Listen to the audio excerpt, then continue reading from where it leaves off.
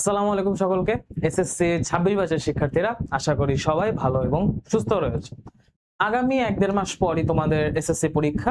এই শেষ মুহূর্তে কেউ কেউ আছো হয়তো এখনো সিলেবাসের কিছু কিছু চ্যাপ্টার কিছু কিছু পড়া গ্যাপ রয়ে গেছে।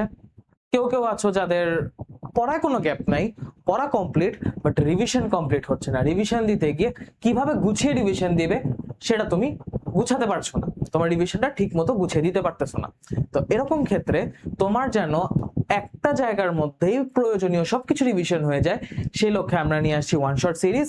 এবং এসএসসি 26-এর ইংলিশ ফার্স্ট পেপার এবং সেকেন্ড পেপার নিয়ে আমি আছি মোহাম্মদ আহনাফ ইসলাম তোমাদের সাথে। বর্তমানে স্যার সলিমুল্লাহ মেডিকেল কলেজে পড়াশোনা করছি, 3rd ইয়ারে।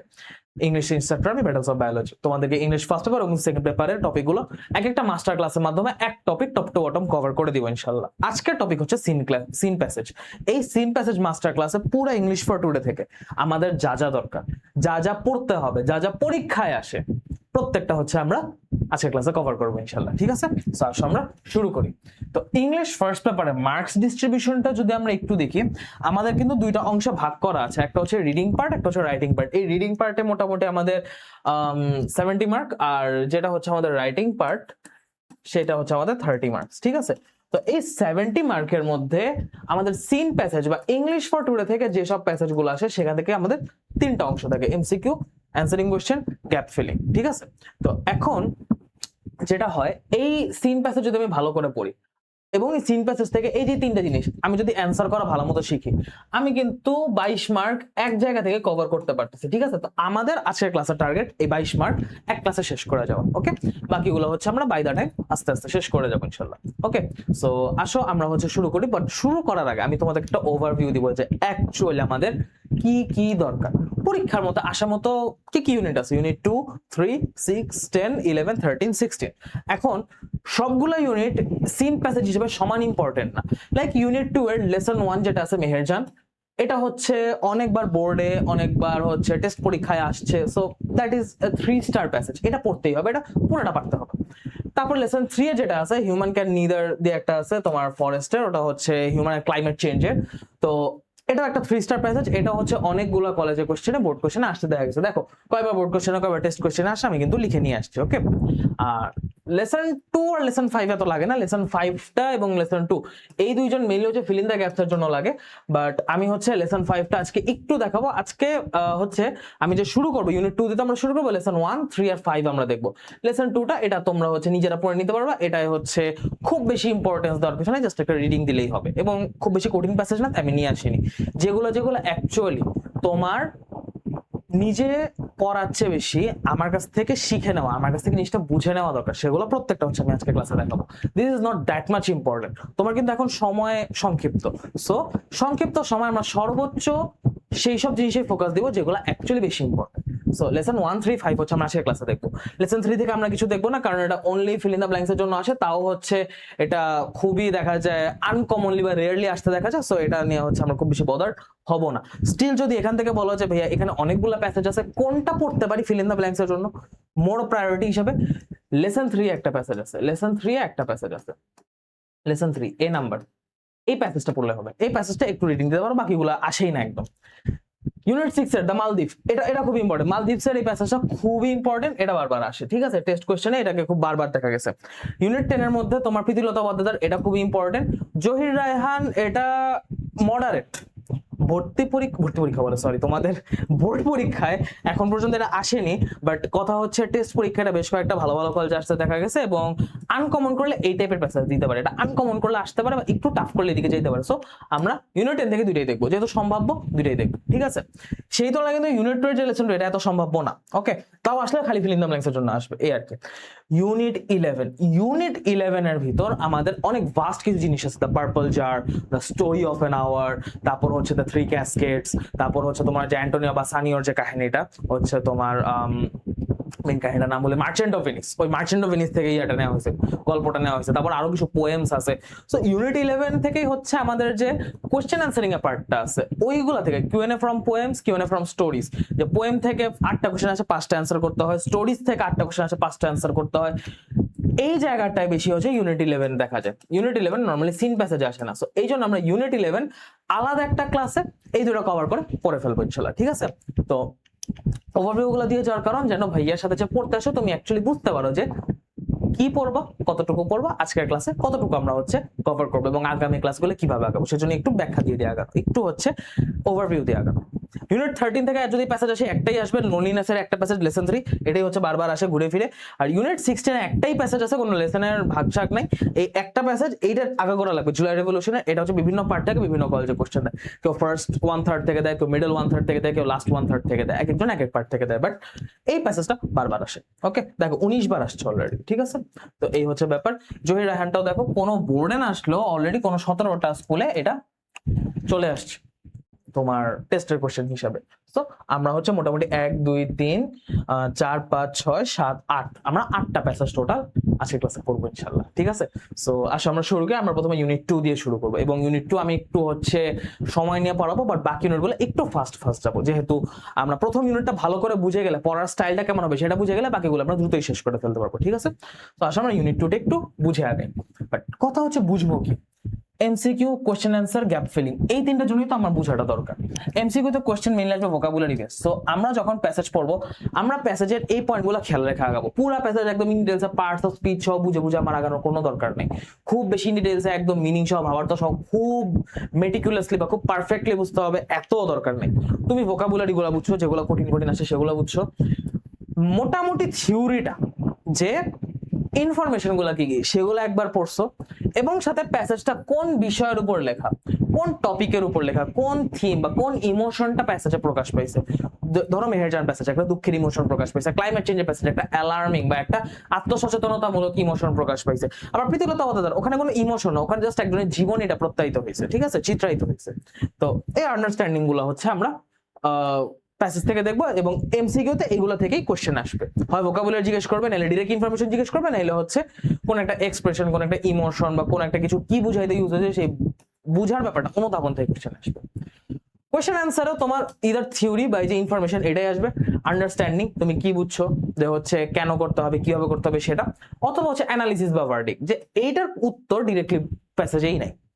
এটা হচ্ছে তুমি প্যাসেজটা পড়ে তুমি কি বুঝছো, তোমার আন্ডারস্ট্যান্ডিংটা কি, তোমার নিজস্ব ফিলিংটা কি, তোমার নিজস্ব মতামতটা কি, সেই মতামত সেই ভার্ডিক্টটা চাবে যে হোয়াট ডু ইউ থিঙ্ক বা এক্সপ্রেস বা explain your opinion in 2 to 3 sentences, ঠিক আছে? তো এই টাইপের কোশ্চেন গুলো আন্ডারস্ট্যান্ডিং ভালো করে বুঝলাম আমরা এটাও পারবো, এবং আন্ডারস্ট্যান্ডিং এর মাধ্যমে গ্যাপ ফিলিংও হয়। যে এই একটা জিনিস হচ্ছে সবখানে মেনলি কমপ্লিমেন্ট করে, গ্যাপ ফিলিং এ এক্সট্রা জিনিস আমাদের একটু বোঝা লাগবে, সেটা পার্টস অফ স্পিচ, ওটা সময় যখন আসবে বা ওই টপিক আমরা যখন যাব, যখন যেটা লাগবে আমি তোমাদেরকে বলে বলে দেখা যাবে ইনশাআল্লাহ। ওকে, সো মোটামুটি আমরা যখন প্যাসেজ পড়বো তাহলে কি কি খেয়াল রাখবো, ভোকাবুলারিটা খেয়াল রাখবো, এবং প্যাসেজের হচ্ছে লাইন বাই লাইন মিনিং না পড়ে দেখো যে তোমার আন্ডারস্ট্যান্ডিংটা লাগতেছে সব জায়গায়। সো আমি প্যাসেজের টোটাল মিনিং যে হচ্ছে তোমার মানে কি বলা যায় এটাকে, বাংলায় বলি ভাবার্থ, যে অ্যাকচুয়াল সেন্টেন্স বাই সেন্টেন্স বা ওয়ার্ড বাই ওয়ার্ড ট্রান্সলেশন না, আমরা হচ্ছে অ্যাকচুয়াল মিনিংটা, অ্যাকচুয়াল সে কি বুঝাতে চাইছে সেই এক্সপ্রেশনটা আমরা বুঝবো। ওকে, আর থিওরি গুলো তো আমরা দেখতেছি, আমাদের মোটামুটি কাজ হচ্ছে এই দুইটাই। ওকে, সো আমরা হচ্ছে শুরু করি। ফার্স্ট অফ অল মেহেরজানের প্যাসেজটা এখানে কি বলছে, Meherjaan lives in a slam on Sirajganj town protection embankment, ঠিক আছে? যে মেহেরজান কোথায় থাকে, মেহেরজান হচ্ছে একটা স্লাম বা একটা বস্তিতে থাকে, স্লাম বলতে বস্তি বোঝায়, বস্তিতে থাকে। এই যে একটু আনকমন ওয়ার্ড আমরা মিনিং গুলো জেনে নিচ্ছি। On Sirajganj town protection embankment, যে তোমার হচ্ছে শহরের যে সুরক্ষা ইয়েটা আছে, আশ্রয় কেন্দ্রটা আছে সেখানে থাকে। In front of her shelter, তার শেল্টারের সামনে, she is trying to make a fire to cook the day's only meal. The day's only meal মানে কি, সারা দিনের যে একমাত্র খাবার, মানে ও সারা দিনে 3 বেলা খেতে পাচ্ছে এমন কিন্তু না, সারাদিনে 1 বেলা খাচ্ছে, সেই একমাত্র খাবার রান্না করার জন্য সে হচ্ছে আগুন জ্বালানোর চেষ্টা করতেছে। হার উইক হ্যান্ডস ট্রেম্বল, ট্রেম্বল মানে কাঁপাকাঁপি, ট্রেম্বল মানে কাঁপা, ট্রেম্বল মানে কেঁপে ওঠা বা কাঁপা। Her weak hands tremble as she adds some fallen leaves and straw to the fire. সে যখন আগুনের মধ্যে কিছু শুকনা ঝরা পাতা বা খড়কুটা হচ্ছে দিচ্ছে, আগুনটা বেড়ে উঠতেছে, ওই আগুনে হতে শুকনা পাতা দেওয়ার সময় তার হাতটা কেঁপে উঠতেছে, তার দুর্বল হাতটা মানে দুর্বলতায় কাঁপতেছে। The whispering wind from the river Jamuna makes the fire unsteady. Question কি আসতে পারে, এই যে whispering wind, দেখো এটা নিয়ে কিন্তু তোমার প্যাসেজে আর কোথাও কিছু বলা থাকবে না, কিন্তু এই যে whispering wind, এই whispering wind জিনিসটা কেটে জিজ্ঞেস করতে পারে। whispering মানে কি, আমরা যখন একটা নর্মাল সিচুয়েশন বা সিনারিও বলি, আমরা যখন বাইকে চড়ি, বাইকে যখন হাই স্পিডে যাই, তখন কানে কাছে মনে না বাতাসটা হু হু করে যাইতেছে, বাতাসের একটা শব্দ আমরা পাই না, বা যখন ঝড় বৃষ্টিতে বাতাস ছাড়ে, জোরে বাতাসের ধাক্কা আসে, আমরা কানে একটা মানে বাতাসের শব্দ পাই না, শব্দ কিন্তু পাই, ঠিক আছে? তো তেমনই হচ্ছে যখন তোমার শিনশিনে বাতাস, খুব পাতলা বাতাস বয়ে যায়, আমরা কিন্তু একটা শিনশিনে একটা শো শো শব্দ পাই বাতাসে, খুব হালকা একটা শব্দ, এবং বাতাসের ফিসফিসানির মতো লাগে শব্দটা। এই ফিসফিসানি বা উইসপার যে বাতাসের শব্দে পাওয়া যায় সেটাকে বলা হয় উইসপারিং। বাইকের শব্দটা অ্যাকচুয়ালি উইসপারিং না, বাট বাতাসের আওয়াজ কিন্তু ওই সময় কানে আসে, ওইটা হচ্ছে হাউলিং, ওটা হচ্ছে হাউলিং, আর এটা হচ্ছে হুইসপারিং, এটা হচ্ছে শিনশিনে বাতাস। তো যমুনা থেকে যে হচ্ছে শিনশিনে বাতাসটা আসতেছে, সেই নদীর বাতাসটা হচ্ছে আগুনটাকে অস্থিতিশীল, আগুনটাকে হচ্ছে ডানে বামে অস্থিতিশীল করে দিচ্ছে, আগুনটা হচ্ছে মানে বাতাসে নাড়াচাড়া করে থাকে না, খুব বেশি নিমু নিমু করতে থাকে, ওই রকম আনস্টেডি করে দিচ্ছে, অস্থিতিশীল করে দিচ্ছে। দ্য ডান্সিং ফ্লেমস, ডান্সিং বলতে এই যে তোমার ডানে বামে নাড়াচাড়া করছে, এদিক ওদিক কাঁপতেছে, হচ্ছে অস্থিতিশীল যে আগুনটা সেটা, দ্য ডান্সিং ফ্লেমস, এই আগুনটা reminds Meherjaan of the turmoil of her life. Turmoil মানে হচ্ছে অশান্তি, যন্ত্রণা। টার্ময়েল মানে কি? অশান্তি, যন্ত্রণা, এটা আসতে পারে। যে মেহেরজানের জীবনের যে কষ্ট, যে যন্ত্রণা, যে অশান্তি, তার যে শূন্যতা, সেটা তার মনে পড়ে যায় এই আগুনের অস্থিতিশীলতা দেখলে, যে তার আগুন জীবনটা এখন আগুনের মতো এদিক ওদিক হচ্ছে মুভিং করতেছে, কোন একটা জায়গায় স্টেবল, একটা জায়গায় মানে স্থিতিশীল নাই। নট লং অ্যাগো, খুব বেশি দিন আগের কথা না, মেহেরজান হ্যাড এভরিথিং, মেহেরজানের সবকিছু ছিল, ফ্যামিলি ছিল, একটা কাল্টিভেবল ল্যান্ড, একটা উর্বর জমি ছিল, তোমার একটা মানে ক্যাটল মানে হচ্ছে গবাদি পশু ছিল, ঠিক আছে? কাল্টিভেবল একটা সিনোনিম জেনে রাখো, অ্যারেবল। কাল্টিভেবল মানে হচ্ছে তোমার চাষযোগ্য জমি, আর অ্যারেবল মানে হচ্ছে উর্বর জমি, তুমি উর্বর জমি ছাড়া চাষ করতে পারবে না, অ্যারেবল ল্যান্ড বলা যায়, ঠিক আছে?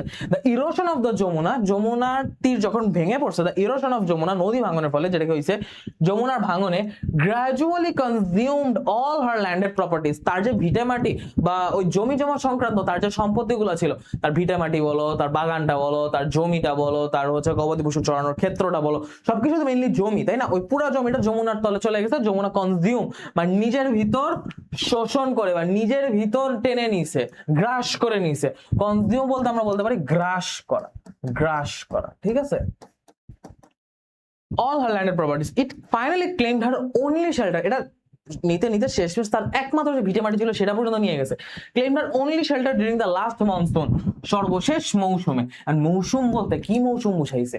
মৌসুম বলতে বুঝাইছে বর্ষাকাল, কারণ তোমার নদী ভাঙনটা বর্ষাকালে হয়। মৌসুম যে কথাটা বলে, যে মৌসুমী বায়ু বা মৌসুম চলতেছে, এটা বর্ষাকেই মৌসুম বলা হয়, ঠিক আছে? মনসুন মৌসুম বলা হয়, ঠিক আছে? বর্ষাকাল বুঝেছে, রেইনি সিজন, যে গত বর্ষায় হচ্ছে যে নদী ভাঙনটা হয়েছে সেটাই হচ্ছে তার ভিটেমাটি সবচেয়ে হারাইছে। It took the river only a day, এটা খালি একদিন লাগছে to devour Meher's house, trees, vegetable garden and the bamboo bush, মানে তার বাঁশ ঝাড় বলো, তার সবজি ঝোপঝাড় বলো, সবকিছু গ্রাস করতে, সবকিছু নিজে তার অ্যাবজর্ব করতে, কনজিউম করতে, consume, absorb, devour same, similar meaning, synonym, এই সবগুলো অ্যাবজর্ব করতে, নিজের ভিতর শুষে নিতে তার মাত্র একদিন লাগছে। এই পরিমাণ তোমার ভয়াবহ নদী ভাঙন হয়েছে। She had a happy family once, একটা সময় তার খুবই সুখী একটা ফ্যামিলি ছিল। ওভার দ্য ইয়ার্স, সময়ের সাথে সাথে শি লস্ট হার হাজবেন্ড, তার যে স্বামী ছিল সে মারা গেছে। অ্যান্ড হার ফ্যামিলি, তার ফ্যামিলির মানুষজন মারা গেছে to the disease that cruel hunger and poverty ব্রট to the family, যে এই বিভিন্ন ডিজিজে মারা গেছে, যে হচ্ছে ক্রুয়েল হাঙ্গার, পভার্টি। তোমার হচ্ছে যখন সে সবকিছু সর্বশান্ত হয়ে গেছে, তখন কি ক্ষুধার যন্ত্রণায় সে কাতর, কিন্তু তার টাকা না থাকায় সে খাবার কিনতে পারছে না, কারণ এরকম হাজার হাজার সর্বশান্ত ফ্যামিলি আছে, কাকে রেখে কাকে খাবার দিবে? যে টাকা দিতে পারতেছে তাকেই দিতেছে, ঠিক আছে? তো এখন আশ্রয় কেন্দ্র থেকে না হলে তোমার টাকা ছাড়াও দিল, কিন্তু সে যে দোকান থেকে কিনে খাবে সেটাও তো তার মানে সামর্থ্যটা নেই। সে আশ্রয় কেন্দ্র থেকে হচ্ছে পাবে, সেটাও হচ্ছে সবকিছু পসিবল হয় না। আবার হচ্ছে তোমার এই নদী ভাঙনে যেটা হয়, যে ডিজিজ, যেটা তোমার পানিবাহিত রোগগুলো খুব ছড়ায় পড়ে, কলেরা বলো, ডায়রিয়া বলো, মানে যত না লোক নদী ভাঙনে মারা যায় তার চেয়ে বেশি এই দারিদ্র, ক্ষুধা এবং হচ্ছে এই ডিজিজে মারা যায়, বেশিরভাগ এগুলাতেই মারা যায়। তো এইখানে সে তার ফুল ফ্যামিলি এবং তার হাজবেন্ড সবাই কাটিয়েছে। Now she is the only one left to live on with the loss and the pain. এই অপ্রাপ্তি, এই শূন্যতা, এই লস, এই ক্ষতি, এই সর্বশান্ত অবস্থায় যন্ত্রণার মধ্যে তার ফ্যামিলির একমাত্র সে বেঁচে আছে, মানে একে তো এত যন্ত্রণা, তার উপর লোনলিনেস, তার ফ্যামিলি কেউ বেঁচে নেই, she is the only one alive. The greedy Jamuna has shattered her dreams and happiness. Shattered মানে হচ্ছে চূর্ণ বিচূর্ণ করা, shattered মানে হচ্ছে চূর্ণ বিচূর্ণ, একটা গ্লাস হাত থেকে পড়ে গেল, মাটিতে টুকরা টুকরা হয়ে গেল না, এটাকে shatter বলে। তো গ্রিডি যমুনা কেন বলা হয়েছে, কারণ হচ্ছে তোমার এখানে যমুনাকে একটা লোভী সত্তার সাথে তুলনা করা হয়েছে, যে হচ্ছে মানুষের ক্ষতি করে হলো তার সবকিছু গ্রাস করে নেয়, ঠিক আছে, সেই পার্সপেক্টিভ থেকে গ্রিডি যমুনা বলা হয়েছে। ওকে, এই যে ছোট ছোট শব্দগুলো যে এক্সপ্লেন করতে করতে আগাচ্ছি, এগুলাই প্রশ্নে আসে, এগুলাই পরীক্ষা আসে, ঠিক আছে। So whatever, there are thousands other waiting to share the same fate like Meherjaan. Meherjaan এরকম এক দুইটা না, হাজার হাজার মেহেরজান আছে যারা তাদের কাহিনী শেয়ার করার জন্য, তাদের ভাগ্যে, তাদের কপালে যেটা ঘটছে সে নিয়তি ব্যক্ত করার জন্য আকুল হয়ে রয়েছে, এরকম হাজার হাজার মেহেরজান আছে। Bangladesh is the land of rivers and some of whose banks overflow or erode during monsoon. এখন বাংলাদেশ হচ্ছে নদীমাতৃক দেশ, জায়গায় জায়গায় নদী। তো এই জন্য হয় কি, তোমার কিছু কিছু নদী, যেসব নদী খুব খরস্রোতা, সেসব নদীতে হয় দুটো জিনিস ঘটে, হয় হচ্ছে প্লাবন ঘটে, যেটাকে আমরা ওভারফ্লো বলি, যে নদীর পানি হচ্ছে উপচে তোমার হচ্ছে চারদিক তলায় দেয়, এটাকে আমরা প্লাবন বলি, বন্যা বলি। আর ইরোড মানে হচ্ছে ভাঙন, ইরোড মানে হচ্ছে ভাঙন, হয় ভাষায় নিয়ে যায় অথবা তোমার নদী ভাঙন হয়, তোমার হচ্ছে কি বলে ওই জমি জমাটা গ্রাস করে ফেলে। Erosion is a harsh reality for the people living along the river banks. যারা নদী তীরে থাকে তাদের জন্য ইরোশনটা খুবই হচ্ছে একদম মানে নির্মম সত্যের মতো, যে কোনো সময় ভাঙন হবে তাদেরকে চলে আসতে হবে। ডিউরিং ইচ মনসুন, প্রতি মনসুনে many more villages are threatened by the mighty rivers like Jamuna, Padma, মেঘনা, এইসব নদীর কারণে, বড় বড় নদীর কারণে প্রতি বর্ষাতেই হচ্ছে গ্রামগুলো সংখ্যায় থাকে। ইট ইজ এস্টিমেটেড দ্যাট, তোমার একটা ধারণা করা হয়েছে, river erosion makes at least 1000 people homeless every year in Bangladesh. প্রতি বছর বাংলাদেশের লাখ লাখ মানুষ, অ্যাট লিস্ট 1 লাখ মানুষ এই শুধু নদী ভাঙনের কারণে হোমলেস হয়।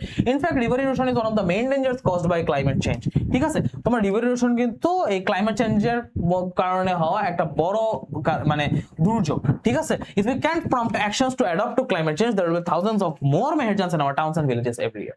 যে তোমাদের গ্রাম গঞ্জে শহরে এরকম হাজার হাজার মেহেরজান আরো আসবে যদি আমরা এই ক্লাইমেট চেঞ্জের, এই হচ্ছে বৈশ্বিক উষ্ণায়নের সাথে মোকাবেলার জন্য আমরা কোনো অ্যাকশন বা কোনো হচ্ছে অভিযোজনমূলক পদক্ষেপ না নেই। ঠিক আছে, এটাই হচ্ছে আমাদের ফুল প্যাসেজটা। দেখো বোর্ডে কতবার আসছে, জায়গা জায়গা জায়গা জায়গা আসছে, 19-এ 22-এ 23-এ 24-এ প্রতি বছর আসছে। ঠিক আছে, তো এবার হচ্ছে আমরা প্যাসেজটা পড়ে ফেলছি, আমরা প্যাসেজটা বুঝছি, এবার আমরা এমসিকিউ তে যাব। এবার আমরা এমসিকিউ তে যাব। এমসিকিউ তে কি জিজ্ঞেস করা, Meher's life was very happy before, কিসের আগে তার লাইফটা ভেরি হ্যাপি ছিল? এটা কিন্তু আমরা প্যাসেজ পড়ে বুঝছি যে নদী ভাঙনের আগ পর্যন্ত তার লাইফটা খুব হ্যাপি ছিল। তাহলে কি, the destruction of the river Jamuna, এই ডিস্ট্রাকশনের আগ পর্যন্ত তার লাইফটা খুব ভালো ছিল। দ্য গ্রিডি যমুনা, এই যে শব্দটা চলে আসছে রাজশাহী বোর্ড 2024-এ, গ্রিডি যমুনা এখানে কি ডিসক্রাইব করতে ইউজ হয়েছে?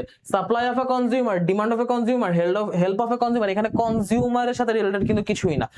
কনজিউম মানে গ্রাস করা, বাট কনজিউমার মানে কিন্তু ক্রেতা, কনজিউমার মানে কিন্তু ক্রেতা, কাস্টমারকে কনজিউমার বলে, কাস্টমারকে কনজিউমার বলে। তো এখানে কাস্টমার রিলেটেড বা ক্রেতা রিলেটেড কিছু না। এখানে গ্রিডি যমুনা বলতে হচ্ছে তোমার প্রকৃতির নিষ্ঠুর একটা অবয়বকে লোভী সত্তা দ্বারা প্রকাশ করা হয়েছে, প্রকৃতির নিষ্ঠুরতাকে একটা লোভী সত্তার মাধ্যমে প্রকাশ করা হয়েছে। So that will be cruelty of nature. Meherjaan is a victim of, কিসের ভিকটিম? River erosion. আমরা দেখে বুঝতে পারতেছি। বাকিগুলোর মিনিং কি? ড্রট, ড্রট মানে হচ্ছে খরা, একটু মিনিং গুলো জানো। ড্রট মানে খরা, সে কিন্তু খরা শিকার না। ফ্যামাইন, ফ্যামাইন মানে দুর্ভিক্ষ, সে দুর্ভিক্ষের শিকারও না। সাইক্লোন মানে ঘূর্ণিঝড়, সে সাইক্লোন শিকারও না। The word turmoil, the word turmoil, turmoil বলতে অশান্তি বোঝায়। এখানে অশান্তি ওয়ার্ডটা কোথায় আসছে? রিজিড, রিজিড মানে দৃঢ়, রিজিড এখানে হবে? রিজিড মানে তো দৃঢ়, রিজিড হবে না, রিজিড হবে না। রিডাকশন, রিডাকশন মানে হ্রাস, এটা কি টার্ময়েলের অর্থের সাথে যায়? যায় না, এটাও হবে না। কনস্ট্যান্ট, কনস্ট্যান্ট মানে ধ্রুব বা অপরিবর্তনশীল। ঠিক আছে, আনচেঞ্জ, এটাকে আমরা ধ্রুব বলি, এটাও হবে না। উত্তর হবে অ্যাজিটেশন। উত্তর কি হবে? অ্যাজিটেশন।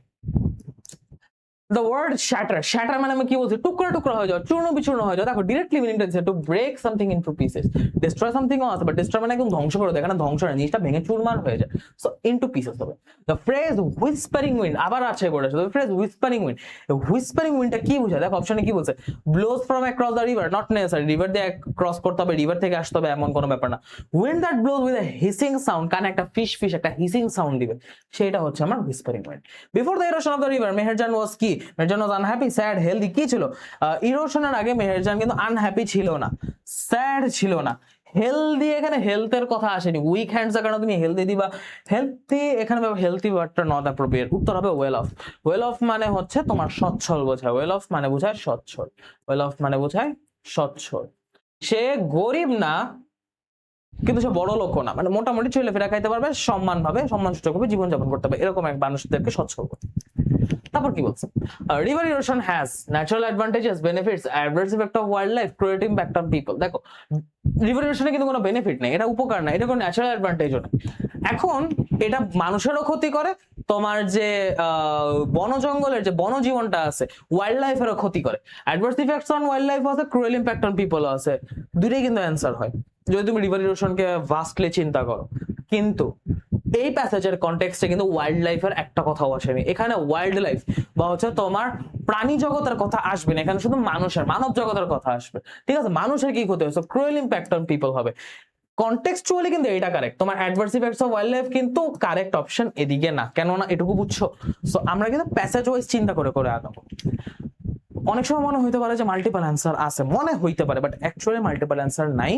একটু চিন্তা করলে তুমি দেখবা যে মোর অ্যাপ্রোপ্রিয়েট বা মোর অ্যাকিউরেট একটা অ্যান্সার এক্সিস্ট করে। ঠিক আছে, এটা একটা উদাহরণ হইতে পারে। Which one is the true cause of river erosion? Monsoon, temperature rise, river pollution, and climate change? True cause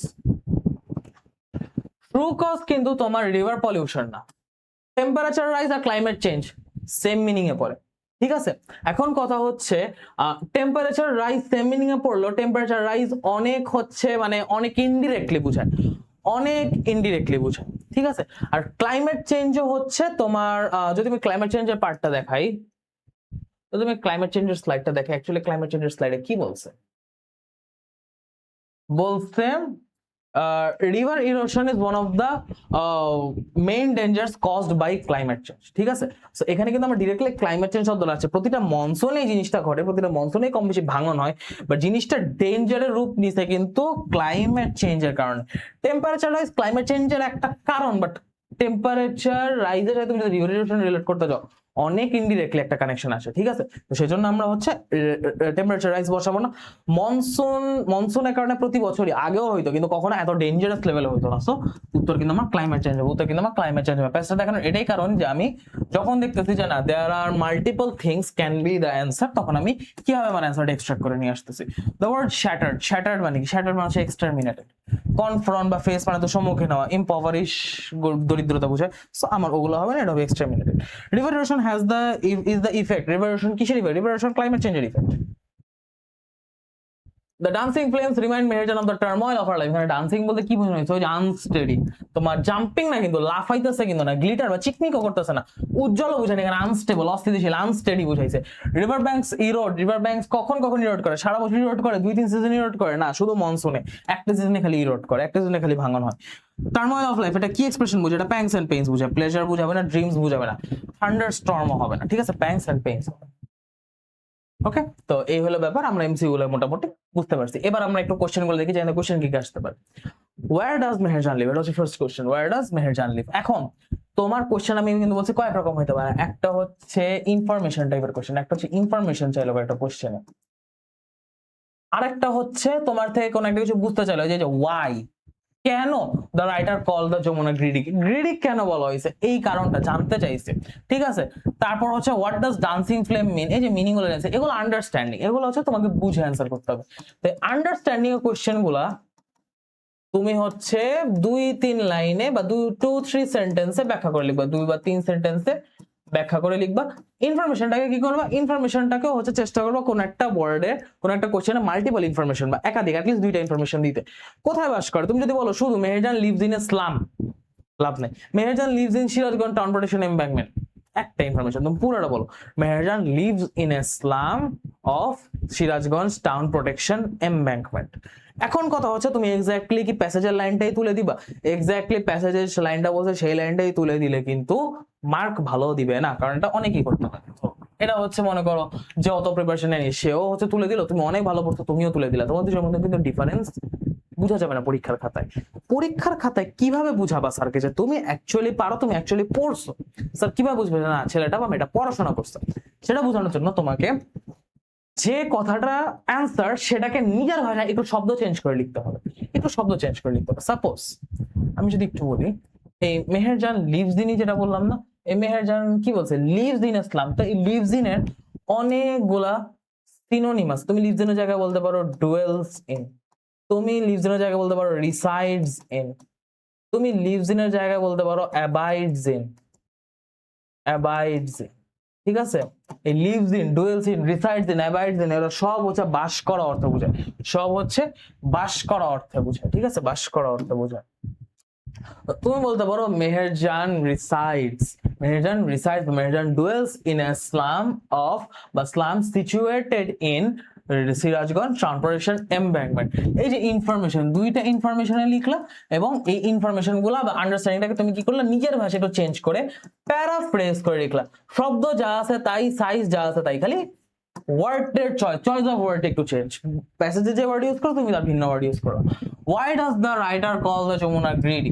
এখানে হচ্ছে the writer called the Jamuna greedy, এটা মেটাফরিক্যালি বলছে, the writer metaphorically called, তুমি বলতে পারো the writer metaphorically called Jamuna greedy, comparing it as a giant, as a greedy giant consuming all Meherjan's properties and making her homeless and poor.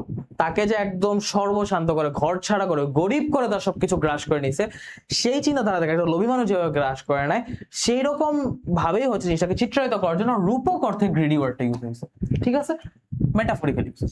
When are many more villages threatened by the roaring river? এটা হচ্ছে তুমি বলতে পারো, এখন বলতে হবে, এখন বইয়ে বলা আছে ডিউরিং ইচ মনসুন, তুমি বলতে পারো at the time of, at the time of, directly বলো এটো না, এখানে যেহেতু আমি বড় করে বলতাম, যেহেতু শব্দটা একটু চেঞ্জ করে বলতেছি, আমি এখানে বলতে পারি হচ্ছে ইন দ্য রেইনি সিজন। আমি একটু ঘুরায় বলবো, আমি বলবো in every rainy season, in every rainy season many more villages are threatened by the roaring rivers. এই পর্যন্ত আমি থেমে যাবো না, বলবো roaring rivers because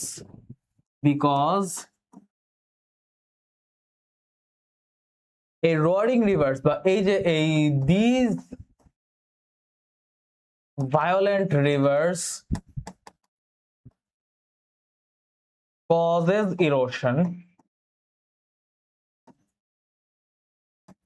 making হচ্ছে making a lot of people, a lot of villagers, a lot of people বা villagers homeless.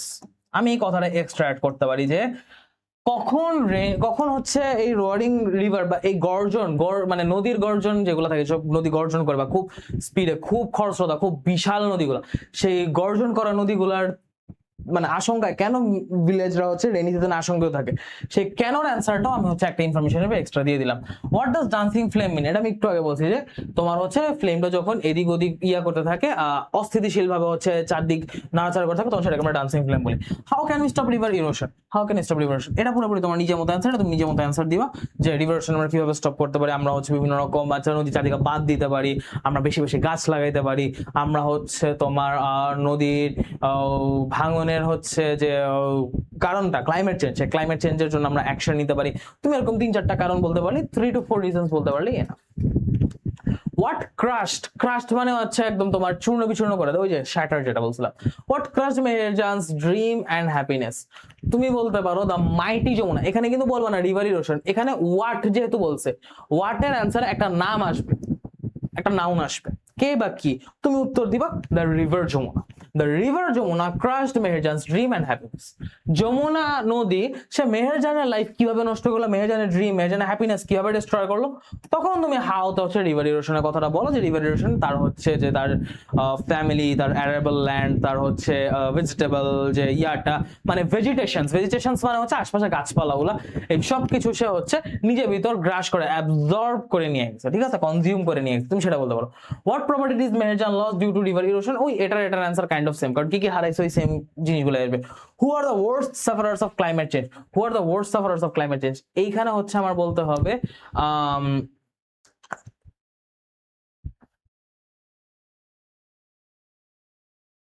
এই জায়গাটায় আমি অনেক রকম অ্যান্সার বলতে পারি। এই জায়গাটা টু বি অনেস্ট মানে ভাস্টলি চিন্তা করলে সবাই ক্লাইমেট চেঞ্জে, মানুষ বলো প্রাণী বলো সবাই সাফার করে, বাট ওয়ার্স্ট সাফার যদি আমি প্যাসেজ হিসেবে চিন্তা করি, আমাকে বলতে হবে village people living at the living at the river side, যে যারা হচ্ছে নদী তীরে বসবাস করে, এইরকম গ্রামবাসী মানুষরা হচ্ছে ক্লাইমেট চেঞ্জের ওয়ার্স্ট সাফারার।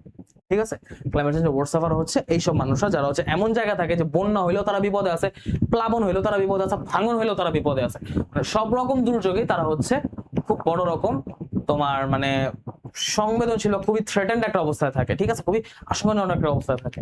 তো এটাই ডু ইউ এগ্রি, এই যে অ্যানালিসিস টাইপের কোশ্চেন, ডু ইউ এগ্রি, তুমি কি একমত যে we should take prompt actions to adapt to climate change? কেন আমাদের ক্লাইমেট চেঞ্জের সাথে, ক্লাইমেট চেঞ্জের যে সমস্যাগুলো সেটাকে মোকাবেলা করার জন্য কোনো পদক্ষেপ কেন না দরকার, বা কোন পদক্ষেপ নেওয়া দরকার, ব্যাপারে তুমি কি একমত? হ্যাঁ বা না। তুমি যদি হ্যাঁ একমত হও, কেন একমত, তখন তুমি হ্যাঁ উত্তর দিয়ে বলবা যে রিভার ইরোশনের কারণে হচ্ছে এই সমস্যাগুলো, হ্যাঁ তা নয় তখন হচ্ছে আমরা এই সমস্যাগুলোর কারণে যদি মানুষের ক্ষতি হয়, হাজার হাজার মানুষ, লাখ লাখ মানুষ বছর বছর হোমলেস হয়, তারা যেন এই ক্ষতির শিকার না হয়, সেই জন্য হচ্ছে এই পদক্ষেপগুলো নেওয়া আমাদের জন্য খুবই খুবই জরুরি। হাজার হাজার লাখ লাখ মানুষের জীবন বাঁচবে, পরিবার বাঁচবে, দেশের সম্পদ বাঁচবে। সো তুমি এইগুলো কথাবার্তা বললেই দেখবা হচ্ছে মোটামুটি তোমার 3-4 লাইন হয়ে গেছে এবং তোমার কোশ্চেনটারও একটা সুন্দর অ্যান্সার হয়ে গেছে। What will happen if we can not stop বা can not control river erosion? How? আমরা এইখানে যে জিনিসগুলো আশঙ্কা করতেছি, যেগুলো কারণে হচ্ছে, যেগুলো ঠেকানোর জন্য আমরা কাজটা করতেছি, ওই কারণগুলোই তুমি এখানে লিখতে পারবে যে আমরা কন্ট্রোল করতে না পারলে কি কি হবে, কিভাবে হবে, আমরা কিন্তু এটা বলতে পারবো। ঠিক আছে, সো এই কোশ্চেনগুলো হচ্ছে তোমাকে দেখাইলাম যে এগুলো কোশ্চেন আসতে পারে এবং এগুলোর অ্যান্সার হচ্ছে নিয়ে আসছি তোমাদেরকে। আমি পিডিএফটা যখন প্রোভাইড করে দিব, তোমরা পিডিএফ এ সবগুলো অ্যান্সার পেয়ে যাবে, নিজেরা পড়তে পারবে ইনশাআল্লাহ। ঠিক আছে, তো অ্যান্সার একদম বলে বলে দেখা পড়ানো বা লেখানো আসলে আমি মনে করি যে এইভাবে শিখা যায়। একটা জিনিস কোশ্চেন আছে, তুমি কিভাবে লিখবা তোমাকে বোঝানোটা হচ্ছে আমার কাজ, তারপর কিভাবে লিখবা স্ট্রাকচারটা বা শব্দগুলো ওগুলো ধরা দাও আমার কাজ, কিন্তু লিখবা প্র্যাকটিস করবে এটা সরলি তোমার। তুমি আমার কাছে ক্লাসটা করতেছো, ক্লাসটা করার পর তুমি নিজে একটা ইউনিট শেষ হবে, তুমি একটু নিজে রিডিং দাও, নিজে একটু কোশ্চেনগুলো চিন্তা কর যে এটার অ্যান্সার কি লিখতাম। যদি তোমার কাছে মনে হয় যে কোনোটা কোশ্চেন তোমার মাথায় অ্যান্সার আসতেছে না, কোনোটা কোশ্চেন তুমি বুঝতেছো না, এই জায়গাটা এমন কেন হয়েছে তোমার মাথায় ঢুকতেছে না, the comment box is open for all of you. যে কোনো প্রবলেমে, যে কোনো সমস্যা কমেন্ট করবো, ভাইয়া নিজে তোমাদেরকে রেসপন্স করবো ইনশাল্লাহ। যে ক্লাসের যে টপিকের প্রবলেম সেটার মাস্টার ক্লাসে নিচে কমেন্ট করবো, ভাইয়া তোমাদেরকে প্রবলেম সলভ অবশ্যই দিব ইনশাল্লাহ। ঠিক আছে, সো তুমি নিজে চেষ্টা করবা, চেষ্টা করার পর দেখবা পারতেছো, তাও পারতেছো না, ভাইয়া কেন, কোনো সমস্যা নেই। আসো আমরা ফিল ইন দ্য গ্যাপস দেখি। ফিল ইন দ্য গ্যাপস হচ্ছে আমাদের ওই সেম প্যাসেজটাই একটু ঘুরায় ফিরা লেখা থাকে, ওই সেম প্যাসেজ একটু ডানবাম করে লেখা থাকে, যে প্যাসেজটা পড়ছে ওখান থেকে হচ্ছে বুঝে বুঝে জিনিসগুলো বসার লাগে, আর কিছু না। মেহেরজানস বোর্ড, আচ্ছা এইখানে প্যারাফ্রেজ করা লাগবে, নট লাইক দ্যাট। এখানে যদি তুমি দেখো যে প্যাসেজের শব্দ ডিরেক্টলি বসে তুমি বসা দিবে, এখানে কোনো সমস্যা নেই। মেহেরজানস অ্যাবোর্ড, অ্যাবোর্ড মানে হচ্ছে বাসস্থান, অ্যাবোর্ড মানে কি বাসস্থান, অ্যাবোর্ড বা বাসস্থান ইজ নাও, এটা কি বর্তমান বাসস্থান কি, she has to on protection environment, she has to bear a lot of dash for river erosion, river erosion এর কারণে তার অনেকগুলা কি সহ্য করতেছে, টু বিয়ার মানে সহ্য করা, তার a lot of কি সহ্য করতে হইছে এই রিভার ইরোশনের কারণে, pain, loss, sufferings, difficulties, poverty হবে না, কারণ পোভার্টির সাথে আর অনেক কিছু আছে, তার লস আছে, তার পেইন আছে, তার সাফারিংস আছে। তো আমি বলবো a lot of pain, বা আমি লস বলবো না, কারণ লট অফ মানে অনেক, আবার লস মানে ক্ষতি, উল্টা মিনিং এ যায়। তো আমি পেইন বলবো অথবা সাফারিংস বলবো। she experiences the dashed reality, সে হচ্ছে এই নদী ভাঙনের রিয়েলিটির শিকার হয়েছে। এখন কেমন রিয়েলিটি, খুব সুখকর রিয়েলিটি না, খুবই নির্মম, খুবই নিষ্ঠুর, খুবই হার্শ রিয়েলিটি, খুবই Harsh. Her condition was not as dashed as it is now, তার কন্ডিশন আগে মানে এখন যেরকম আছে, আগে সেরকম ছিল না, আগে তার আরো অনেক কিছু ছিল। তো আমি কি বলতে পারো, she had everything dash, তার একটা সময় বা তার একদা তার সবকিছু ছিল, she had everything once। এখানে once এর জায়গায় তুমি বলতে পারো আর্লিয়ারও বলতে পারো, যে তার আগে বা পূর্বে তার সবকিছু ছিল, হাউস বলো, প্রপার্টি বলো, ফ্যামিলি মেম্বার বলো, সবকিছু ছিল। Erosion of Jamuna snatched everything from her and made her, তার সবকিছু নিয়ে গিয়ে তাকে কি করছে, তাকে পথে বসা দিয়েছে, তাকে হোমলেস করে ফেলছে। এখন কি বলবো তাইলে, এখানে কিন্তু তার সবকিছু হারানোর কথা বলা হয়েছে, মানে কি সে নিঃস্ব হয়ে গেছে। আমি কি বলবো, হার কন্ডিশন ওয়াজ নট অ্যাজ পোর বলবো, নাকি অ্যাজ সিক বলবো, নাকি অ্যাজ লোনলি বলবো, কোনটা বলবো? সব দিক থেকে কিন্তু সিচুয়েশনটা খারাপ, আমি খারাপের দিকে যাব। আমি কি বলবো, as bad as it is now, যে তার সিচুয়েশনটা কিন্তু এখন যেরকম খারাপ, এতটা খারাপ ছিল না। এখন এতটা খারাপ বলতে কি বোঝায়, তার একসময় সব ছিল, তার জমি জমা বলো, পরিবার বলো, সবকিছু ছিল, এখন জমি জমা গেছে, পরিবারও গেছে, না আছে মানসিক সুখ, না আছে তার নিজস্ব যে শারীরিক সক্ষমতা, সেটাও মানে কিছুই না, সে সবকিছু হারায় ফেলছে। এটাই Meherjan is an Islam on the Sirajgarh Protection Town Embankment. আচ্ছা এই পর্যন্ত শেষ। She is a dash of river erosion. এখন আমি যদি বলি she is a victim of river erosion, sir কেটে দিবে। কারণ victim মানে হচ্ছে শিকার, ভুক্তভোগী, কিন্তু ভিকটিমের পর সবসময় টু বসে, এই জিনিসটা মাথায় বসে না, ভিকটিমের পর অলওয়েজ টু বসে। এখানে যদি ভিকটিম বসে, আমার এখানে অফ দিছে, আমি ভিকটিম বসাতে পারবো না, ভিকটিমের অন্য একটা সিনোনিম বসাইতে হবে, কি বসাতে পারি? আমি বলবো she is a sufferer of, আমি বলবো she is a sufferer of. কেন একটা ওয়ার্ড 100% ম্যাচ করা সত্ত্বেও বসানোর কারণে ভুল হয়ে যায়, বুঝতে পারছো? ছোট ছোট কয়েকটা জিনিসের কারণে ভুলটা হয়। তুমি ছোট জিনিস খেয়াল করছো, তুমি মার্ক পেয়ে যাবে, দেখা যাবে অন্য কেউ পাইতেছে না, তুমি অন্যদের এই ছোট ছোট ভুলগুলো ঠিক করার কারণে অনেক আগে যাবা। She is a sufferer of river erosion. The dancing of the flames remind Meherjan of the turmoil of her own life. এই dancing of the flame, যে আগুনের অস্থিতিশীলতা, তার নিজের লাইফের অস্থিতিশীলতা, অশান্তির কথাকে মনে করায় দেয়। Dash Meherjan said everything. একটা সময় once মেহেরজানের সবকিছু ছিল, ফ্যামিলি ছিল, অ্যারাবেল ল্যান্ড, ওই যে অ্যারাবেল ল্যান্ড যেটা বলছিলাম, তোমার হচ্ছে মানে উর্বর জমি ছিল, ক্যাটল ছিল, বাট দ্য ইরোশন, এখানে স্পেস বার হবে, স্পেস বার বসে নেই, but the erosion of the Jamuna consumed all her landed property. এখন consumed all her landed property, এই পর্যন্ত কিন্তু বাক্য শেষ, এরপর আর এক্সট্রা একটা ওয়ার্ড লিখেছে, তার মানে এটা হচ্ছে পুরো সেন্টেন্সটাকে বিশেষায়িত করে একটা এক্সট্রা ওয়ার্ড বসবে, একটা অ্যাডভার্ব বসবে। যখন দেখবো সেন্টেন্স কমপ্লিট, তার মাঝখানে এরকম এক্সট্রা ওয়ার্ড বসছে, তার মানে সেটা অ্যাডভার্ব বসবে। এখন অ্যাডভার্ব আমি কি বসাতে পারি? অল হার ল্যান্ডেড প্রপার্টি, আমি কি বলতে পারি? Consumed all her landed property, entirely বলতে পারি, টোটালি বলতে পারি, বা ইনসাইড, কোথায় গ্র্যাব করে নিয়েছে সেটা বলতে পারি। অ্যাডভার্ব নরমালি হচ্ছে তিনটা কোশ্চেনের অ্যান্সার দেয়। অ্যাডভার্ব থেকে আমরা তিনটা কোশ্চেনের যে কোনো একটা অ্যান্সার পাবো, হয় কোথায় এটার অ্যান্সার পাবো, অথবা কখন এটার অ্যান্সার পাবো, অথবা কিভাবে এটার অ্যান্সার পাবো। সো আমি কিভাবে উত্তর এখানে বসাতে পারি? অল হার ল্যান্ডেড প্রপার্টি মানে কনজিউম কিভাবে করছে, টোটালি কনজিউম করছে, এন্টায়ারলি কনজিউম করছে, পার্মানেন্টলি কনজিউম করছে, আমি সেটা বলতে পারি। আর কোথায় কনজিউম করছে সেটা বুঝে আমি ইনসাইড বলতে পারি। অনেকগুলো অ্যাডভার্ব বসতে পারে, তো তুমি এখানে বসো যে consumed all her landed property entirely, আমি এন্টায়ারলি বসাইলাম। তুমি এখানে পার্মানেন্টলি দিতে পারো, তুমি এখানে ইনসাইড দিতে পারো, যে কোথায় নিয়ে গেছে, ইনসাইড দিতে পারো, যেহেতু কনজিউম মানে ভিতরে, নিজের ভিতরে শুষে নাও, গ্রাস করতো সেটা। It finally claimed her only shelter during the last dash season, the last কোন season? The last rainy season, ওই যে মনসুন রেইনি সিজন, ঠিক আছে। The river dash Meher house, tree, vegetable garden and the bamboo bush within one day.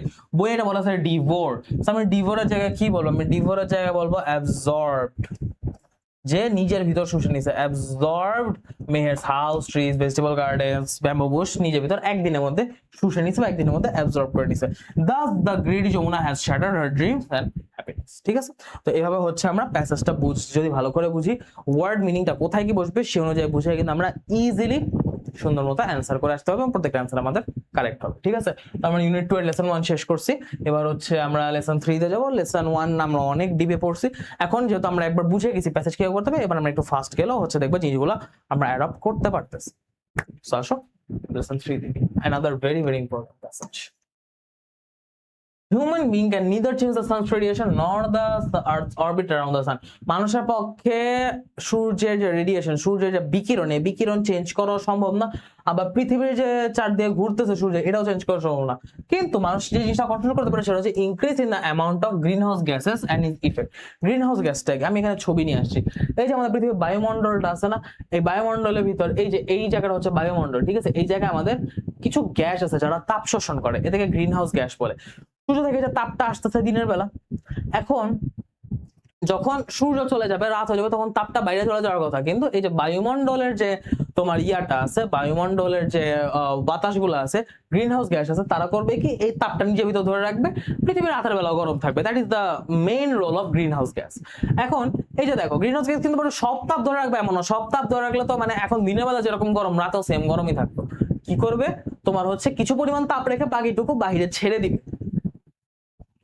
ওকে, এখন যদি পৃথিবীতে green house গ্যাসই বেড়ে যায়, তাপ ধারণের ক্যাপাসিটি বেড়ে যাবে। যেটুকু তাপ বিকিরণ হওয়ার কথা, পৃথিবী থেকে বাইরে চলে যাওয়ার কথা, পৃথিবীটা ঠান্ডা থাকার কথা, সেইটুকু তাপ পৃথিবীর বায়ুমণ্ডলে জমে থাকবে, পৃথিবী এরকম গরম হয়ে যাবে। এই যে দেখো, এখানে এতগুলো তাপ বের হয়ে যাওয়ার কথা ছিল, কিন্তু যেহেতু গ্যাস বেশি হয়ে গেছে, পৃথিবী বায়ুমণ্ডলের তাপও বেশি হয়ে গেছে, পৃথিবী গরম হয়ে গেছে, খুব অল্প পরিমাণ তাপ বাইরে যাচ্ছে, এটাকে বলা হয় গ্রিন হাউস ইফেক্ট। তো আমরা এই বায়ুমণ্ডল চেঞ্জ করতে পারবো না, আমরা সূর্যের চারদিকে কক্ষপথ চেঞ্জ করতে পারবো না, এই ডিস্টেন্স চেঞ্জ করতে পারবো না, কিন্তু এই যে গ্যাসের পরিমাণ, এটা আমাদের কন্ট্রোল। আমরা চাইলে এই গ্যাসের পরিমাণটা কন্ট্রোল করতে পারি, increase the amount of greenhouse gases and it's effect on the atmosphere.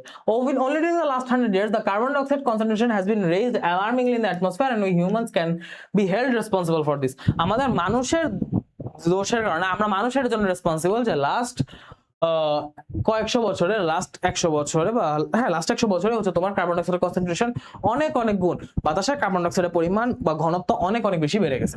The main cause of the increase in carbon dioxide is burning of fossil fuels. ঠিক আছে, বার্নিং অফ ফসিল ফিউলস, যে আমাদের যে জীবাশ্ম জ্বালানিগুলো আছে সেগুলো পুরানোর কারণেই হচ্ছে মেইনলি আমাদের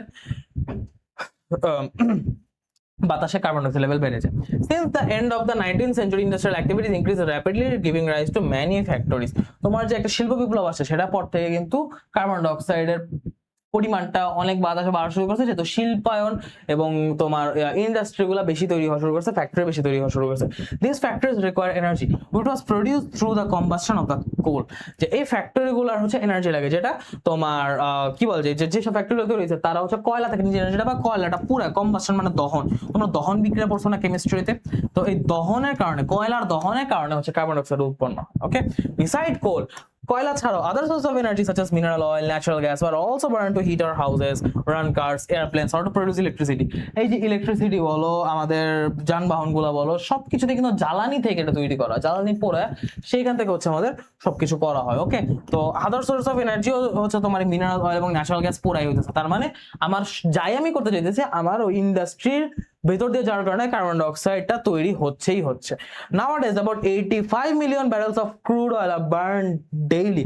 ক্রুড অয়েল তোমার যে মানে খনি থেকে যে তেলটা তুলে, এরকম 85 মিলিয়ন ব্যারেল পুরো পৃথিবীতে দৈনিক পুরানো হয়। তাহলে চিন্তা করো কত মিলিয়ন কার্বন ডাইঅক্সাইড, কত মিলিয়ন ব্যারেল কার্বন ডাইঅক্সাইড প্রতিদিন বাতাসে যুক্ত হয়। এভরি টাইম আ ফসিল র material is burn it releases carbon dioxide into the air. যতবারই একটা ফসিল পূরণ হবে ততবারই হচ্ছে কার্বন ডাইঅক্সাইড উৎপন্ন হবে। তুমি চলে গ্যাস জ্বালাইতেছো, সেখানেও কার্বন ডাইঅক্সাইড পুড়তেছে। একটা ইটের ভাটায় হচ্ছে ইট পুরানো হচ্ছে, সেখানেও কার্বন ডাইঅক্সাইড দহন হচ্ছে, কম আর বেশি কিন্তু কার্বন ডাইঅক্সাইড বের হবেই। Therefore, it is clear that more and more greenhouse carbon dioxide are being generated worldwide by humans. তার মানে বুঝছো, এই যে চারদিকে যত ক্লাইমেট চেঞ্জ বাড়তেছে, তোমার হচ্ছে গ্লোবাল ওয়ার্মিং বাড়তেছে, সবকিছুর জন্য মেইনলি রেসপন্সিবল কিন্তু হিউম্যান, কারণ এটা পুরো বিশ্বব্যাপী মানুষের কারণেই জেনারেট উৎপন্ন হচ্ছে। Moreover, we are also strengthening the greenhouse effect by deforestation.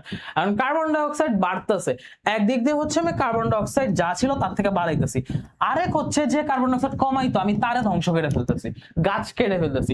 Carbon dioxide শোষণ করে অক্সিজেন বের করতো, অক্সিজেন বাড়াইতো, সেই জিনিসটা উদ্ভিদ, সেই উদ্ভিদকে আমরা হচ্ছে করে ফেলতেছি, উদ্ভিদকে আমরা হচ্ছে কেটে ফেলে ডিফরেস্টেশন মানে ফরেস্টকে তোমার করে দেওয়া, ডি মানে হচ্ছে ডিলিট বা হচ্ছে করে দাও, মুছে ফেলা বা হচ্ছে কেটে ফেলা বা হচ্ছে তোমার রিমুভ, যেটাকে বলে ডিলিট বা রিমুভ, ঠিক আছে, সরায় ফেলা। তো ডিফরেস্টেশন তার মানে হচ্ছে বন নির্মূল করে ফেলা, বন নিধন করা, ঠিক আছে। তো ডিফরেস্টেশনের মাধ্যমে, কাটিং ডাউন ট্রিজ, গাছ কেটে ফেলার মাধ্যমে আমরা এই কার্বন ডাইঅক্সাইড আরো বাড়াই দিচ্ছি, যাও কমা ছিল ওইটাও কমতেছে না, আরো বাড়াই যাচ্ছে। Every year enormous areas of forests are destroyed by the people to obtain wood or to clear regions for mining and to clear pasture, ঠিক আছে, যে হচ্ছে তোমার যে হচ্ছে তোমার প্রতি বছর হচ্ছে এই পুরানোর জন্য বা জ্বালানি হিসেবে প্রচুর কাঠ কেটে নিয়ে যাওয়া হয় এবং হচ্ছে এগুলা মাইনিং এর জন্য বা প্যাস্চার ক্রিয়েট করার জন্য হচ্ছে ইউজ করা, ঠিক আছে। This loss of the forest causes dual problem. এই ফরেস্ট আর লস দুইটা প্রবলেম একসাথে তৈরি করে।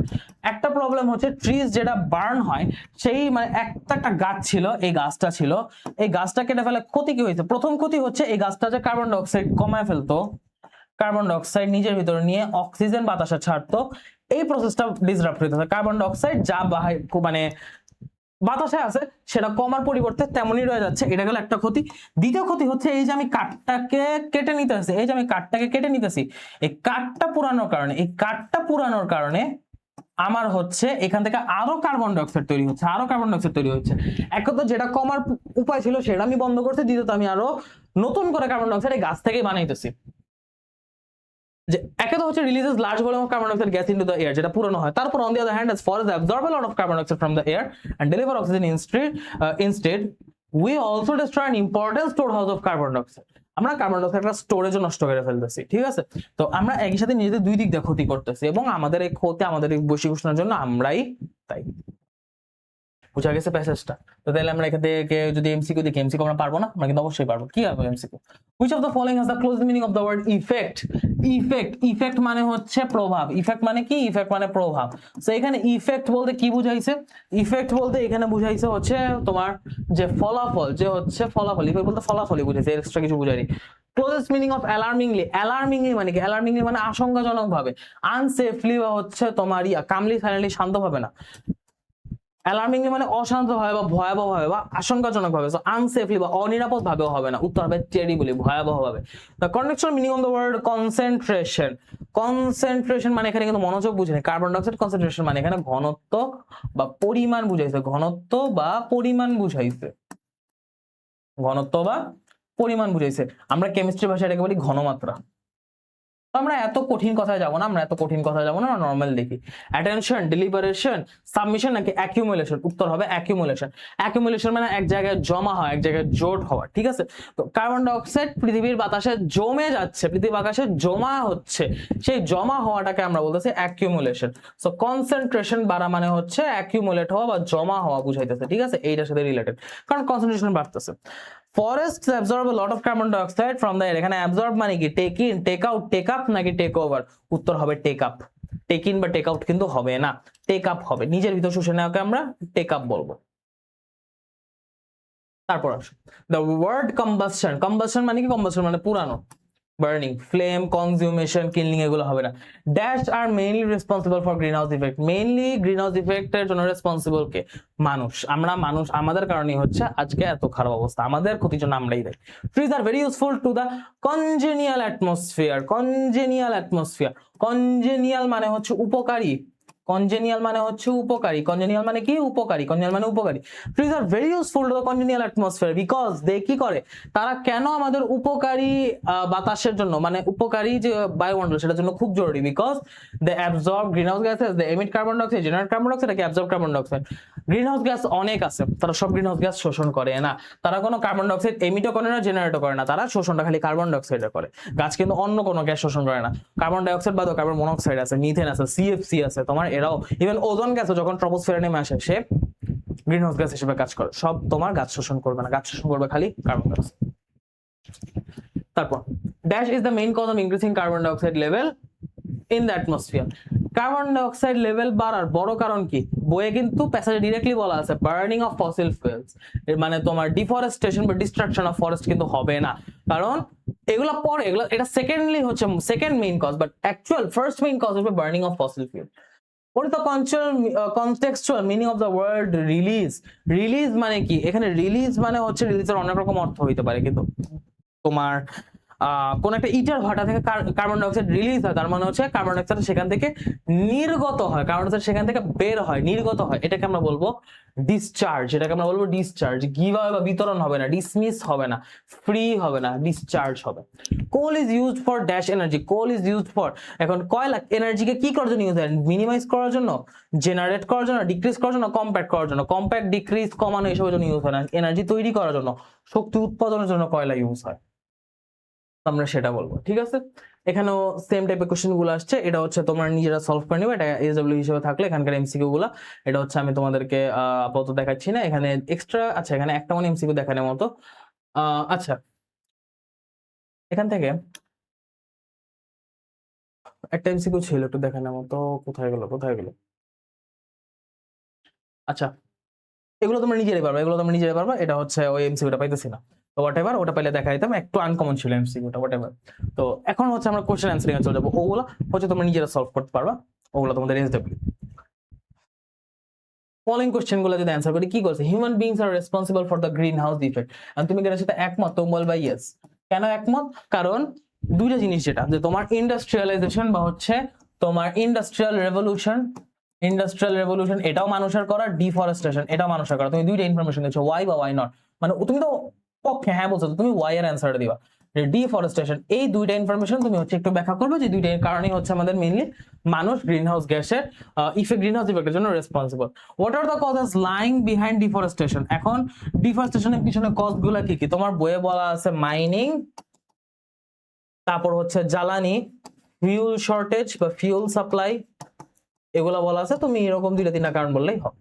ঠিক আছে। তারপর আরেকটা বলতে পারো যে স্পেস, যেমন সময় জায়গার সংকটের কারণে গাছ কেটে জায়গা তৈরি করা হয়, ঠিক আছে। এটা how can trees help us in maintaining ecological balance, এখানে ইকোলজিক্যাল ব্যালেন্স মেইনটেইন করে সে কি করে, কার্বন ডাই অক্সাইড হচ্ছে আপটেক করে এবং অক্সিজেন রিলিজ করে, অক্সিজেন কি করে, রিলিজ করে, অক্সিজেন রিলিজ করে। এবং বাতাসে হচ্ছে আমার কার্বন ডাই অক্সাইডের কনসেন্ট্রেশন কম রাখে, কনসেন্ট্রেশন কম রাখে, যার ফলে হচ্ছে আমার দুনিয়াটা হিট কম হয়, টেম্পারেচার রাইজটা ডিলে হয়, টেম্পারেচার রাইজ হয় না, টেম্পারেচার রাইজ হয় না, টেম্পারেচার রাইজ হয় না। তো এই জিনিসগুলো হচ্ছে পুরাটা ব্যাখ্যা করতে হবে, তাই এটাই হচ্ছে এই কোশ্চেনের answer. What are out of human control, এটা কিন্তু একদম শুরুতেই বলছে যে আমরা সূর্যের রেডিয়েশন এবং হচ্ছে পৃথিবীর কক্ষপথ, মানে সানস রেডিয়েশন, আর্থস অরবিট, এই দুটো কন্ট্রোল করতে হবে না, এই দুটো ইনফরমেশন দিবা, answer complete. What things can human being do to what thing can human being do to congenial atmosphere, এখন একটা উপকারী এনভায়রনমেন্টটা হচ্ছে হিউম্যান বিং কি কি কাজ করতে পারে, কি কাজ করতে পারে, সে হচ্ছে ইন্ডাস্ট্রিয়াল রেভলিউশনের ফলে, মানে এখানে উপকারটা জানতে চাইছে অ্যাকচুয়ালি যে মানুষ তোমার যে উপকারী অ্যাটমসফিয়ার বা একটা আমাদের জন্য স্বাস্থ্যকর অ্যাটমসফিয়ারের জন্য মানুষ কি করতে পারে, তো হচ্ছে ইন্ডাস্ট্রিয়াল রেভলিউশনের ফলে যে ধোঁয়াগুলো আছে সেগুলো ফিল্টার করতে পারে, কার্বন ডাই অক্সাইড নিঃসরণ কমাইতে পারে, ফসিল ফুয়েলের জায়গায় এমন ফুয়েল ইউজ করতে পারে যেটা থেকে কার্বন ডাই অক্সাইড কম নিঃসরণ হয়, তারপর হচ্ছে বেশি বেশি গাছ লাগাইতে পারে, মানে তোমার হচ্ছে পরিবেশ বান্ধব কথাবার্তাগুলো। What lesson do you get from the passage, এটা পুরোপুরি তোমার অ্যান্সার, এটা হচ্ছে তুমি কি বলবা, what lesson do you get from the passage, যদি আমি কোশ্চেনটা করো, যদি আমাকে কোশ্চেনটা করো যে এই প্যাসেজ থেকে তুমি কি শিখছো, আমি হচ্ছে শিখছি যে হিউম্যানস আর কি বলা যায় গিল্টি অফ, মানে আমি যেটা বলবো যে হিউম্যানস আর গিল্টি অফ কি বলা যায় তোমার যে ইনক্রিজিং গ্রিন হাউস ইফেক্ট, আমি সংক্ষেপে লিখলাম green house effect, and we must take actions to reduce carbon dioxide, or হয় কার্বন ডাইঅক্সাইড কমানোর জন্য আমরা অ্যাকশনস নিব, or to reduce the release of carbon dioxide, হয় আমরা কার্বন ডাইঅক্সাইড কমানোর চেষ্টা করবো যেটা বাতাসে আছে, এবং যেটা নতুন আসতেছে সেটাকে আমরা কমানোর চেষ্টা করবো। তাহলে দুই দিক দিয়ে আমরা কার্বন ডাইঅক্সাইড কমানোর চেষ্টা করবো এবং গ্রিন হাউস ইফেক্টটাকে, যেটা আমাদের কারণেই হইতেছে, সেই গ্রিন হাউস ইফেক্টটাকে আমরাই কমানোর চেষ্টা করবো, সেই গ্রিন হাউস ইফেক্টটাকে আমরাই হচ্ছে তোমার কি বলা যায়, আমরাই হচ্ছে কমানোর বা হচ্ছে স্তীমিত করার, আরো হচ্ছে কন্ট্রোল করার চেষ্টা করব, যেন হচ্ছে আমাদের ফার্দার কোনো ক্ষতি না হয়, ঠিক আছে, আমাদের ফার্দার কোনো ক্ষতি বা ফার্দার কোনো বড় সড় ডিজাস্টার না হয়। তো প্যাস থেকে আমরা এটাই শিখতে পারছি যে মানুষে হচ্ছে তোমার মেনলি গাছ কেটে ফেলা, এবং এখানে গাছের কথা বলতে হবে, ইনক্রিজ যে এফেক্ট, এবং গাছ হচ্ছে আমাদের জন্য খুবই ইউজফুল একটা জিনিস, তো গাছ কাটার কারণে আরো বেশি হচ্ছে তো আমাদের গাছ বেশি বেশি লাগাইতে হবে। Describe how human beings are responsible for the increase in green house effect, ওই যে উপরে যে কোশ্চেনগুলো অ্যান্সার দিয়েছি সেগুলোই হচ্ছে এখানে আসছে, ঠিক আছে। তো what do you think the main cause of increasing carbon dioxide in the atmosphere is, এখন হোয়াট ডু ইউ থিঙ্ক, এখানে তোমার মতামত জিজ্ঞেস করছে, এখানে একদম বইয়ের অ্যান্সারই দিতে হবে, the burning of fossil fuel not necessary, but safe হচ্ছে বুক মানে বুক ফলো করা। এখানে তুমি যদি অন্য ডিফরেস্টেশনও দাও এবং ডিফরেস্টেশনের লজিকও দাও, বইটা মেইন কজ না বললেও তোমার উত্তর নিবে, কিন্তু কথা হচ্ছে তুমি যদি বইটা ফলো করে বার্নিং অফ ফসিল ফুয়েল দাও তাহলে এটা হচ্ছে বেশি অ্যাপ্রোপ্রিয়েট। এবং বার্নিং অফ ফসিল ফুয়েল তুমি যখন বলবা যে বার্নিং অফ ফসিল ফুয়েল, তখন এটার ব্যাপারে যুক্তি দিবা যে গাছ কাটার ফলে আমার কার্বন ডাইঅক্সাইড যে পরিমাণ বাড়তেছে বা অ্যাবজর্পশন যে পরিমাণ কমতেছে, বার্নিং এটা আরো অনেক বেশি সিভিয়ারলি ইফেক্ট করতেছে, কারণ 28 million barrel per day burn হচ্ছে, যেটার ফলে বাতাসের কার্বন ডাইঅক্সাইড অনেক অনেক বেশি বাড়ছে। তো আমি যদি গাছ কাটার আগে, মানে গাছ কাটা থামানোর আগে, ডিফরেস্টেশন থামানোর আগে বার্নিং থামাই, আমার এটা আরো বেশি উপকার দিবে, কারণ দৈনিক হচ্ছে বাতাসে কার্বন ডাইঅক্সাইড যুক্ত হওয়ার পরিমাণটা কমবে। Why enormous areas of forest are destroyed by people every year, ওই যে একটু আগে মেইন কজ অফ ডিফরেস্টেশন, ওইটার এটা same answer. How does loss of forest cause dual problems, এটা ডিরেক্ট বই থেকে লিখে দিবা যে এক হচ্ছে আমার এটা কার্বন ডাইঅক্সাইড স্টোরেজ, যেটা কার্বন ডাইঅক্সাইডের যে স্টোরেজ বা কার্বন ডাইঅক্সাইড যে রিজার্ভার, স্টোরেজ না বলে বলবো রিজার্ভার, যে রিজার্ভার আছে সেটা ধ্বংস হয়, রিজার্ভার ডিস্ট্রাকশন হয় বা গাছগুলো কমে যাওয়ায়। আরেকটা যেটা হয় সেটা হচ্ছে তোমার ওই জ্বালানি থেকে ওই কাঠটা পুরায় হচ্ছে, কাঠটা হচ্ছে বা কার্বন ডাইঅক্সাইড কনভার্ট হয়, বাতাসে কার্বন ডাইঅক্সাইডের পরিমাণ বাড়ায় দেয়। তুমি দুইটা কথা বলবা। What should you do to control the increase of green house gases, এইটা কোশ্চেন আমরা অলরেডি আছে। How do forest help us, এই যে তোমার এটাও এর আগে অ্যান্সার দেওয়া হয়েছে can man influence the climate, how, ওই যে তোমার মানুষ কিভাবে রেসপন্সিবল সেটার answer. Why can humans neither change the sun's radiation nor the orbit around the sun, মানুষ কেন চেঞ্জ করতে পারে না, এটার অ্যান্সার যদি বলি যে মানুষ সূর্যের রেডিয়েশন বা আর্থ অরবিট কম না, কারণ এই রকম টেকনোলজি আবিষ্কার হয়নি, এরকম হচ্ছে কোনো ফ্যাসিলিটিস নাই বা এরকম কোনো ব্যবস্থাও নাই যে মানুষ হচ্ছে এটা তোমার পৃথিবীকে সরাবে বা সূর্যের রেডিয়েশন কমাবে, ঠিক আছে, সেরকম কোনো প্রযুক্তি মানুষের হাতে নাই, এই টেকনোলজি না থাকার কারণে হচ্ছে আমরা এটা পারতেছি না। তো এটা বলতে এটা মানুষের সীমাবদ্ধতা, এটা একটা লিমিটেশনস, ঠিক আছে, টেকনোলজিক্যাল লিমিটেশন।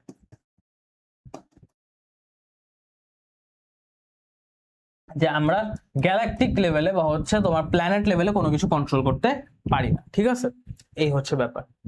এখানে এগুলোর অ্যান্সার দেওয়া আছে, এগুলোর হচ্ছে আমি অ্যান্সার লিখে আনছি, তোমরা হচ্ছে এগুলা দেখবা। তো এই আর কি, এখন হচ্ছে আমরা ইয়াতে চলে যাবো, এখন হচ্ছে আমরা ফিল ইন দ্য গ্যাপস চলে যাবো, ঠিক আছে। তো যেগুলো কোশ্চেন আমি তোমাদেরকে ব্যাখ্যা করছি ওগুলোর অ্যান্সারই হচ্ছে ওখানে লেখা আছে। তাই এবার আমরা যদি গ্যাপ ফিলিং দেখি, গ্যাপ ফিলিং কি বলছে, humans are dash for increasing amount of greenhouse gases and its effect on the dash। আচ্ছা, এখন হিউম্যানস আর কি, মানুষ হচ্ছে এই গ্যাসের জন্য কি প্রশংসিত না মানুষের গ্যাসের জন্য দায়ী বা দোষী, রেসপন্সিবল, এই যে গ্যাসগুলো বাড়ছে সেটার জন্য মানুষ হচ্ছে responsible for what, the increasing amount of greenhouse gases and its effect on the dash, its effect on the কোথায়, যে গ্রিনহাউস গ্যাসের ইফেক্টটা কোথায় পড়তেছে, effect on the earth, effect on the atmosphere, effect on the climate, কোথায় effect on the climate, কারণ আমরা climate চেঞ্জের কথা বলছি, তো উত্তর হবে climate, effect on the climate, জলবায়ুর উপর যে প্রভাবটা পড়ছে। বা তুমি এখানে অ্যাটমসফিয়ারও বলতে পারো, তুমি এখানে অ্যাটমসফিয়ারও বলতে পারো, ক্লাইমেটও বলতে পারো, অ্যাটমসফিয়ারও বলতে পারো, কারণ গ্রিনহাউস গ্যাস দুইটাতে ইকুয়ালি ইফেক্ট ফেলে। Coal, mineral oil and gases are burned to get কি, যে কোল, মিনারেল অয়েল, গ্যাস এগুলো কেন বার্ন করা হয়, এনার্জি পাওয়ার কারণে, এগুলো এনার্জি পাওয়ার কারণে বার্ন করা হয়। But all this things being burned release carbon dioxide into the air, কিন্তু এই যে আমি শক্তি পাওয়ার জন্য যা যা পুড়াইতেছি বিনিময়ে আমি কার্বন ডাইঅক্সাইড উৎপন্ন করতেছি। Moreover people cut the forest dash absorb, people cut the forest, মানুষ গাছ কেটে ফেলতেছে এবং এই গাছ কি করে, সেই গাছটাই কাটতেছে যেটা which absorb carbon dioxide and supply, কি সাপ্লাই দেয় আমাদের অক্সিজেন, কি সাপ্লাই দেয় অক্সিজেন। অ্যান্সার শেষ।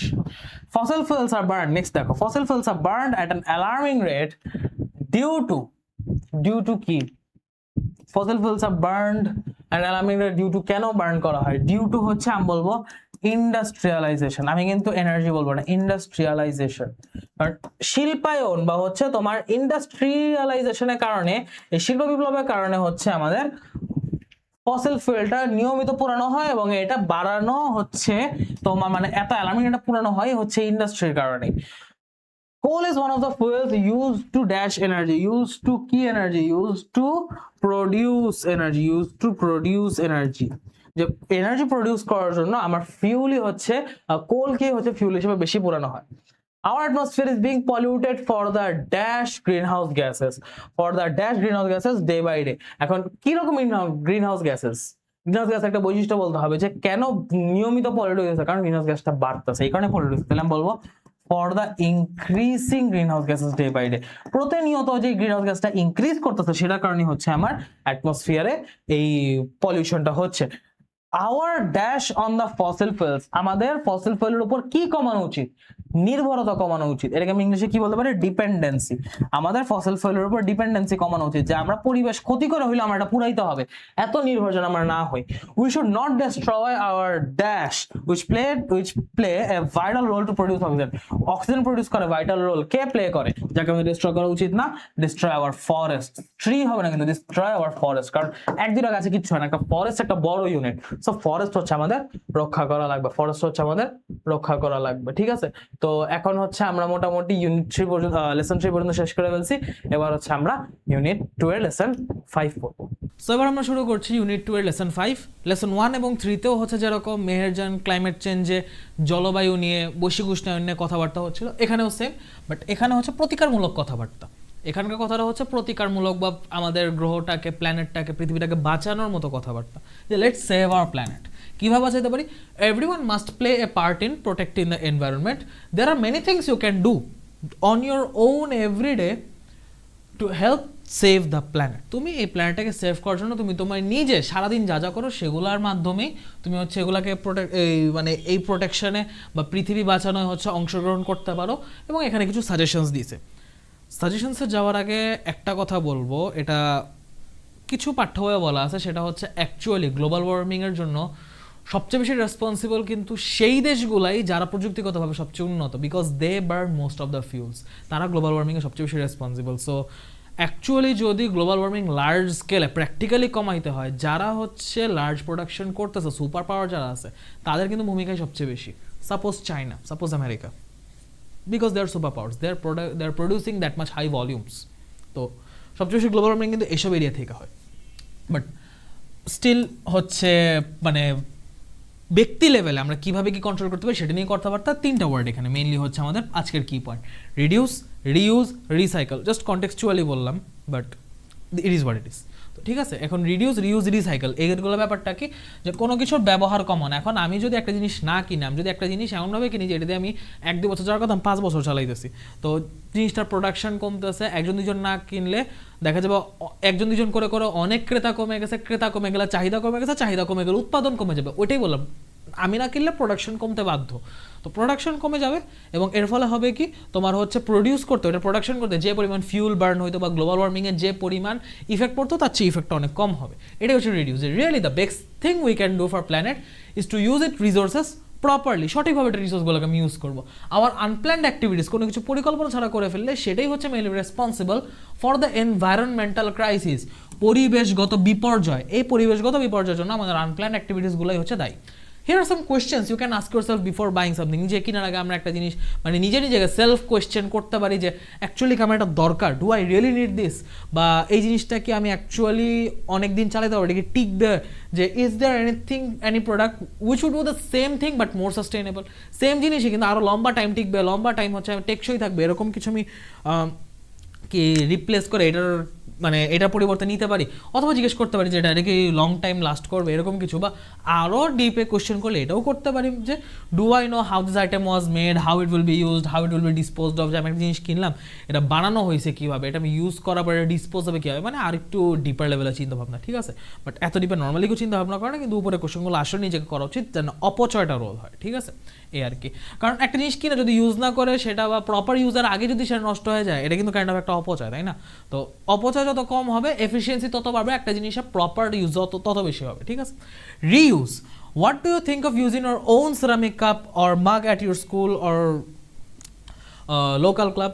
ইট means there are no plastic cups to throw away.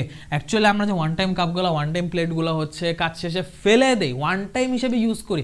Actually this plastics can be used again, এগুলো আবার ইউজ করা যেতে পারে। তো এখন হচ্ছে সেরামিক কাপ মাগের কথা বলছে যে you can wash it and reuse it every day.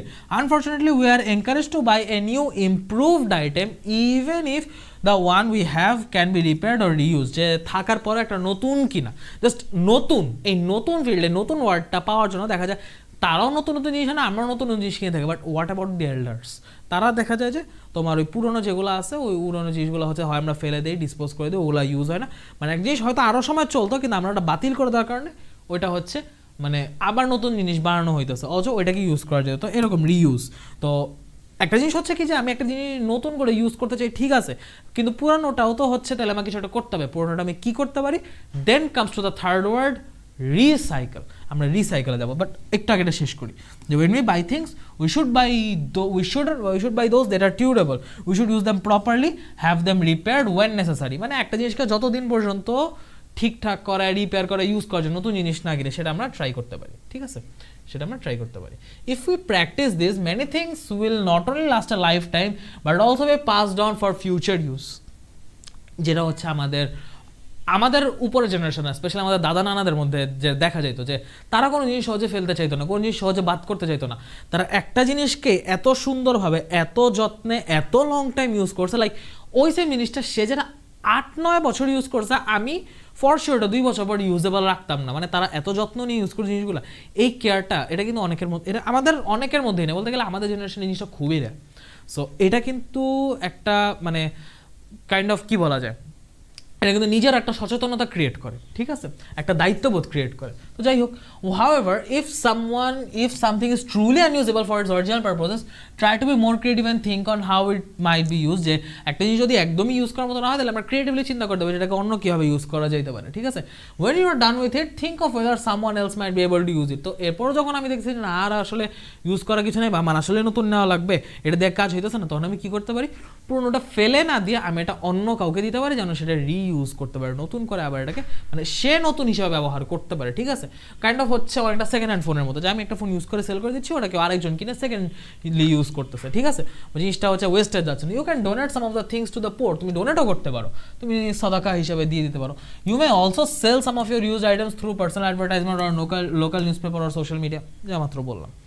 Recycle, okay, that is very very important factor, এটা আসলেই কাজ করে। Rather than throwing an item out when neither you nor anyone else can make use of it, have it recycled. এমন একটা জিনিস, এমন একটা পর্যায়ে চলে গেছে কেউ ইউজ করতে পারতেছে না, ওইটা দিয়ে কারো কোনো লাভ তো দূরের কথা, কাজও হবে না। ওই জিনিসটাকে ফাইনালি রিউজের পর ফাইনাল যেটা স্টেপ রিসাইকেল, সেখানে দেওয়া যেতে পারে। এবং if recycling is not possible, it is better to send goods to a landfill or have them burned up.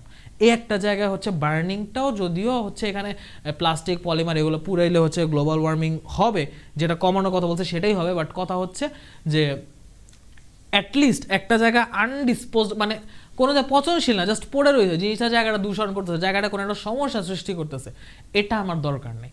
ওই মাইক্রোপ্লাস্টিকগুলো ওখানে ছড়াইতে আছে বছর বছর দরকার নেই, আমি একটাই জায়গা রাখবো ফেলার জন্য, হয় ওখানে ডাম্প করবো অথবা পুরায় ফেলবো, যে যা হওয়ার একবার হয়ে যাবে, বছর বছর বছর ধরে ক্ষতিকর প্রভাব যেন না ছড়ায়, সেইটা আর কি মেনটেন করা। এই জন্য বার্নিং আপের কথা বলা হয়েছে, ঠিক আছে? Find out what types of material can be recycled in your area, clean and sort the materials before putting them out in the bin. এখন যেমন অনেক টাইপের বিন আসছে, যদিও মানুষ সব কিছু একটাতেই ফেলে। Recycling your drink and food cans means there will be less trash in a resource recovery facility or landfill, ঠিক আছে? যে নিজের ড্রিঙ্ক বা ফুড ক্যানস যেগুলো থাকে, যে প্লাস্টিকের বোতল বা বলো বা হচ্ছে বলো ক্যানগুলো বলো, টিনের ক্যানগুলো, এগুলো ভালোই রিসাইক্লেবল, এবং বিভিন্ন হচ্ছে তোমার ভাঙ্গারি করে যে এত কিছু নিয়ে যায়, কাগজ বলো, লোহা বলো, টিন বলো, লোহা কিছু কিনে নিয়ে যায়, করে কি ওরা এগুলা হচ্ছে প্রথমে সর্ট আউট করে, তারপর ক্রাশারে দেয়, তারপর যখন ওগুলো গুঁড়ো গুঁড়ো হয়ে যায়, মিহি হয়ে যায়, ওগুলা দিয়ে রিসাইকেল করে ওগুলারই কাঁচামাল বানায়, আবার রিপ্রোডিউস করে, ওটা দিয়ে আবার রিপ্রোডাকশন করে, ঠিক আছে? এই হচ্ছে কাহিনী, বুঝতে পারছো? Moreover a company can use the old cans to make the new ones. এরকম আমি একবার একটা ভিডিও দেখছিলাম যে 8 bottles is equal to 1 jeans. Bottle যে ইয়াগুলো আছে তোমার, বটল প্লাস্টিকগুলো আছে, ওগুলার প্রসেস করে জিন্সের সুতা বানায়, পুরো একটা জিন্স বানায় ফেলছে, কঠিন ব্যাপার স্যাপার। তো এটাই আর কি, রিসাইকেল কিছু কিছু ক্ষেত্রে হচ্ছে খুব ভালো একটা মানে, এবং পসিবল অ্যাকচুয়াল রিয়েল লাইফ একটা মানে কি বলা যায়, সেভিয়র, ঠিক আছে? তো প্যাসেজ থেকে মোটামুটি আমরা বুঝলাম অ্যাকচুয়ালি কী কী আসে, কী কী জানতে হবে। আমরা এবার কোয়েশ্চেন সলভিংয়ে চলে যাই। Who mostly create environmental crisis, society, buyers, consumers নাকি লাক্সারিয়াস পিপল? এখন কথা হচ্ছে আমাকে প্যাসেজের সাপেক্ষে বুঝতে হবে, আমি প্যাসেজে কী পড়ছি, our unplanned activities are responsible. তো আমাদের আনপ্ল্যান্ড অ্যাক্টিভিটিস যদি আমি চিন্তা করি, বায়ার, কনজিউমার দুইটার অর্থই ক্রেতা। সো আওয়ার আনপ্ল্যান্ড অ্যাক্টিভিটিস বলতে মানুষের কথা বুঝাইছে, সব যে লাক্সারি পিপলরাই হচ্ছে বেশি কিনে বেশি খরচ করে, দ্যাটস নট লাইক, মানে it is not like that. আর এখানে ক্রেতা মানে যে খরচ করার ব্যাপারটা মানে, ক্রেতার বাইরেও আরও অনেক আছে, বিক্রেতারা যা অপচয় করে না এমন কিন্তু না। সো লাক্সারিয়াস পিপল না, উত্তর হবে সোসাইটি, ঠিক আছে? আমি কিভাবে চিন্তা করতে সেটা বুঝতেছো? তো তুমি যখন এইভাবে প্যাসেজের সাপেক্ষে চিন্তা করবা, তুমি দেখো তোমার জন্য অনেকখানি অ্যান্সার কারেক্টলি করা সহজ হয়ে গেছে, ঠিক আছে? What is the purpose of reduce, reuse, recycle? তিনটা যে আমি পড়লাম, এগুলোর পারপোজটা কি একটু চিন্তা করে বলতে হবে, আমি কেন ইউজ করতেছি? কারণ আমাকে শুরু সেন্টেন্স কি বলছে, লেটস সেভ আওয়ার প্ল্যানেট। তার মানে কি, to save the earth, to save the earth. If recycling is impossible, আমাদের কি করা উচিত? We should donate, we should sell, we should preserve, নাকি সেন্ড ইট টু ল্যান্ডফিল আর বার্ন আপ? একটা জিনিস রিসাইকেল ইম্পসিবল মানে আমি এটা ইউজ করতে পারতেছি না, কেউ দিলে ইউজ করতে পারবো, ওটা বেচতে পারবো না, ওটা রিসাইকেল পর্যন্ত পসিবল না। ডোনেট, সেল, প্রিজার্ভ তিনটার একটাও প্র্যাকটিক্যাল না। আমাকে হয় এটা কোনো ল্যান্ডফিল, কোনো একটা স্তূপে ফেলে আসতে হবে, অথবা পুরায় ফেলতে হবে, কেন স্তূপে ফেলে আসতে হবে, পুরা ফেলতে হবে, এটা তো বলছি, বুঝতে পারছো না? কারণ একটা জায়গাটা প্লাস্টিক পড়ে থাকলে ওইটা যে মাইক্রোপ্লাস্টিক অনুকণাগুলো আছে, প্লাস্টিক অণুগুলো আছে, এগুলো হচ্ছে তোমার দূষণ সৃষ্টি করবে, ঠিক আছে? এবং এখন কিন্তু তোমার মানুষের মানে আমাদের যে রেগুলার ইউজেজ বা মানুষের যে কোষ, এগুলোর মধ্যে কিন্তু মাইক্রোপ্লাস্টিকের পরিমাণ বেশি পাওয়া যাইতেছে, ঠিক আছে, মানে মানব কোষগুলায়। এবং এই জিনিসটা খুবই একটা অ্যালার্মিং ব্যাপার, কারণ মাইক্রোপ্লাস্টিক এগুলো কোনো ভালো জিনিস নেই, এগুলো হচ্ছে তোমার ফরেন পার্টিকেল, একটা মানে আর্টিফিশিয়াল জিনিস, তো এগুলো ক্ষতি করে শরীরের। এবং আমাদের বডির সেলে এগুলো পাওয়া যাইতেছে, তার মানে উই আর কনজিউমিং, আমাদের শরীরের ভিতরে এই মাইক্রোপ্লাস্টিকগুলো এন্টার করতেছে। পরিবেশে এই প্লাস্টিক না থাকলে কোত্থেকে এন্টার করবে, তাই না? পরিবেশে আমাদের কারণেই জায়গায় জায়গায় পড়ে আছে, আমাদের কারণেই জিনিসগুলো হচ্ছে পরিবেশে ছড়ায় গেছে, সে কারণে আমরা যা খাইতেছি, যা হচ্ছে আমাদের শরীরে যেতেছে, সব বসে ওই মাইক্রোপ্লাস্টিক নিয়ে শরীরে যাইতেছে, বুঝতে পারছো? দ্য ওয়ার্ড সাস্টেইনেবল, সাস্টেইনেবল মানে কি? সাস্টেইন মানে টিকে থাকা, সাস্টেইনেবল মানে হচ্ছে টেকসই। সাস্টেইনেবল মানে কি? টেকসই। টেকসই মানে কি? টেম্পোরারি না, মোমেন্টারি না, ট্রানজিটরি না, তিনটা শব্দের একটাই মিনিং, ক্ষণস্থায়ী। ট্রানজিটরি মানে যেটা ট্রানজিশন হয়, পরিবর্তন হয়। টেম্পোরারি মানে তো হচ্ছে বুঝতেছই যে কম সময় বা হচ্ছে অল্প সময় থাকে।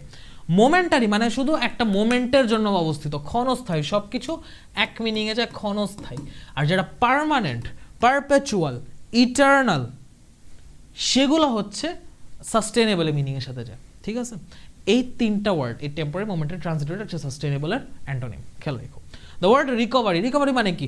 কোনো কিছু আবার নতুন করে হচ্ছে হিল হওয়া, কোনো কিছু আবার নতুন করে হচ্ছে মানে কি আগের অবস্থায় ফিরে আসা, আগের অবস্থায় হচ্ছে ওটা পুনরুদ্ধার আর কি। তো এটা হবে গেট ব্যাক, অ্যাচিভ বা অর্জন হবে না, গেটিং হবে না, ফাইন্ড হবে না, ঠিক আছে? তারপর এইখানে এই কয়টা ঠিক আছে, এমসিকিউ গেল।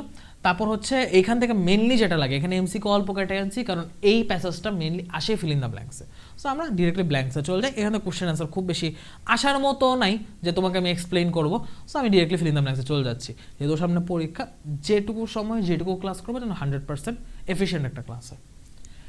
The environment of our planet is facing dash day by day, and we, the humans, are responsible for dash crisis. আচ্ছা, the environment of our planet, আমাদের পৃথিবীর পরিবেশ কি সম্মুখীন হইতেছে, কিসের সম্মুখীন হইতেছে? বিপদের সম্মুখীন হচ্ছে। আমি কি বলতে পারি?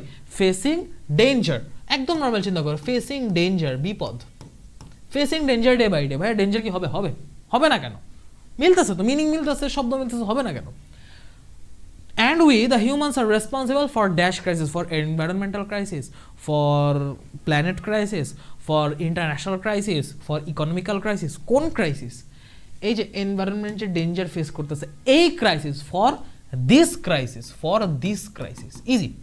নাও it is time of, it is the time of কি? It is the time of কি হবে? এখন আমরা যে এই জিনিসটার জন্য রেসপন্সিবল, এইটার এখন কি করতে হবে আমাদের? এটা আমাদের উপলব্ধি করতে হবে, এটা আমাদের ঠিক করতে হবে, ঠিক আছে? ইট ইজ দ্য টাইম অফ, তুমি সলিউশন বলতে পারো, তুমি রিয়েলাইজেশন বলতে পারো, দুইটা ওয়ার্ডের দিকে খাটে। তো এখন আমি পরের লাইন দেখি যে অ্যাকচুয়ালি কোন ওয়ার্ডটা বেশি খাটে।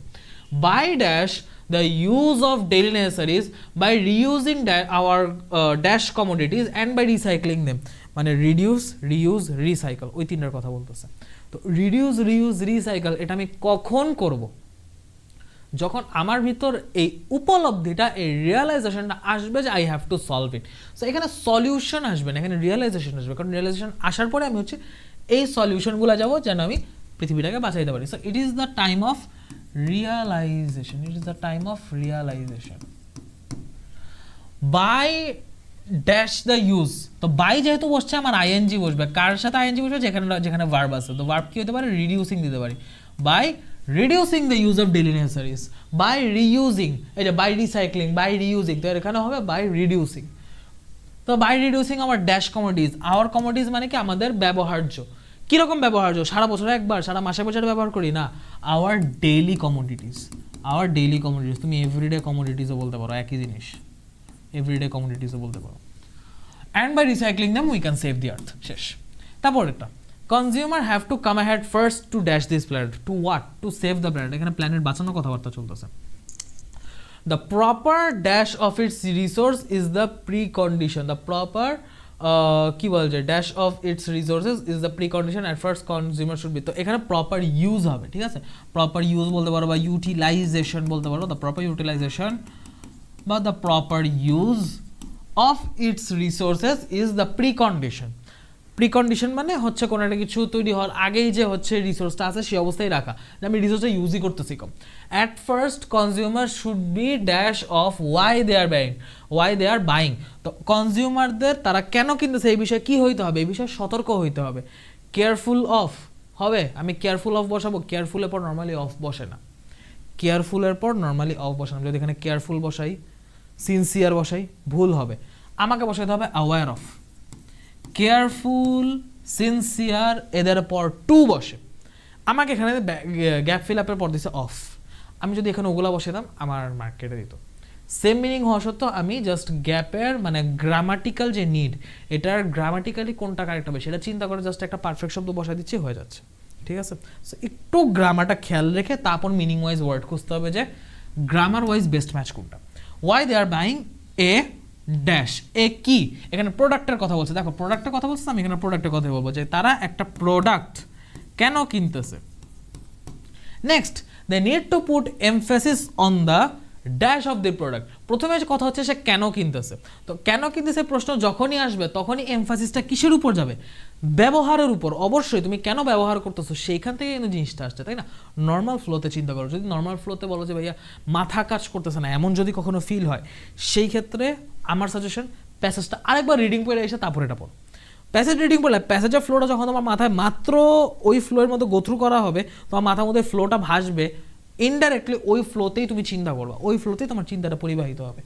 এই জন্য যখন আমরা কোনো সমস্যা আটকায় যাই বা কোনো পড়া না বুঝতে পারি, ওইটা রেখে দেখা যায় কিছুক্ষণ পর যখন আবার ওটা নিয়ে বসে মাথা ক্লিয়ার হয়, তখন হচ্ছে আমরা নতুন করে ওই জিনিসটা ভাবতে পারি, সলভ করতে পারি। তো এরকমই তুমি একটু আরেকবার প্যাসেজটা পড়ে আসো, পরীক্ষার হল তার উইটা হাইটে আসতে পারবা না, তাই না। তো এটাই করো আর কি। তখন ওই প্যাসেজের থ্রুতে ভাবতে পারবা যে they need to put emphasis on, কিসের উপর এমফাসিস, কিসের উপর জোরদান করতে হবে, জোরদানটা করতে হবে নিজের ইউজেজের উপর, on the uses of the product. তুমি ইউজও বলতে পারো, ইউজেজও বলতে পারো, দুইটাই বলতে পারো, ঠিক আছে। আসো এবার হচ্ছে আরও দুইটা দেখাই, যেহেতু এটা fill in the gaps, fill in the gaps একটু বেশি দেখবো। It is our duty to save our planet and all of us should take and dash part in protecting our environment. আমি কি বলতে পারি, শুড টেক অ্যান্ড কি part, important part নাকি কি বলা যায় অ্যাক্টিভ পার্ট, নাকি কি বলতে পারি। আমি অ্যাক্টিভ বলতে পারি, যে আমাদেরকে সক্রিয় অংশগ্রহণ করতে হবে, অ্যাক্টিভ হইতে হবে।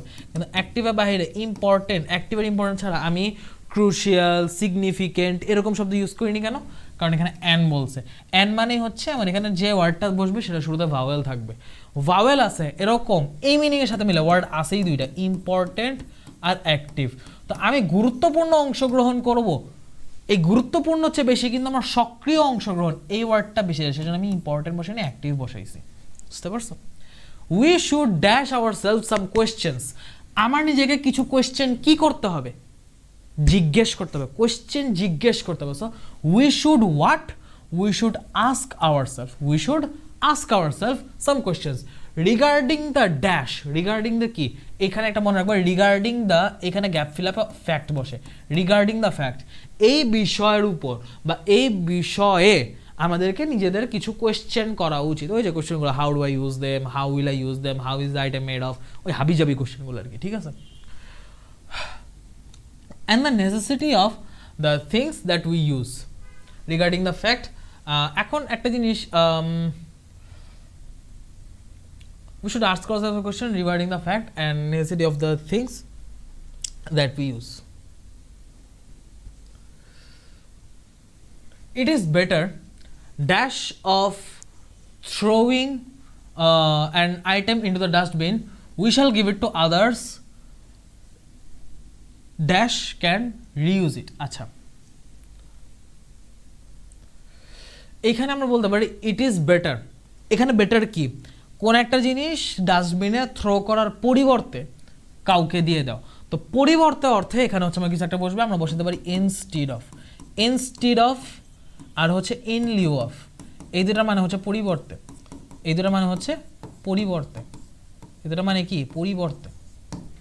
যে কোনো কিছুর পরিবর্তে আমি যদি ডাস্টবিন একটা আইটেম ফেলে দিই সেটার পরিবর্তে বেটার হচ্ছে আমি এটা কাউকে দেবো, we shall give it to others dash can reuse it. Others, এখন আদার্স ক্যান রিইউজ ইট, তো আমাকে অবশ্যই এটা রিইউজ করার মতো হইতে পারে। তো এখানে কি করতে পারি, ইফ বসাতে পারি, কিন্তু একটু এখানে দেখি যে ইফ বসবে কিনা। ইফ বসলে আবার আমাকে সাবজেক্ট আনতে হবে, সাবজেক্ট তো নেই। সো আমি কি বসাতে পারি,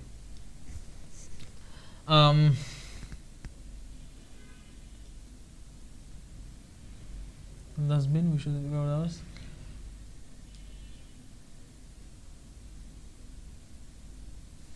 এখানে একটা সাবজেক্ট হবে, এখানে হয়তো কোনো একটা ওয়ার্ড মিসিং গেছে। এখানে ইফ বা অ্যাজ হওয়ার কথা, ইফ বা অ্যাজ হওয়ার কথা, যে they can reuse it, they can reuse it, এরকম একটা কিছু হওয়ার কথা। তো এখানে একটা কিছু মিসিং, সেজন্য হচ্ছে মিনিং পেতেছি না। বাট এছাড়া এখানে আর কিছু বসার উপায় নাই, যে কাউকে দেওয়াটা হচ্ছে এই ডাস্টবিনে ফেলে দেওয়ার চেয়ে বেটার, যেন বা যদি তারা এটা হচ্ছে ইউজ করতে পারে, যদি তারা এটা রিইউজ করতে পারে তাহলে এটা কাউকে দিয়ে দেওয়া বেটার, ডাস্টবিনে ফেলাচ্ছে। ঠিক আছে, এখানে একটা ওয়ার্ড মিসিং, এটাই আর কি, এখানে একটা word missing. The environment of our planet, next one, the environment of our planet, আমাদের পৃথিবীর যে পরিবেশ সেটা কি দিন বাই দিন পলিউটেড হতে যাচ্ছে, দিন বাই দিন পলিউটেড হতে যাচ্ছে। উই দ্য ড্যাশ, একটু আগে আমরা গ্যাপে দেখেছি, উই দ্য হিউম্যানস, আমরা কারা, আমরা দ্য হিউম্যানস, এই যে দুই কমার মাঝখানে একটা ছোট্ট অংশ, একটা এই উই কারা, এই উই এর ব্যাপারে এক্সট্রা তথ্য দিচ্ছে, এই দুই কমার মাঝখানে যে অংশ যেটা সাবজেক্ট সম্পর্কে এক্সট্রা তথ্য দেয়, এটাকে বলা হয় অ্যাপোজিটিভ, এটাকে বলা হয় অ্যাপোজিটিভ। নামটা জেনে রাখো, অদূর ভবিষ্যতেই কাজে দিবে। ইন্টারভিউ উঠবে না কয়েকদিন পর, সেকেন্ড পেপারে দেখো মডিফায়ার্স নামে একটা টপিক আছে, ভাইয়া পড়ায় রাখছে, মডিফায়ার্স ক্লাস আছে আমার, যাই হোক তোমরা যখন আসবে তখন ইনশাল্লাহ আবার ক্লাস আসবে। সো ওইখানে অ্যাপোজিটিভ কথা আমি বলছি, এটা ওই সময় গিয়ে লাগবে, ঠিক আছে। We the humans R responsible for this, but we dash realise the importance of protecting our planet. তো এখানে একটা জিনিস বলছে কি, আমাদের রেসপন্সিবল হওয়া উচিত, কিন্তু উচিত, কিন্তু উচিতের পর তুমি যখনই কিন্তু শোনো তখনই তোমার মাথায় কি আসবে, যে কাজটা উচিত কিন্তু বলছে মানে তার মানে সে কাজটা করতেছে না। কিন্তু বাট কথাটা তখনই আসে যখন একটা এক্সপ্রেশন, তুমি একটু আগে যা বলছো সেটা পুরো অপোজিট একটা কথা বলবা। আমাদের রেসপন্সিবল হওয়া উচিত, আমরা এগুলোর জন্য দায়ী, কিন্তু কিন্তু মানে কি আমরা এটা রিয়ালাইজই করি না, but we don't realise the importance of protecting our planet. Now it is time of কি, ইট ইজ টাইম অফ কি, it is time of realisation. একটু আগে আমরা পড়ছি রিয়ালাইজ করতে হবে, সলিউশন না, রিয়ালাইজ করতে হবে। আমি রিয়ালাইজ না করলে সলভ কি করবো, by dash the use, by reducing the use of daily necessaries, by reusing and recycling it। একটু আগে যা বলছিলাম সেই জিনিসগুলো মানে ওইটাই অলমোস্ট একটু ঘুরায় হচ্ছে প্যাসেজ আকারে দিয়ে দিছে, ঠিক আছে। তো এই হচ্ছে ব্যাপার, মোটামুটি হচ্ছে আমাদের ইউনিট 2 এই পর্যন্তই শেষ। ইউনিট 3 আমি বলছিলাম যে আমাদের দরকার নাই, যেহেতু ওখান থেকে খুব বেশি আসতে দেখা যায় না। যদি ইউনিট 3 থেকে পড়তে চাও খালি লেসন 3টা পড়তে পারো। আমরা এখন শুরু করব ইউনিট 6, ঠিক আছে। আমরা এখন শুরু করব কি, ইউনিট 6। ইউনিট 6 এর মধ্যে আমাদের বেশ কয়েকটা যা প্যাসেজ আছে, তার মধ্যে মালদ্বীপের যে প্যাসেজটা লেসন 3 খুব সম্ভবত, হ্যাঁ লেসন 3, ওই প্যাসেজটাই মেইনলি আসে। দুই একটা জায়গায় লেসন 4 এর ইন্ডিয়ার প্যাসেজ আসতে দেখা যায়, বাট মেইনলি পরীক্ষার জন্য ইউনিট 6 থেকে ইম্পর্টেন্ট একমাত্র লেসন 3 মালদ্বীপের প্যাসেজটা। দেখো কি বলছে, the Republic of Maldives is an island country in the Indian ocean. Bharat মহাসাগর যেটা আছে, এই ভারত মহাসাগরের উপর একটা দ্বীপ দেশ, একটা আইল্যান্ড কান্ট্রি হচ্ছে মালদ্বীপ, একটা আইল্যান্ড কান্ট্রি হচ্ছে মালদ্বীপ। ইট হ্যাজ 1199 আইল্যান্ডস, 1199, মানে একটা হইলে 1200 হয়ে যেত। 1199 islands that are clustered in 26 major atolls. Atolls কি, অ্যাটল হচ্ছে a ring shaped coral reef or a string of closely spaced coral island। মানে সোজা ভাষায় যদি বলি যে গুচ্ছ, দ্বীপপুঞ্জ, সোজা ভাষায় বললে অ্যাটল হচ্ছে দ্বীপপুঞ্জ। যে তোমার string of closely spaced coral islands, coral যে আইল্যান্ডগুলো, প্রবাল দ্বীপগুলো, মালদ্বীপে তো প্রবাল দ্বীপ সব, ওই প্রবাল দ্বীপগুলো একটা একটার সাথে খুব মানে খুব জোড়া মানে কি বলা যায়, খুব ক্লোজলি অ্যাটাচ হয়ে যাচ্ছে, খুব কাছাকাছিভাবে লেগে আছে, মানে কাইন্ড অফ গায়ে লেগে আছে, যদি একদম সোজা ভাষা বলি গায়ে লেগে আছে, এরকমভাবে ক্লোজলি স্পেসড এক জায়গায় স্ট্যাক হয়ে রয়েছে। এরকম একটা আইল্যান্ড গ্রুপ, এরকম একটা আইল্যান্ড স্ট্রিং, লম্বা করে কতগুলো আইল্যান্ড একসাথে একটা স্ট্রিংয়ের মতো করে একটার সাথে একটা এরকম লেগে আছে, এগুলাকে বলা হয় অ্যাটল। এবং এটা কীরকম হয়, এটা একটা ring shape coral reef, ring shape coral reef, coral reef মানে হচ্ছে প্রবাল প্রাচীর, কোরাল রিফ মানে কি প্রবাল প্রাচীর, ঠিক আছে, এখানকার ওয়ার্ড মিনিংগুলো বেশি ইম্পর্টেন্ট। কোরাল রিফ মানে হচ্ছে প্রবাল প্রাচীর, আর এই প্রবাল প্রাচীর একটা রিং শেপ যে হয়েছে, প্রবাল প্রাচীরটা হয়েছে কি হবে আইল্যান্ডগুলো যুক্ত হয়ে হয়েছে, ওগুলাই অ্যাটল। তো এই যে 1200-র মতো আইল্যান্ড অলমোস্ট, এগুলা কি এরকম হচ্ছে মেজর 26টা অ্যাটল নিয়ে হয়েছে, মাইনর আরও কিছু অ্যাটল থাকতে পারে, বাট মেজর 26টা অ্যাটল, ঠিক আছে। The natural coral reefs of the Maldives are surrounded by the sea all around and stand out as a pearl in the Indian Ocean. তো এই যে মালদ্বীপের যে অ্যাটলগুলো, এগুলো হচ্ছে মানে সমুদ্রের নিচে যেরকম মুক্তা ঝিলিক দেয় না, যে জায়গায় জায়গায় ছোট ছোট ছোট মুক্তা ঝিলিক দিতেছে, তো ভারত মহাসাগর একটা মুক্তার মতো ভেসে রয়েছে হচ্ছে মালদ্বীপটা, যে চারদিকে সমুদ্র, মাঝখান দিয়ে একটা ঝিনুক বা একটা মুক্তা, কারণ কি প্রবাল দ্বীপ, প্রবাল তো এরকমই, তাই না? সো এটাই আর কি।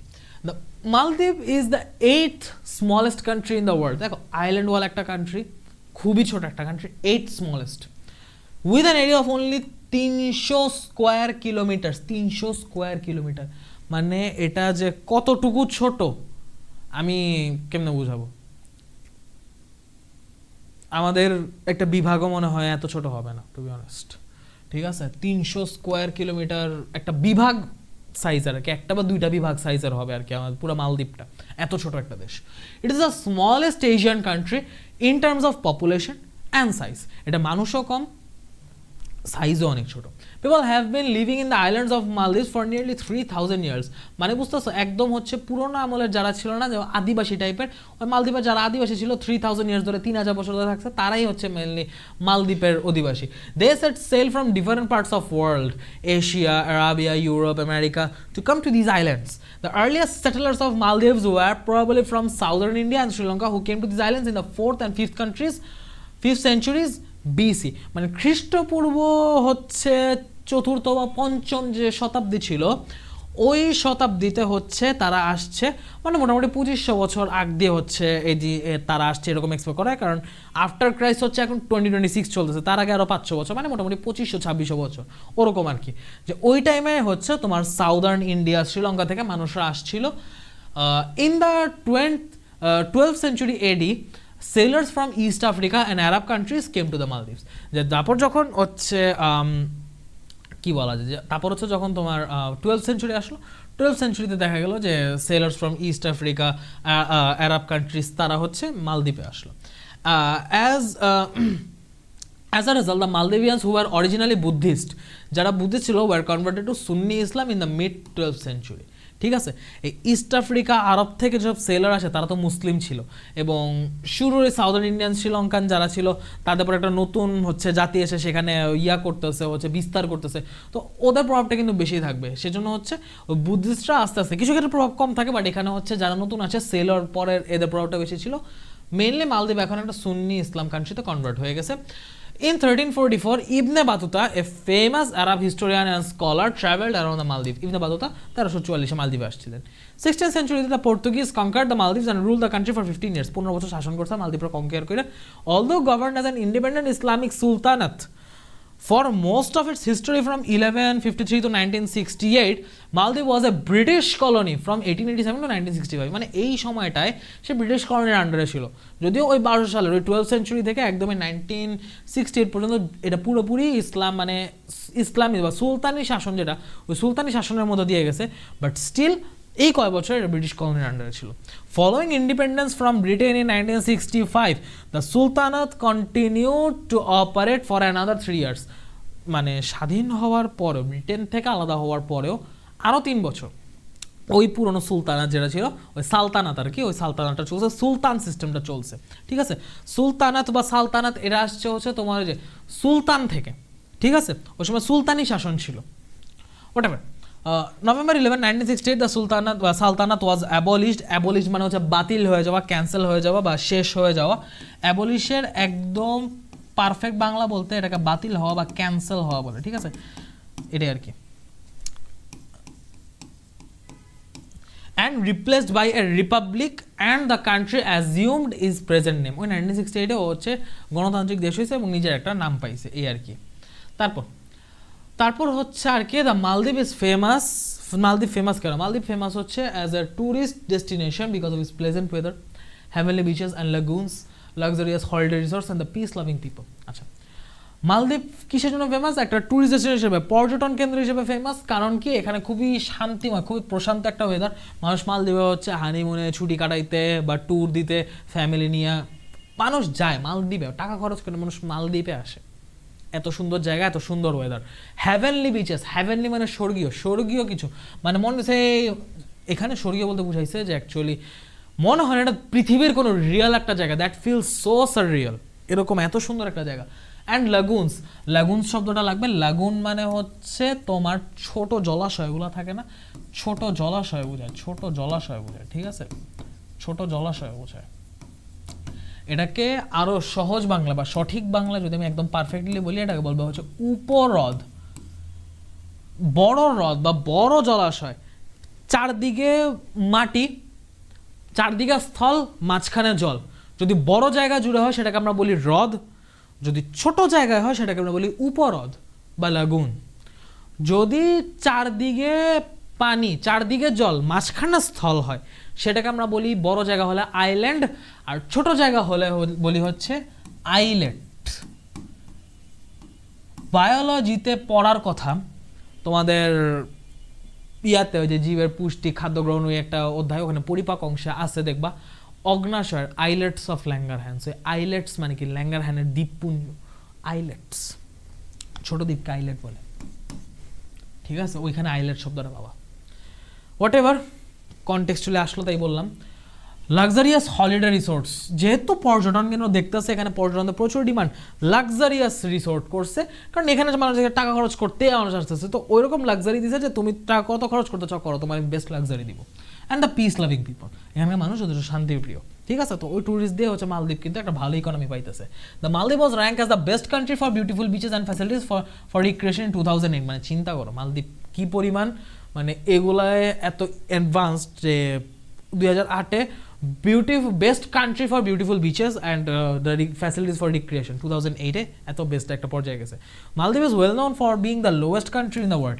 আরেকটা কারণে মালদ্বীপ খুবই পরিচিত, সেটা হচ্ছে যেহেতু দ্বীপ দেশ, সো ও কি সমুদ্র পৃষ্ঠের মানে সি লেভেলের সবচেয়ে কাছাকাছি একটা দেশ, ভূমি হিসাবে সবচেয়ে নিচের একটা দেশ। Unfortunately this small country with idyllic natural beauty, স্বর্গীয় যে সৌন্দর্য, is under threat from rising sea levels due to global warming. Most of the country is just 1.5 meters above the sea level within the highest point of 2.3 meters. মানে মালদ্বীপের সবচেয়ে উঁচা যে ভূমিটা, সবচেয়ে উঁচা ভূমিটা হচ্ছে সমুদ্র পৃষ্ঠ থেকে মাত্র 2.5 মিটার উঁচা, 2.3 মিটার্স উঁচা। এত কম উঁচা বা এত নিম্ন ভূমি মালদ্বীপ, ঠিক আছে। সি লেভেল থেকে কিন্তু আরও অনেক উঁচা উঁচা কান্ট্রি আছে, যে যদি সি লেভেল উঠায় তোমার উপকূলীয় অঞ্চল ডুবতে শুরু করে, তাও হচ্ছে ওগুলা শুকনা থাকবে, ওগুলা পর্যন্ত পানি পৌঁছাবে না, কারণ ওগুলা মানে গ্রাউন্ড লেভেল অনেক হাই। মালদ্বীপ কিন্তু সেরকম না, মালদ্বীপ পুরো দেশটাই হচ্ছে সমুদ্রপৃষ্ঠে খুব কাছাকাছি। সো ডুবা শুরু হইলে এমন হইতে পারে যে পুরো মালদ্বীপ পানি নিচে চলে গেছে, ঠিক আছে। তো এটাই আর কি বলতেছে। Many predictions have been made in with respect to Maldives being swept away by the rising water level in the Indian Ocean. Indian Ocean এর যে rising water level, এটার কারণে যে মালদ্বীপ নিচে চলে যাবে, এটা নিয়ে অনেক রকম প্রেডিকশন করা হয়েছে। When the power tsunami of 2004 hit the island nation, many of the island dry parts were flooded by the sea water. তো যখন 2004 সালে সুনামি হিট করছিল, তখন কিন্তু এটার অনেক অনেক শুকনো আইল্যান্ডগুলো হচ্ছে পানিতে বন্যা প্লাবিত হয়ে গেছিল। The government of the Maldives has begun to purchase land from nearby countries for resettling its people in case the island go under water. তো এখন হচ্ছে গভর্নমেন্ট কি করছে, গভর্নমেন্ট মেইনলি জমি কেনা শুরু করছে, গভর্নমেন্ট জমি কেনা শুরু করছে অন্য দেশ থেকে, যেন সে তার দেশের মানুষকে ওই জমিতে রিসেটেল করতে পারে, মানুষগুলো বাস্তুহারা না হয়ে যায় যদি মালদ্বীপ পানির নিচে চলে যায়, ঠিক আছে। এই কাজটা শুরু করছে। তো in order to highlight the threats of global warming to its low-lying islands, the government of Maldives held a cabinet meeting underwater in 2009. যে গ্লোবাল ওয়ার্মিং কি পরিমাণ থ্রেটিং পর্যায়ে চলে গেছে সেটা বোঝানোর জন্য সে কি করছে, যে আমাদের মিটিংটা আমরা স্থলে করতে হবে না, আমাদের যে অবস্থা, আমাদের জলের নিচে মিটিং করা শুরু করতে হবে। এটা একটা ইঙ্গিতের মতো যে আন্ডার ওয়াটার মিটিংটা একটা সরকারি, একটা হচ্ছে তোমার কি বলা যায়, পার্লামেন্টারি মিটিং যখন পানির নিচে করতেছে, তো এটা অনেক বড় একটা ইঙ্গিত সারা বিশ্বের জন্য, ঠিক আছে। তো একটা ক্যাবিনেট, একটা মন্ত্রিসভা, ক্যাবিনেট মানে কিন্তু মন্ত্রিসভা, এখানে ক্যাবিনেট মানে তোমার ওই যে ফাইল ক্যাবিনেট বা ওই যে কোনো কিছু ডকুমেন্ট রাখে বা রান্নাঘরের জিনিসপাতি রাখে, নট দ্যাট ক্যাবিনেট। এই ক্যাবিনেট মানে হচ্ছে মন্ত্রিসভা, পার্লামেন্ট, ঠিক আছে। 2009 সালে পানির নিচে পার্লামেন্ট বসাইছিল তারা, আন্ডার ওয়াটার মিটিং, একটা মন্ত্রিসভা করছিল। That was the first ever underwater cabinet meeting in the world. The meeting took place about 5 meters underwater in a blue-green lagoon on a small island. While underwater, the cabinet signed a document calling on all nations to cut their carbon emissions. মানে ওই ক্যাবিনেটে তারা পানির নিচে গিয়ে এটা sign করছে যে প্রত্যেকটা দেশকে যে তোমরা তোমাদের কার্বন এমিশন যেটা একটু আগে বললাম যে বড় বড় কান্ট্রিজগুলোই কিন্তু মেইনলি গ্লোবাল ওয়ার্মিংয়ে মেইন রেসপন্সিবিলিটিটা হোল্ড করে, তো ওদেরকে সহ ইঙ্গিত করে বাকি সব দেশকে বলছে যে কার্বন এমিশন তোমরা যদি না কমাও, আজকে আমরা যে কাজটা পানির নিচে করতেছি, যেটার জন্য প্রস্তুতি নিচ্ছি, এটা একদিন বাস্তব হয়ে যাবে এবং এটা ছাড়া আমাদের উপায় থাকবে না। তো এটা পুরো বিশ্বের জন্য একটা খুব বড় সড় ইঙ্গিত ছিল এই আন্ডার ওয়াটার ক্যাবিনেট। একটা ব্লু গ্রিন লাগুনে হচ্ছে স্মল আইল্যান্ডের ভিতর তারা হচ্ছে এই কাজটা করছে, ঠিক আছে। তো এইগুলোই হচ্ছে, এখানে বেশ কিছু আমরা ওয়ার্ড জানলাম, বেশ কিছু হচ্ছে ইনসাইট পাইলাম। তো এখন আমরা কোয়েশ্চেন সলভিংয়ে চলে আসি, ঠিক আছে। ওকে, তো এখন এই যে প্যাসেজটা পড়লাম পুরো মালদ্বীপ নিয়ে, এটা থেকে কী কোয়েশ্চেন আসতে পারে? ফার্স্ট অফ অল মালদ্বীপের হচ্ছে বিভিন্ন ওয়ার্ড যেগুলো দেখলাম সেগুলো সিনোনিম অ্যান্টোনিম আসতে পারে, এখান থেকে থিওরিটিক্যাল প্রশ্ন আসতে পারে, এবং এই যে সৌন্দর্যের সাথে এই যে একটা যে তোমার বিপর্যয়ের কানেকশন, এইটা দিয়ে হচ্ছে বিভিন্ন রকম আন্ডারস্ট্যান্ডিংমূলক কোয়েশ্চেন করতে পারে। দেখো, the tourists have great dash for visiting the Maldives. Maldives ভ্রমণের জন্য ট্যুরিস্টদের মধ্যে একটা বড় সড়ো কী কাজ করে? একটা গ্রেট হেট্রেড ডেস্টিনেশন, অ্যাটেনশন নাকি অ্যাট্রাকশন, একটা বড় আকর্ষণ কাজ করে। আকর্ষণের ইংলিশ হচ্ছে অ্যাট্রাকশন, হেট্রেড মানে ঘৃণা, ডেস্টিনেশন মানে গন্তব্য, অ্যাটেনশন মানে হচ্ছে কোনো কিছুতে খেয়াল দেওয়া, মনোযোগ দেওয়া, এগুলোর কোনোটাই না, অ্যাট্রাকশন, আকর্ষণ কাজ করে। Which of the following words best describe the weather of Maldives? মালদ্বীপের ওয়েদারটাকে কিভাবে ডিসক্রাইব করতে পারি? এনজয়েবল, ওয়ার্ম, ট্রপিক্যাল নাকি আনপ্লেজেন্ট? আনপ্লেজেন্ট মোটেও হবে না, কারণ বলছেই pleasant weather. Warm is not always present, ঠিক আছে, warm is not always present. আমরা একটু নাতিশীতোষ্ণ, হালকা একটু ঠান্ডা ঠান্ডা টাইপের, একটু ভেজা ভেজা ঠান্ডা টাইপের আবহাওয়া চাই। ট্রপিক্যাল আবহাওয়া এরকম হয় না, ঠিক আছে, ট্রপিক্যাল আবহাওয়া এরকম হয় না, মৌসুমি না, আবহাওয়াটা হচ্ছে এনজয়েবল, একটা এনজয়েবল আবহাওয়া।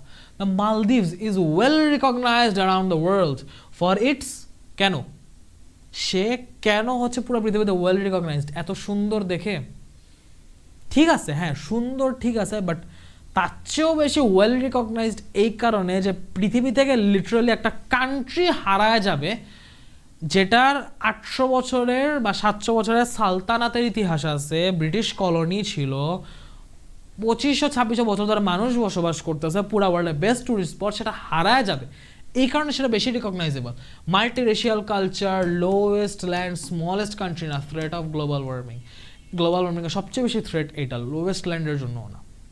During the tsunami of 2004 many part of country, কারণ লোয়েস্ট ল্যান্ডের জন্য এটা পরিচিত না, পরিচিত হচ্ছে threat of global warming. Global ওয়ার্মিংয়ের থ্রেটটা কেন? বিকজ এটা লোয়েস্ট ল্যান্ড, বাট লোয়েস্ট ল্যান্ডের জন্য এটা পরিচিত এমন কোনো কথা না যে সবচেয়ে নিচু ভূমি মালদ্বীপের আল্লাহ, এই জন্য সবাই মালদ্বীপে চিনে যে এত নিচু ভূমি, নট লাইক দ্যাট। মালদ্বীপের ভূমির কারণে, মালদ্বীপ যে থ্রেটের মুখে আছে, থ্রেটের কারণে সবাই ওকে চিনে, ওয়েল রিকগনাইজড এই কারণে, বুঝতে পারছো? অপশন কিন্তু এরকম একটু কনফিউজিং দিতে পারে, অনেকে লোয়েস্ট ল্যান্ড দেখা আছে, বাট এটা অ্যান্সার না। During the tsunami of 2004 many parts of the countries were কি, যখন সুনামি আসছিল 2004 তখন কান্ট্রির বেশিরভাগ পার্ট কি হয়েছিল? পানির নিচে প্লাবিত, ফ্লাডেড হয়ে গেছিল, ফ্লাডেড হয়ে গেছিল। এই ফ্লাডেড মানে পানির নিচে তলায় যাওয়া, এইটার একটা সিনোনিম হচ্ছে সাবমার্জ, সাবমার্জ, ঠিক আছে, এটা একটা সিনোনিম কি? সাবমার্জ, এই যে এইখানে বলছে সাবমার্জ, ঠিক আছে। ড্রাই মানে শুকায় যাওয়া, ড্রাই হবে না। আপরুট মানে মূলোৎপাটন, মানে শিকড় সহ তুলে ফেলা, এটাও হবে না। ইরোড, ইরোড মানে আমি একটু ওই যে মেহেরজান একটু আগে পড়াইছি, ভাঙন, ভাঙনও না, লিটারালি পানির নিচে তলায় গেছে।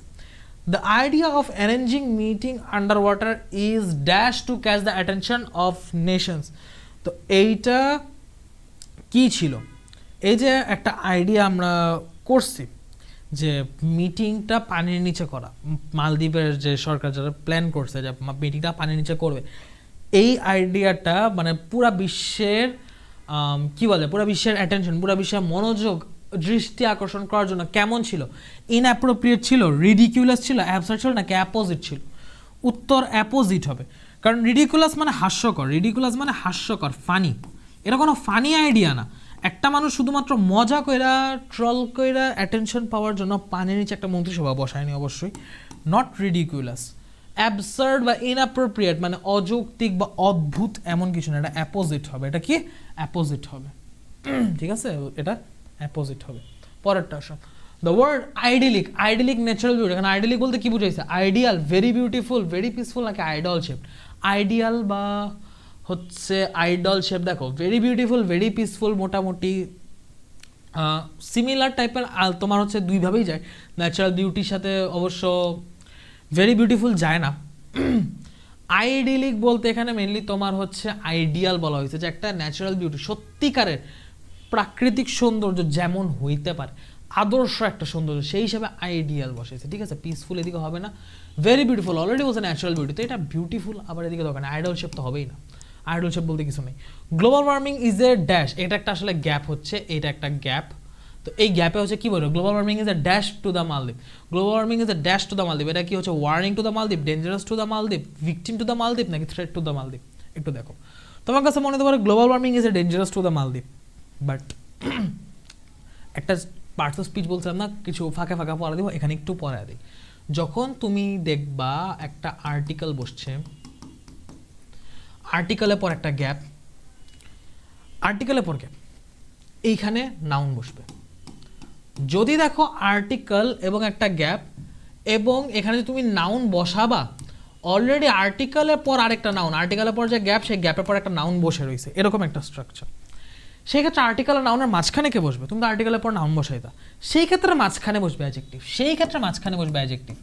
কিন্তু আর্টিকেলের পর নাউন নাই, অনলি অ্যাডজেক্টিভ তুমি বসাতে পারবে না, অনলি অ্যাডজেক্টিভ তুমি বসাতে পারবে না, হয় আর্টিকেলের পর সরাসরি নাউন বসবে, তারপর অন্য কিছু প্রিপোজিশন, কনজাংশন যা বসবে, অথবা আর্টিকেলের পর অ্যাডজেক্টিভ তারপর নাউন, ঠিক আছে? এখানে কি বলছো? গ্লোবাল ওয়ার্মিং ইজ, এখানে সাবজেক্ট শেষ, এরপর ইজ ভার্ব, অবজেক্ট শুরু হইলো মানে এক্সটেনশন, এ আর্টিকেল ড্যাশ টু, এ আর্টিকেল, তারপর একটা গ্যাপ দিছে আমাকে, তারপর বলছে টু, এই টু প্রিপোজিশন, তো একটা আর্টিকেল, তারপর একটা গ্যাপ, তারপর প্রিপোজিশন, তাহলে কি মিসিং? Noun missing. এখানে আমার উত্তর কি বসবে? একটা নাউন বসবে। ডেঞ্জারাস শব্দটা একটা অ্যাডজেক্টিভ, তুমি আমাকে বলো ডেঞ্জারাস কি এদিকে বসতে পারে? পারবে না, ডেঞ্জারাস এদিকে বসতে পারবে না। যদি এমন হইতো, যদি এমন হইতো, কি হলো?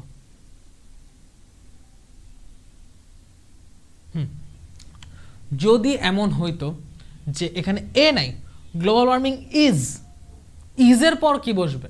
তখন ইজের পর ডেঞ্জারাস বসতে পারতো, global warming is dangerous to বা dangerous for the Maldives.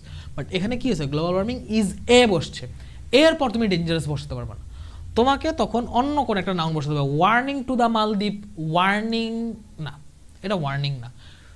Global warming মালদ্বীপের ভিকটিম না, মালদ্বীপ গ্লোবাল ওয়ার্মিং এর ভিকটিম, ভিকটিমও হবে না, আর ডেঞ্জারাস তো আগেই হবে না, কারণ এটার পার্টস অফ স্পিচই ম্যাচ করতেছে না। একমাত্র কারেক্ট অ্যান্সার কে?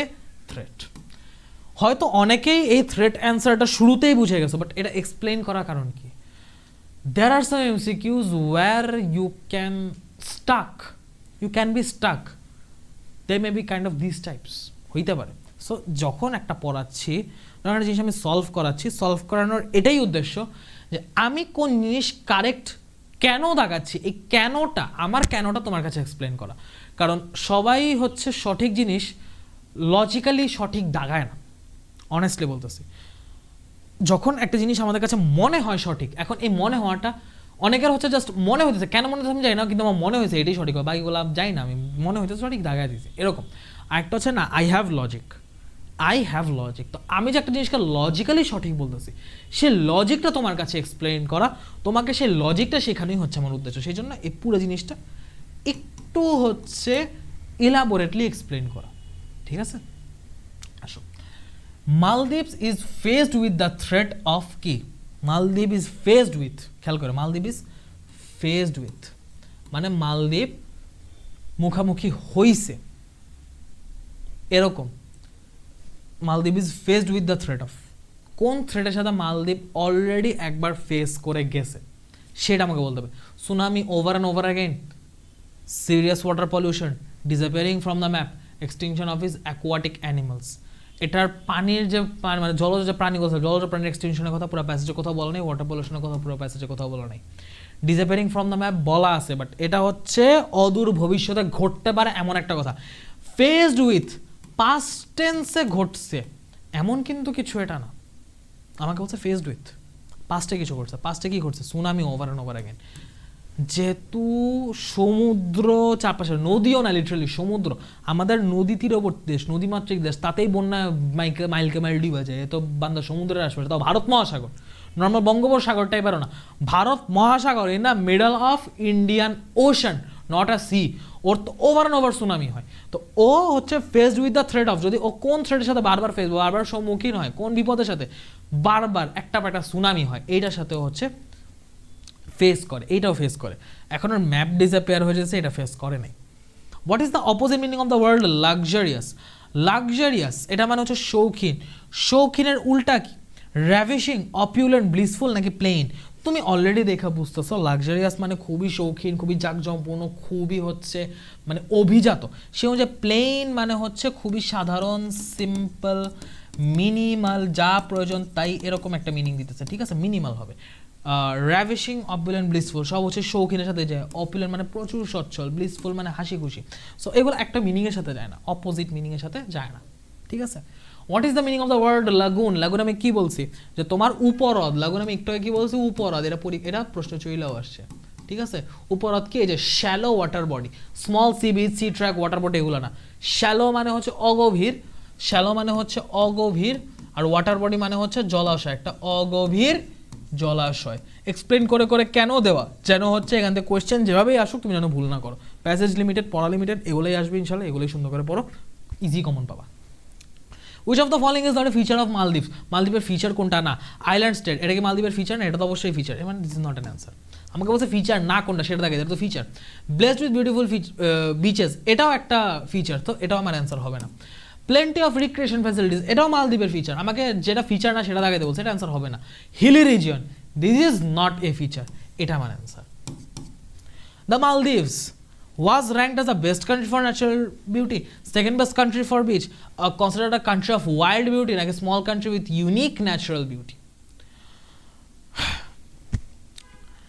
এখন is a small country with unique natural beauty কথা সত্য, wild beauty, best country for beaches এগুলো হবে না, ঠিক আছে, বাট একটা জিনিস দেখো, ranked as the best country for natural beauty, এই জিনিসটা beautiful bitches, facilities for recreation, এটার কারণে তাকে বেস্ট বলা হয়েছে। এগুলো তো মেইনলি মানে ন্যাচারাল বিউটি থেকে আসে, বিউটিফুল বিচেস তো ন্যাচারাল বিউটিতে, এটার জন্য বেস্ট কান্ট্রিজ করা আছে, এটা কিন্তু মোর স্পেসিফিক। কিন্তু is a small country with unique natural beauties, unique কথাটা হচ্ছে আমার প্যাসেজ আমাকে কোথাও বলা নেই, ইউনিক বা আনপ্যারালাল এরকম কিছু বলা নেই। This is the best. এরকম আরও অন্যান্য দেশেও আছে, এরকম bitches, beautiful bitches, natural beauties অন্য দেশেও আছে। এটা বেস্ট, নট ইউনিক। এটা কিন্তু মালদ্বীপেরটা বেস্ট, কিন্তু আলাদা বা খুব অন্যরকম, খুব ইউনিক, মালদ্বীপ ছাড়া কোথাও নেই, নট লাইক দ্যাট, ইউনিক হবে না। উত্তর হবে best country for natural beauties. Was ranked, এটা মোর স্পেসিফিক, তার উপর ইউনিক কথাটা খাটবে না, এটা একটা ফ্যাক্ট, এই জন্য 1 নম্বরটা অ্যান্সার, ঠিক আছে? আশা করি লজিকটা ধরতে পারছো। What does the expression to cut their carbon emission, এটা কি বোঝায়? Increase the production of carbon, reduce the discharge of carbon, maximise the emission of carbon, নাকি expand the carbon production? Cut their carbon emission, cut মানে হচ্ছে কেটে ফেলা, ছোট করে ফেলা, কমায় ফেলা। সো কমায় ফেলা কি? Reduce, to reduce the discharge of carbon, to reduce the discharge of carbon. Increase হবে না, ম্যাক্সিমাইজ হবে না, এক্সপ্যান্ড হবে না, হবে না। The Maldives were ranked as the best country for beautiful beaches and facilities for the recreation in 2008. And ranked মানে কি? ranked মানে হচ্ছে কোনো কিছুকে তোমার র্যাঙ্ক মানে পদ, র্যাঙ্কিং করা মানে কোনো কিছুকে পদবি দেওয়া, পদ দেওয়া, ঠিক আছে? কোনো কিছুকে একটা লেভেল, একটা ক্লাস দেওয়া। রেট বা সর্ট, সর্ট মানে গুছানো, সর্ট হবে না, রেটও হবে না, এখানে ক্লাসিফাই হবে, ক্লাসিফাই হবে, ঠিক আছে? র্যাঙ্ক বলতে একটা পদ, একটা ক্লাস, একটা ডেজিগনেশন বোঝায়, এটা ক্লাস হবে, নট এ রেট, কনসিডার্ড হবে না। At present what is the main threat for the Maldives? মালদ্বীপের জন্য বর্তমানে threat, tsunami over and over এখানে ফেস করতেছে, এটা ওর একটা কমন থ্রেট, কিন্তু বর্তমানে ওর জন্য থ্রেট কোনটা? সুনামির চেয়ে বড় থ্রেট। সুনামি আসতেছে, পানি উঠতেছে, নেমে যেতেছে, কিন্তু পানি যদি না নামে তখন তো আরও বড় থ্রেট। সো এখনকার থ্রেট হচ্ছে রাইজিং অফ সি লেভেল। যদি সুনামি অপশনে দেখো তাও হচ্ছে দাগাবানা। কেন দাগাবানা? কারণ rising of the sea level হচ্ছে মেইন থ্রেট। এটা এখন বর্তমান সময় এটাই মেইন থ্রেট, ঠিক আছে? সময় ওয়াইজ তোমাকে টাইম ওয়াইজ বিচার করতে হবে, টেন্স, মিনিং, কনটেক্সট, এই তিনটা জিনিস তুমি যদি ভালো ঠিকঠাক রাখতে পারো, তোমার MCQ কোশ্চেন আছে, তোমার কেউ আটকাইতে পারবে না, ঠিক ঠিক আছে, এবার আসো কিছু কোয়েশ্চেন দেখা যাক। What may happen to the Maldives to owing to global warming? মালদ্বীপে কি হইতে পারে? মালদ্বীপ কি বলা যায়, ওয়িং টু গ্লোবাল ওয়ার্মিং, তুমি এটা দিয়ে শুরু করতে পারো। Owing to global warming, sea level of Indian Ocean বা হচ্ছে বা the surface level of Indian Ocean will increase and go higher and higher and submerge the whole island containing the most beautiful beaches of the world, and Maldives can go underwater entirely as it is highest point is just 2.3 meters. তুমি এটা height সহ পুরোটা ব্যাখ্যা করে এরকম বলে দিতে পারো। হোয়াট হ্যাপেন্ড টু দ্য মালদ্বীপ ডিউরিং দ্য সুনামি অফ 2004? 2004 কি হয়েছিল? 2004 তুমি বলবা যে তুমি যদি বলো যে সুনামি 2004 যেটা একদম ডিরেক্টলি এখানে বলা আছে, ডিরেক্টলি এখানে কি বলা আছে, সুনামি অফ 2004 তোমার বলা আছে many of the islands dry parts were flooded by the sea water. flooded by the sea water, তুমি এটাকে একটু ঘোরায় বলতে পারো during the tsunami of 2004 many dry areas of the Maldives were submerged in the sea but went under the sea water. এই কাজটা হয়েছে, তুমি একটু ঘুরায় বলতে পারো, ঠিক আছে? তুমি হয়তো এটাকে বড় করতে পারছো না, বাট তুমি একটু ঘুরায় বলো ডিউরিং দ্য সুনামি অনেক পার্ট হচ্ছে পানির নিচে চলে গেছে। বিকজ, কেন? তখন তুমি একটা কারণ দিতে পারো, ডিউ টু না, তুমি because of being the country of the lowest land, মানে একটা সুনামির কারণে এটার শুকনা অংশের অনেকখানি পানির নিচে কেন তলায় গেছে? Because of being the country of the lowest land. তুমি এক্সট্রা করে কারণটা ব্যাখ্যা করে দিলা, এই কারণটা ব্যাখ্যার জন্য তোমাকে একের জায়গায় 2 দিবে, ঠিক আছে? এই যে এক্সট্রা করে একটু এক্সট্রা করে একটু জিনিসটাকে মোর কমপ্লিট কর। সবাই হচ্ছে একটা সেন্টেন্সকে কমপ্লিট করবে, তুমি আরেকটু বেশি একটু মোর কমপ্লিট করবা, এই মোর এক্সট্রা কমপ্লিশনের জন্য তোমাকে এক্সট্রা মার্ক দিবে, ঠিক আছে? এটা করবা। Why is 2008 a significant year for the Maldives? 2008 এটা একটা সিগনিফিকেন্ট ইয়ার কেন মালদ্বীপের জন্য? কারণ এত ছোট একটা দেশ ব্রিটিশ কলোনির অন্তর্ভুক্ত হয়েছে, সে একটা দেশ শুধুমাত্র তার বিউটিফুল বিচেসের কারণে, তার ফ্যাসিলিটিস ফর রিক্রিয়েশনের কারণে পুরা ওয়ার্ল্ড ওয়াইড বেস্ট র্যাঙ্কিং হয়েছে, যে it is ranked best world wide for its, কি বলছিল? Beautiful bitches. তুমি বলতে পারো ডিভাইন বিউটিফুল বা ডিভাইন বিচেস। ডিভাইন মানে কি? ডিভাইন মানে হচ্ছে স্বর্গীয়, ওই যে হ্যাভেনলি বললাম না, হ্যাভেনলির এক্সাক্ট সিনোনিম হচ্ছে divine. For its divine beaches and unique facilities of entertainment. রিক্রিয়েশনের জায়গায় তুমি ইউজ করো এন্টারটেইনমেন্ট বা রিফ্রেশমেন্ট, নট রিক্রিয়েশন, ঠিক আছে? এই যে ঘুরায় বললা, 2টা কারণ দিলা, 2 mark. Do you support the idea of having a cabinet meeting under water? তুমি সাপোর্ট করো? তুমি বলবা হ্যাঁ। কেন সাপোর্ট করো? What could be the reason for holding such a strange meeting? Because a strange meeting, this meeting which seems strange at present, যেটা এই মুহূর্তে স্ট্রেঞ্জ মনে হয়েছে, can be an unavoidable কি বলা যায়, unavoidable future reality বা unavoidable reality for Maldives in near future. এইটা করে সে নিজের অবস্থান পরিষ্কার করা, অন্য দেশকে সতর্ক করা, এই মানে আতঙ্কটা তুলে ধরার কারণে, আতঙ্কটা রিয়েল লাইফে যে অ্যাকচুয়াল যদি এমন হয় তাহলে কি হবে অবস্থা, পানির নিচে মন্ত্রী সভাপতি একটা জিনিস করতে হবে, সেই জিনিসটা বোঝানোর জন্য, এই বিপদটাকে হাইলাইট করার জন্য that strange meeting was held. The meeting which seemed strange was not actually strange. It could be, এটা একটা সম্ভাব্য unavoidable reality for Maldives in near future. এটা can be, এটা হইতে পারে, ঠিক আছে? সো এই জন্য এটা করা। Why is the Maldives a remarkable tourist spot? ওই যে beautiful bitches, divine bitches, same জিনিস। What recognition did Maldives achieve for its natural beauty? Same answer. Do you think the Maldives is at a risk? হ্যাঁ, অবশ্যই risk আছে। কেন বা কেন না? ওই যে what may happen, এটার সাথে অ্যান্সারটা যাবে। কয়েকটা কোয়েশ্চেন, 6টা-7টা কোয়েশ্চেনের অ্যান্সার তুমি যখন প্রপারলি গুছায় ফেলতে পারবা, প্রপারলি প্র্যাকটিস করে তুমি ওটার অ্যান্সারের সেটটা মাথায় গুছিয়ে নিচ্ছ, যেরকম আসলে আমি কীভাবে উত্তর করব, তুমি দেখবা ওইটাই তোমার কাছে প্রশ্ন ভিন্নভাবে করে ওই সেম উত্তরটাই ঘুরায় ফিরে চাইতেছে। ঠিক আছে, এই হচ্ছে কাহিনীটা হয়। তুমি দেখো ওই সেম টাইপের question, what preparation has the government of Maldives taken in case of the island goes water. প্রিপারেশনটা কি? পারচেজ। ঠিক আছে, purchasing lands from other countries, purchasing lands from other countries, from other nations বলবা, countries তো use করা আছে, তুমি other nations বলবা, from other nations to resettle বলছে, to resettle। তো তুমি বলতে পারো হচ্ছে to কি বলা যায়, to renovate বলতে পারো, to renovate বলতে পারো, বা resettle ওয়ার্ডটা ইউজ করতে পারো। resettle জায়গায় অন্য ওয়ার্ড হচ্ছে ইউজ করা যেতে পারে, সেক্ষেত্রে renovate, or renovate its people, renovate its people if they lose their only, মানে কি বলা যায়, if they lose their only land। ঠিক আছে, what steps have been taken by the government of the Maldives regarding the license of sea level? Exact same question. From the reading of your passage, paragraph 1 of your passage, give a short description of the natural beauty of Maldives। এটা তুমি তোমার মতো হচ্ছে মালদ্বীপের একটা natural beauty description দিবা।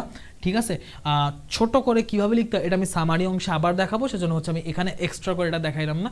তুমি তোমার নিজের মতো এটা ট্রাই করো, যখন সামারি রাইটিংয়ে পার্টটা পড়াবো তখন এরকম বড় জিনিসকে কীভাবে সুন্দর করে শর্ট করতে আমি দেখাবো ইনশাল্লাহ। ঠিক আছে, গেল। How was the cabinet meeting held under water in 2009? তুমি আন্ডার ওয়াটার মিটিংয়ে কী কী হয়েছে, একটা ক্যাবিনেট করেছিল, একটা স্বাক্ষর করেছিল, তুমি স্বাক্ষরটা করে কথাবার্তা বলবা। হোয়াট ইজ অমিনাস অ্যাবাউট মালদ্বীপস ফেট? অমিনাস ক্ষতিকর বা হচ্ছে খারাপ, সেটা মালদ্বীপ ফেটের ব্যাপারে, যে হচ্ছে মালদ্বীপ পানিটা তলা যেতে পারে। হোয়াট কোয়ালিটিস মেক মালদ্বীপ এ ফেমাস কান্ট্রি? ওই যে beautiful beaches. Why is the Maldives well known? ওই বিউটিফুল বিচেস। ওই সেম 2008 সালে বিউটিফুল বিচের অ্যাওয়ার্ড পাইছিল, সেটাই ঘুরে ফিরা বিভিন্নভাবে কোশ্চেন করে রেডি জানতে চাইতেছে। ঠিক আছে, এই কোশ্চেনগুলোর উত্তর আমি এখানে অলরেডি তোমার জন্য নিয়ে আসছি, স্লাইড দিয়ে দিব, স্লাইড থেকে রিডিং পড়তে পারবা। স্লাইডের মধ্যে হচ্ছে সব কিছু লেখা আছে, তুমি এখান থেকে সব কিছু অ্যাক্সেস করতে পারবে ইনশাল্লাহ। ইউনিট 6-এর অন্য প্যাসেজগুলো আমি আর হচ্ছে মানে রিক্যাপ করতেছি না, as they are not as important as the passage of Maldives. একটা মাত্র প্যাসেজ ইম্পর্টেন্ট ছিল, ওটা পড়ায় দিছি, ইনশাল্লাহ ওখান থেকে আসবে যদি আসে। ইন্ডিয়া প্যাসেজটা খুবই রেয়ার। ইউনিট 10 আমরা এখন দেখবো। ইউনিট 10-এর বেলায়, ইউনিট 10 আমরা যে এখন শুরু করছি, ইউনিট 10-এর ক্ষেত্রে প্যাসেজ মেনলি ইম্পর্টেন্ট দুইটা, প্রীতিলতা ওয়াদ্দেদার আর হচ্ছে আরেকটা প্যাসেজ জহির রায়হান। নর্মালি হচ্ছে জহির রায়হান খুব যে আসছে এমন না, বাট আমি দেখলাম বেশ কয়েকটা টেস্ট কোয়েশ্চেনে এটা আসতে দেখা গেছে, এবং আমার মতে এই প্যাসেজটা দেখে যাওয়া সেফ।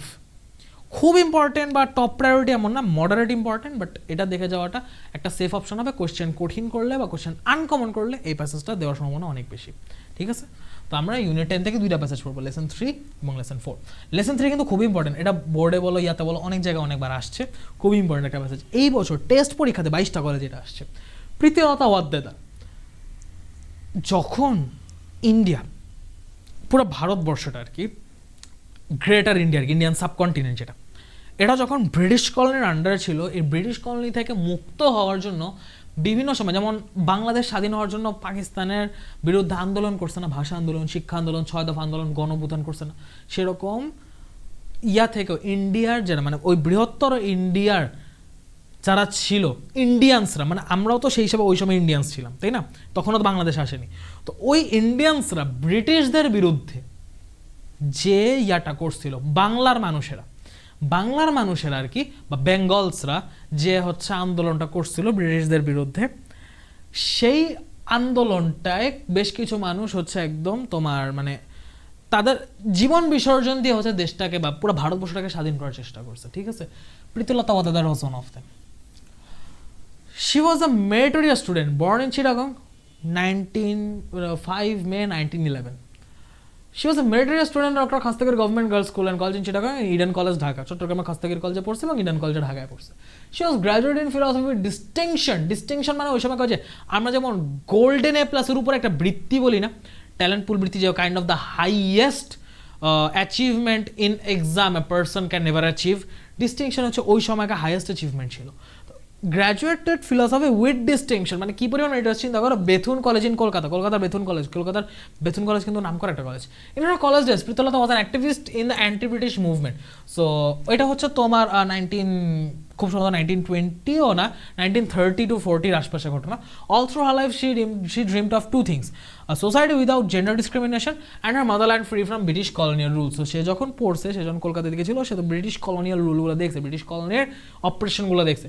তার খুব ইচ্ছা ছিল দেশটা এরা থেকে মুক্ত হবে এবং দেশটা মানে রেসিজম হবে না, কোনো জেন্ডার ডিসক্রিমিনেশন বা হচ্ছে জাতভেদ হবে না, সেটা জেন্ডার ভেদে হোক বা জাতি ভেদে হোক, কোনো ভেদাভেদ হবে না। So she decided to fight against the British rule. Soon after, Pritilata became the head teacher of Nandon Kanon Aparna Charan School in Chattogram. এই স্কুলে তাকে হেড মাস্টার বানানো হয়েছে।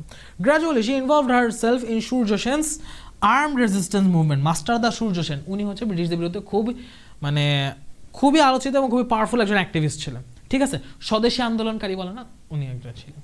ঠিক আছে, Surya Sen was a famous anti British movement organizer and revolutionary activist, খুবই revolutionary activist ছিল Chattogram area at that time. ওই জায়গা সূর্য সেন চট্টগ্রামের ছিল, তো ওই জায়গার খুবই পাওয়ারফুল একটা অ্যাক্টিভিস্ট ছিল।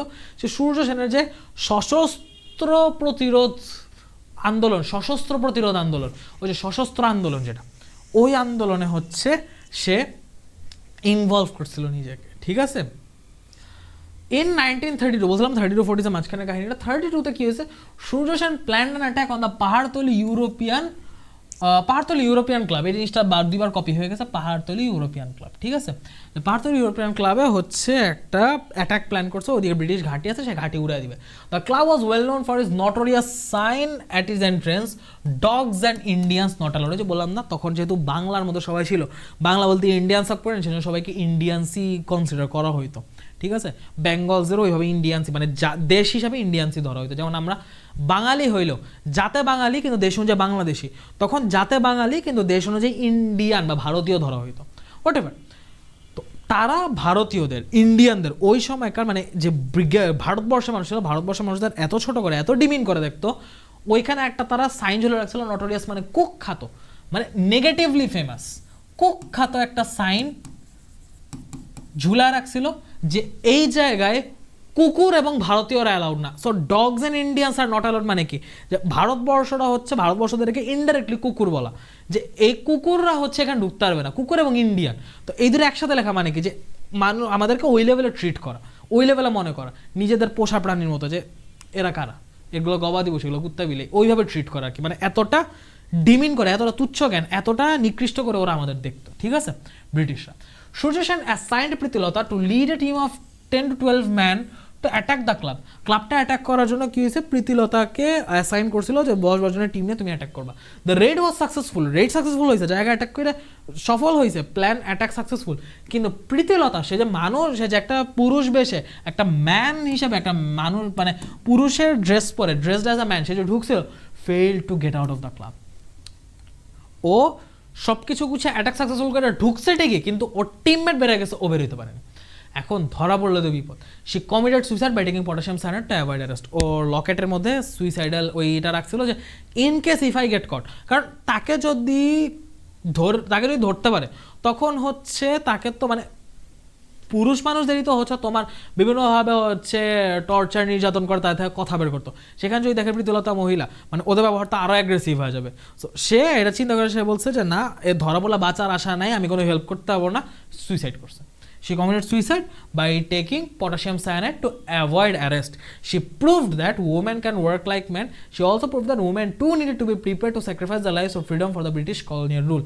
মানে অ্যাজ এ ওম্যান, সে যে একটা পুরুষের জায়গায় গিয়ে, মানে পুরুষরা যেসব জায়গায় গিয়ে জীবন বিসর্জন দেয়, সেই সব জায়গায় গিয়ে নিজেকে আত্মাহুতি দেওয়ার মাধ্যমে যে একটা মানে নিজের নাম রেখে গেছে, যে ব্রিটিশ কলোনিয়াল রুলের বিরুদ্ধে সে একজন অ্যাক্টিভিস্ট ছিল, সেটা হচ্ছে সেখানে প্রমাণ করে গেছে।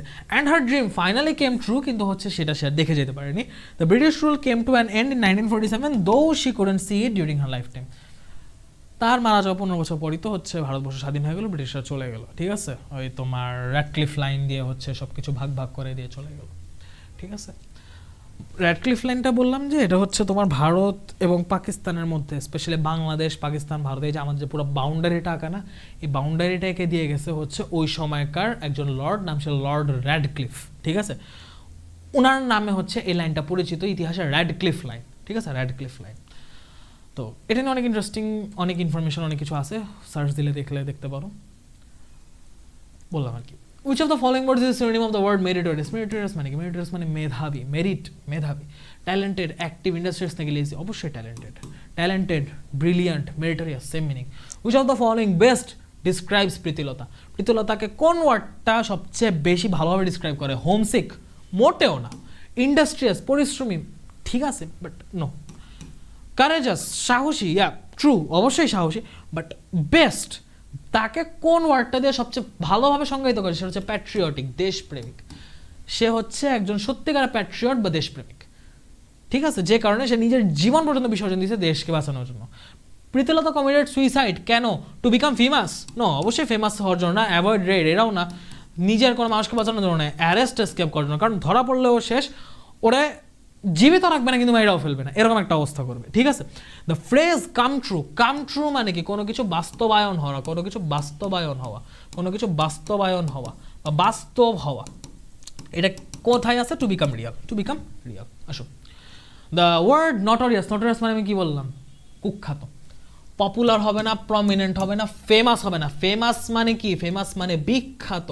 যদি কেউ ফেমাস দাগে আসো, ফেমাস হবে না, উত্তর হবে ইনফেমাস। ইনফেমাস মানে হচ্ছে কুখ্যাত। নটোরিয়াস, ঠিক আছে, notorious. What is the closest meaning of the word discrimination? Discrimination শব্দটা, বৈষম্য শব্দটা ক্লোজেস্ট মিনিং কি? ইনইকুইটি, অসমতা। ইনইকুইটি অসমতা, ঠিক আছে, অসমতা। বৈষম্য মানে কি? সমান না, অসমতা। What did Pritilata prove by her acts? Pritilata তার অ্যাক্টের মাধ্যমে, তার কাজের মাধ্যমে, অ্যাক্ট মানে এখানে কাজ বুঝেছে, কাজের মাধ্যমে সে কি প্রুভ করে গেছে? Women are also meritorious? No. Women are also vital part of man's life? No, এটা প্রুভ করেনি। Women can contribute to doing great job? No, এটাও না। সে প্রুভ করছে যে women have the right to sacrifice their life. আচ্ছা, এখানে বাক্যটা ভুল লেগেছে, উমেন হ্যাভ দ্য রাইট, যে লাইফ স্যাক্রিফাইস করার অধিকার আছে, লাইফ স্যাক্রিফাইস করার অধিকার, বাক্যটা এখানে প্রপার না, ঠিক আছে, বাক্যটা এখানে আসলে প্রপার না। আমি এটা দাগাইতে চাইছিলাম বাট বাক্যের যে orientation, women have the right, দাগাইতে গিয়ে পিছিয়ে আসছি, যে লাইফ স্যাক্রিফাইস করার অধিকার তাদের আছে, এখানে সে অধিকার বোধ থেকে ঝাঁপায় পড়ছে এমন না।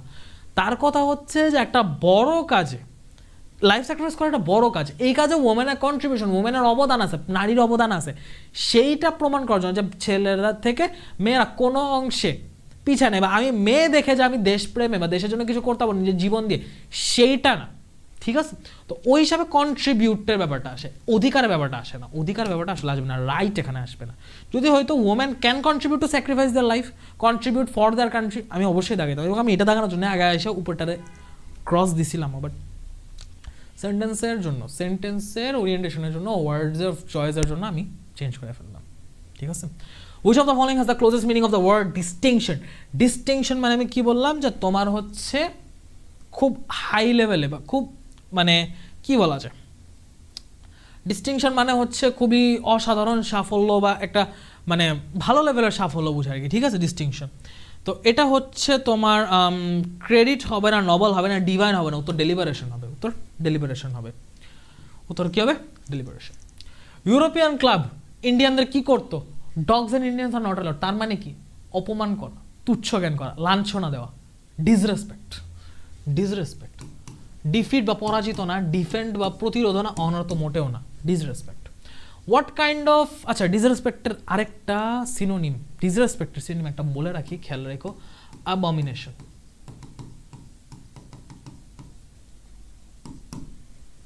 ওয়ার্ডটা খেয়াল রেখো, মাঝে মধ্যে লাগবে। What kind of society did she dream of? তার কেমন একটা সোসাইটি ইচ্ছা ছিল? Gender dominated, male dominated, female dominated, কোনো ডমিনেটেড সোসাইটি না, তার ছিল ডিসক্রিমিনেশন ফ্রি একটা সোসাইটি, তার ইচ্ছা ছিল। Pritilata fought against the British rule, সে ব্রিটিশ রুলের অ্যাগেনস্টে কেন ফাইট করছে? কেন ফাইট করছে? To drive away the British, avoid movement, and the conflict, নাকি free the country from British domination?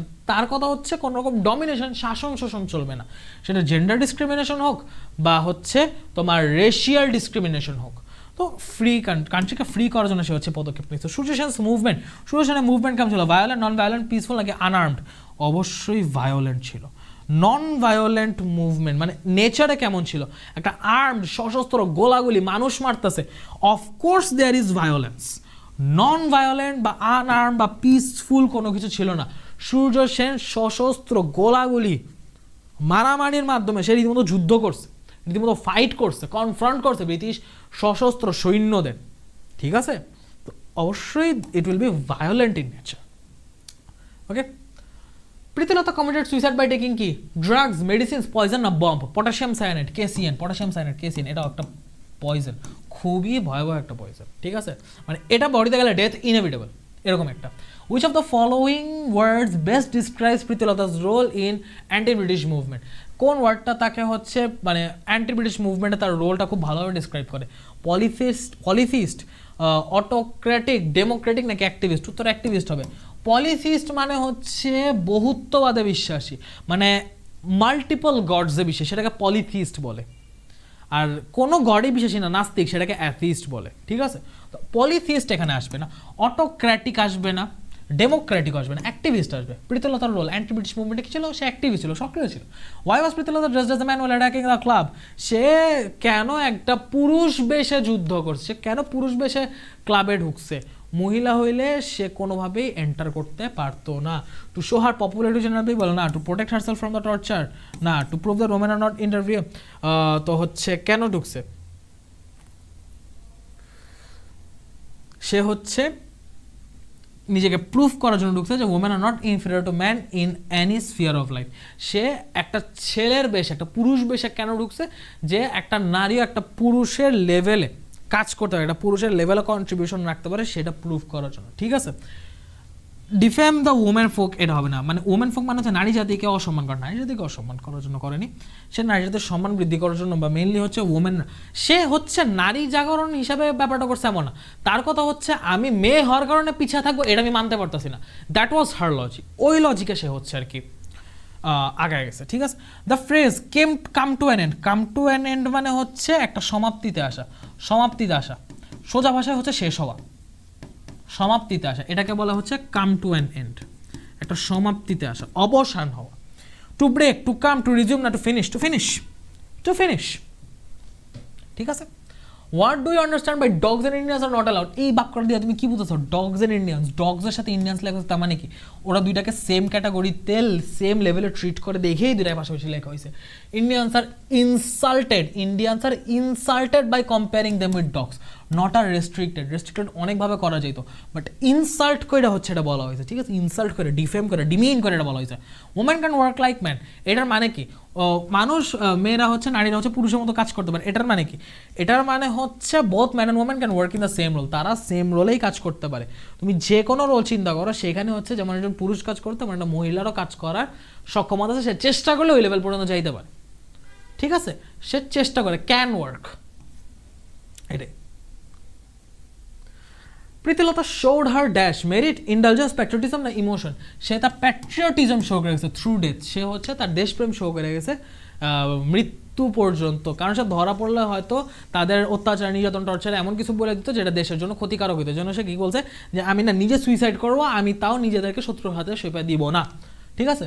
তো ইন্ডালজেন্স, মেরিট এগুলো কিছুই না। ওয়েন ইট সুরজেশন প্ল্যান টু অ্যাটাক 1932, ডিরেক্টলি বইয়ের। Pritilata died dash the country. আচ্ছা, এই জায়গাটা আমি আনছি, কোয়েশ্চেনটা আমি প্রথমে বাদ দিয়ে ভাবছিলাম, পরে দেখে ভাবলাম যে না, নিয়ে আসি। ডাই, এই ডাইয়ের পর অনেক রকম প্রিপোজিশন বসতে পারে। ডাই অফ হইতে পারে, ডাই ফর হইতে পারে, ডাই বাই হইতে পারে। ডাইয়ের পর নর্মাল টু বসে না, বাট বাকি তিনটাই লজিক্যালি, গ্রামাটিক্যালি কারেক্ট, অর্থওয়াইজ চেঞ্জ হবে। যখন ডাই অফ বসবে, এটা পর একটা রোগের নাম থাকবে, কারণ কেউ যদি রোগে মারা যায় তখন সেটা হয় হচ্ছে ডাই অফ। যখন কেউ কোনো কিছু মাত্রাতিরিক্ততায় মারা যায় তখন সেটাকে বলা হয় ডাইড ফ্রম, মাত্রাতিরিক্ততায় মৃত্যু, মাত্রাতিরিক্ততায়। কোনো কিছু অনেক বেশি মাত্রাতিরিক্ত হয়ে গেছে, তার সুগার মাত্রাতিরিক্ত হয়ে গেছে, তার রক্তশূন্যতা মাত্রাতিরিক্ত হয়ে গেছে, তার ডায়াবেটিস মাত্রাতিরিক্ত হয়ে গেছে, ওভার ইটিং মাত্রাতিরিক্ত হয়ে গেছে, স্লিপলেসনেস, ঘুম কম হওয়া, তার ঘুম কম হওয়া, ইনসমনিয়া অনেক বেশি মাত্রাতিরিক্ত হয়ে গেছে, ঠিক আছে? এগুলো সব কিছু কি মাত্রাতিরিক্ত হওয়ার মৃত্যু, সেটাকে আমরা বলবো ডাই ফ্রম, ডাই ফ্রম, ঠিক আছে? He died from over eating, he died from over sleeping, he died from insomnia, he died from anaemia. কারণ অ্যানিমিয়া কোনো রোগ না, অ্যানিমিয়া হচ্ছে রক্ত শূন্যতা, তার রক্ত বের হইতে হইতে রক্ত সেটা এত কমে গেছে সে মারা গেছে। He died from haemorrhage, haemorrhage মানে রক্তক্ষরণ, সে রক্তক্ষরণ, মাত্রাতিরিক্ত রক্তক্ষরণে মারা গেছে। ডাই বাই, বাই হচ্ছে যখন কেউ দুর্ঘটনায় মারা যায়, died by. He died by road accident, he died by drowning, he died by fire, he died by burning, এগুলো হচ্ছে দুর্ঘটনায় মারা যায়। আর যখন কেউ জীবন নিজে বিসর্জন দেয়, কোনো কিছুর জন্য জীবন বিসর্জন দেয়, তখন বসে ডাই ফর। জীবন বিসর্জন দেওয়া, যখন কেউ নিজের থেকে জীবন দেয়, জীবন বিসর্জন দেয়, সেটাকে বলা হয় ডাই ফর। তো এইখানে সে লজিক অনুযায়ী সে দেশের জন্য জীবন বিসর্জন দিয়েছে, এটা ডাই ফর হবে। ডাই অফ হইতো যদি রোগে মারা যেত, কোভিডে মারা যেত, যক্ষায় মারা যেত, কোনো একটা অসুখে, কলেরা, ডায়রিয়া মারা যেত, ডেঙ্গুতে মারা যেত, তখন তো ডাইড অফ। ডাইড বাই কেন হতো? যদি অ্যাক্সিডেন্টে মারা যেত, this is not an accident, সে নিজে থেকে জীবন বিসর্জন দিচ্ছে, ডাই ফর হবে। ঠিক আছে, ভেরি ইম্পর্টেন্ট কনসেপ্ট, 3 স্টার লেভেলের একটা কনসেপ্ট। এসএসসি, এইচএসসি, ফিউচার ইনশাল্লাহ ভর্তি পরীক্ষা বারে বারে লাগবে concept. Here the world gradually, gradually মানে হচ্ছে ক্রমান্বয়ে, আস্তে আস্তে, slowly over a period of time. ঠিক আছে, ক্রমান্বয়ে। তারপর হচ্ছে আর কি আছে, what did Pritilata cherish in her mind, Pritilata তার মনে কি লালন করতেন। চেরিশ মানে হচ্ছে মনের মধ্যে লালন করা বা পালন করা। ঠিক আছে, চেরিশ মানে হচ্ছে লালন পালন করা। মনের মধ্যে কি পালন করতেন? তিনি হচ্ছে মনের মধ্যে, Pritilata cherished love for her motherland, love for her motherland, সে তার মাতৃভূমির জন্য হচ্ছে ভালোবাসা তার মনে লালন করত, দেশপ্রেম লালন করত, প্যাট্রিয়টিজম লালন করত। এইটুকু বললে কিন্তু অ্যান্সার শেষ। বাট তুমি এটাও বলবা যে লালন করতো, অ্যান্ড ইভেন তুমি অ্যান্ড দিয়ে আরো এক্সট্রা করে বলবা যে সে হচ্ছে নিজের জীবন দান করছে, তুমি কথাটা বলবা। What did Pritilata prove through her supreme sacrifice, say prove করে গেছে যে women can also sacrifice their life, sacrifice their life to free their country, এটাই। ঠিক আছে, the club was well known for is notorious science, এটাকে একটু explain করতে বলছে। এখানে নোটোরিয়াস সাইন্স যে তারা হচ্ছে যে ক্লাবে ব্রিটিশরা ছিল, সেই ব্রিটিশরা হচ্ছে ইন্ডিয়ানদের খুব ইনসাল্ট করতো, আর এনে দেখতে পারতো না, এবং তারা ইচ্ছা করে সাইনটা ঝুলাইছে যে তারা ইন্ডিয়ানদের প্রতি একটা ইনসাল্ট প্রকাশ করছে। এটাকে তুমি নিজের ভাষায় 2-3 সেন্টেন্সে লিখবা। Why did Pritilata attack the Pahartali European club, কারণ পাহাড়তলি ইউরোপিয়ান ক্লাবে হচ্ছে একটা ব্রিটিশ ক্লাব ছিল, পাহাড়তলি ইউরোপিয়ান ক্লাব, এবং এই ব্রিটিশরা হচ্ছে ইনসাল্ট করতো ইন্ডিয়ানদের, কারণ ওদের এখানে নটোরিয়াস সাইনটা ছিল। সো একে তো ব্রিটিশ ক্লাব, যেহেতু ব্রিটিশদের থেকে ফ্রি করতে হবে সেজন্য একটা আক্রমণ, এবং আরেকটা আক্রমণের কারণ ছিল এটা কুখ্যাত একটা জায়গা, যে এটা নেগেটিভলি ফেমাস, সেজন্য এই জায়গাটাকে ভাঙলে এটা একটা ইম্প্যাক্ট ফেলবে, যে এইরকম একটা জায়গা ভেঙে ফেলছে। ঠিক আছে, তো মানে দেখো, একটা কেউ যদি এসে বাংলাদেশ দখল করতে চায়, সে অন্য কোনো জেলা, যশোর দখল করলো, নড়াইল দখল করলো, মাগুরা দখল করলো, এরকম একটা নিউজের চেয়ে ঢাকা দখল করছে, এই নিউজটা কিন্তু অনেক বেশি ইম্প্যাক্টফুল, অনেক বেশি মানে হচ্ছে তোমার মানুষের নাড়া দেওয়া একটা নিউজ। কারণ ঢাকার মতো একটা জায়গা, ঢাকা প্লেসটা এরকম রিনাউন্ড বা ইম্পর্টেন্ট, তো এই প্লেসটা হচ্ছে অ্যাটাকিং স্পট হিসেবে ইম্পর্টেন্ট ছিল। ঠিক আছে, আমি অ্যাটাকিং সেন্স থেকে বলতেছি। What is your learning from Pritilata, তা প্রীতিলতা থেকে তুমি কি শিখতে পারো? তুমি শিখতে পারো প্যাট্রিয়টিজম, দেশপ্রেমিক, তুমি শিখতে পারো প্যাট্রিয়টিজম বা দেশপ্রেম। Show some reasons for year answer, patriotism show করতে পারো কারণ সে হচ্ছে নিজের দেশের জন্য, নিজের দেশের মুক্তির জন্য সে 3টা কাজ করছে। মেইনলি রিজনস বলতে গেলে 3টা রিজন বলবা, 3টা রিজন। প্রথম রিজন হচ্ছে সে হচ্ছে সূর্য সেনের দলে ছিল, সে হচ্ছে সূর্য সেনের এখানে অ্যাক্টিভিস্ট ছিল, সে হচ্ছে স্বদেশী আন্দোলনে হচ্ছে যে কি বলে আর্ম রেজিস্ট্যান্ট মুভমেন্টে, সে আর্ম রেজিস্ট্যান্ট মুভমেন্টে হচ্ছে কাজ করছে, সে আর্ম রেজিস্ট্যান্ট মুভমেন্টে হচ্ছে কাজ করছে। তারপর 3 নাম্বার, সে হচ্ছে ব্রিটিশ ক্লাব অ্যাটাক করছে, এবং ব্রিটিশ ক্লাব অ্যাটাকে সে হচ্ছে নিজেকে সুইসাইড পর্যন্ত করছে। অ্যাটাক অ্যান্ড সুইসাইড, এই 3টা কারণ।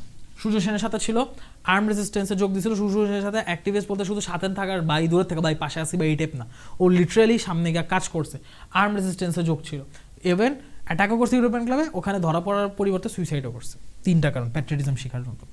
What was the purpose of Pritilata behind receiving combat training, combat training কেন হচ্ছে? কারণ যেন আর্ম রেজিস্ট্যান্ট মুভমেন্ট থেকে ও হচ্ছে ব্রিটিশদের বিরুদ্ধে ফাইট করতে পারে। একটা হচ্ছে আর্ম রেজিস্ট্যান্সে যুক্ত হওয়া, এবং কারণ হচ্ছে ব্রিটিশদের বিরুদ্ধে ফাইট করা, ব্রিটিশদের বিরুদ্ধে ফাইট। ঠিক আছে, British fight.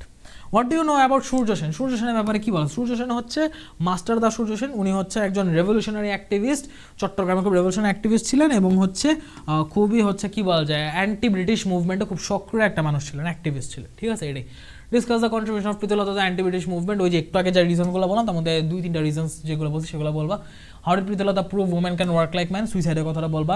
How did Pritilata disguise herself, disguise মানে হচ্ছে ছদ্মবেশ ধারণ করা, ডিসগাইজ, ক্যামোফ্ল্যাজ, এগুলার মানে হচ্ছে ছদ্মবেশ ধারণ, এগুলা মানে কি? ছদ্মবেশ ধারণ, ছদ্মবেশ ধারণ, ছদ্মবেশ মানে হচ্ছে যেটা সে না সেরকম একটা কিছু। ঠিক আছে, নিজেকে পরিচয় গোপনের কি, ছদ্মবেশ মানে পরিচয় গোপন। কিভাবে করছিল? By dressing like a man, by dressing like a regular man, by dressing like a man. এবং সে কেন এই কাজটা করছিল? সে হচ্ছে যেন সে ক্লাবটাকে হচ্ছে অন্যান্য যেসব পুরুষ সৈন্য আছে তাদের সাথেই সে ইনভাইট করতে পারে এবং মেয়েরাও যে ছেলেদের চেয়ে কোনো অংশ কম না, ছেলেদের সমান, সেটা প্রুভ করতে পারে। Y do think the design dogs and Indians are not allowed is a notorious one? কেন তোমার কাছে মনে হয় এটা একটা নটোরিয়াস সাইন? কারণ নটোরিয়াস এই কারণে যে এখানে ইন্ডিয়ানদের ইনসাল্ট করা হয়েছে। Do you agree that Pritilata's fight was again the both the British rule and the gender discrimination? Justify your answer. তোমার কাছে কি মনে হয় যে প্রীতিলতার ফাইট এটা হচ্ছে দুইটা বিপক্ষে ছিল? হ্যাঁ, একসাথে দুইটা বিপক্ষে, কারণ সে ব্রিটিশদের বিরুদ্ধে ক্লাবে গিয়ে ফাইট করছে, তারপর হচ্ছে মুভমেন্টে অংশ নিয়েছে, সেটা তো করছে প্লাস সে পুরো কাজটা অ্যাজ এ ওয়াম্যান করছে, কিন্তু একটা পুরুষের বেশে। সে পুরুষ থেকে কোনো অংশে কম না হয় কাটছে। তার মানে কি সে একই সাথে মানে নারী পুরুষ ভেদাভেদটাও হচ্ছে যুদ্ধক্ষেত্রে কম হয়েছে, তার উপর ব্রিটিশদের বিরুদ্ধে হচ্ছে যুদ্ধ করছে। সো এই জিনিসটা তুমি হচ্ছে এখানে জাস্টিফাই করবা। প্রীতিলতা প্রফেশন কী ছিল? সে হচ্ছে প্রফেশনের টিচার ছিল, ওই যে কি মোহন আনন্দচরণ না কি একটা কলেজ না, নামও তো ভুলে গেলাম, যাই হোক ওই স্কুলটার প্রিন্সিপাল ছিল, ঠিক আছে, হেড টিচার ছিল, এটাই আর কি।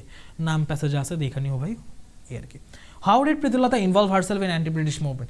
ওই যে বাই জয়নিং ইনভলভ করছে, বাই জয়নিং হচ্ছে সূর্য সেনের যে ইয়াটা আছে, সূর্য সেনের যে ওই যে আর্মড রেসিস্ট্যান্ট মুভমেন্ট, সেটাই হচ্ছে অংশগ্রহণ করে।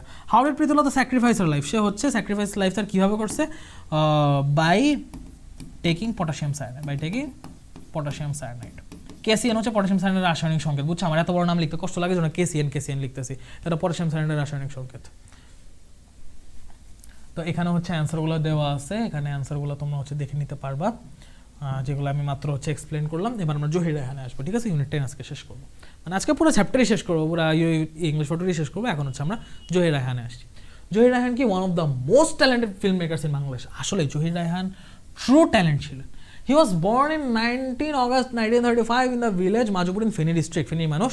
হি was an active worker of the language movement, ভাষা আন্দোলনের খুব মানে active worker. He was one of the 10 students to go out in a procession on 21st February 1952. Procession মানে কি? Procession মানে হচ্ছে আন্দোলন। Procession মানে কি? আন্দোলন, মুভমেন্ট। তারপর হচ্ছে আরেকটা কি জানি, মুভমেন্ট একটা ইয়া আছে, আরেকটা সুন্দর শ্রেণী আছে, মধ্যে মনে হচ্ছে না, মুভমেন্ট, প্রসেশন, এগুলো বলতে তোমার হচ্ছে ইয়া বুঝায়, আন্দোলন বুঝায়, প্রতিরোধ বুঝায়, ঠিক আছে? Despite a ban on such activities imposed by the authorities, ban মানে নিষিদ্ধ করা, বিস্পামানা সত্ত্বেও, যে একটা নিষিদ্ধ সত্ত্বেও এইরকম কাজ কারবার নিষিদ্ধ সত্ত্বেও 1952 সালে তিনি এটাই অংশগ্রহণ করছিলেন। নিষিদ্ধ কারা করছিল? Imposed by the authorities. Imposed মানে হচ্ছে চাপায় দেওয়া, জোরপূর্বক চাপায় দেওয়া হয়েছে, ইম্পোজ করেছে, মানতে চায়নি, তাও চাপায় দেওয়া হয়েছে যে না এটা নিষিদ্ধ। As a result he and many others were arrested and taken to prison. Zahir Raihan jail খাটছে।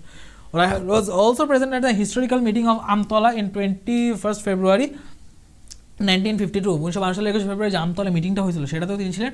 He also took part in the mass movement of 1969, তিনি গণঅভ্যুত্থানেও ছিলেন। 1971 তিনি যুদ্ধ পর্যন্ত করছেন, মানে এই পরিমাণ দেশপ্রেমিক একটা মানুষ ছিলেন। All through his life Zahir Raihan dreamed of a democratic society, a society that would ensure freedom of speech. সে হচ্ছে বাক স্বাধীনতার জন্য, একটা স্বাধীন দেশে স্বাধীনভাবে কথা বলতে হবে, এইটার স্বপ্নে সে এতটাই প্রকট ছিল যে সে দেশটাকে মুক্ত করার জন্য বারে 52, 69, 71 সালে যুদ্ধ করেছে, সালে অ্যাক্টিভ ছিল।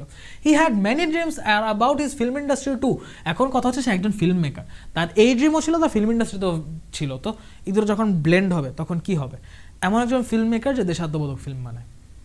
জহির ক্ষেত্রে এটি হয়েছিল। He made a legendary film, Jibon Theke Neya, based on the language movement of 1952. It was a protest, yes, মনে পড়ছে, protest, আমার শব্দটা এখন মনে পড়ছে,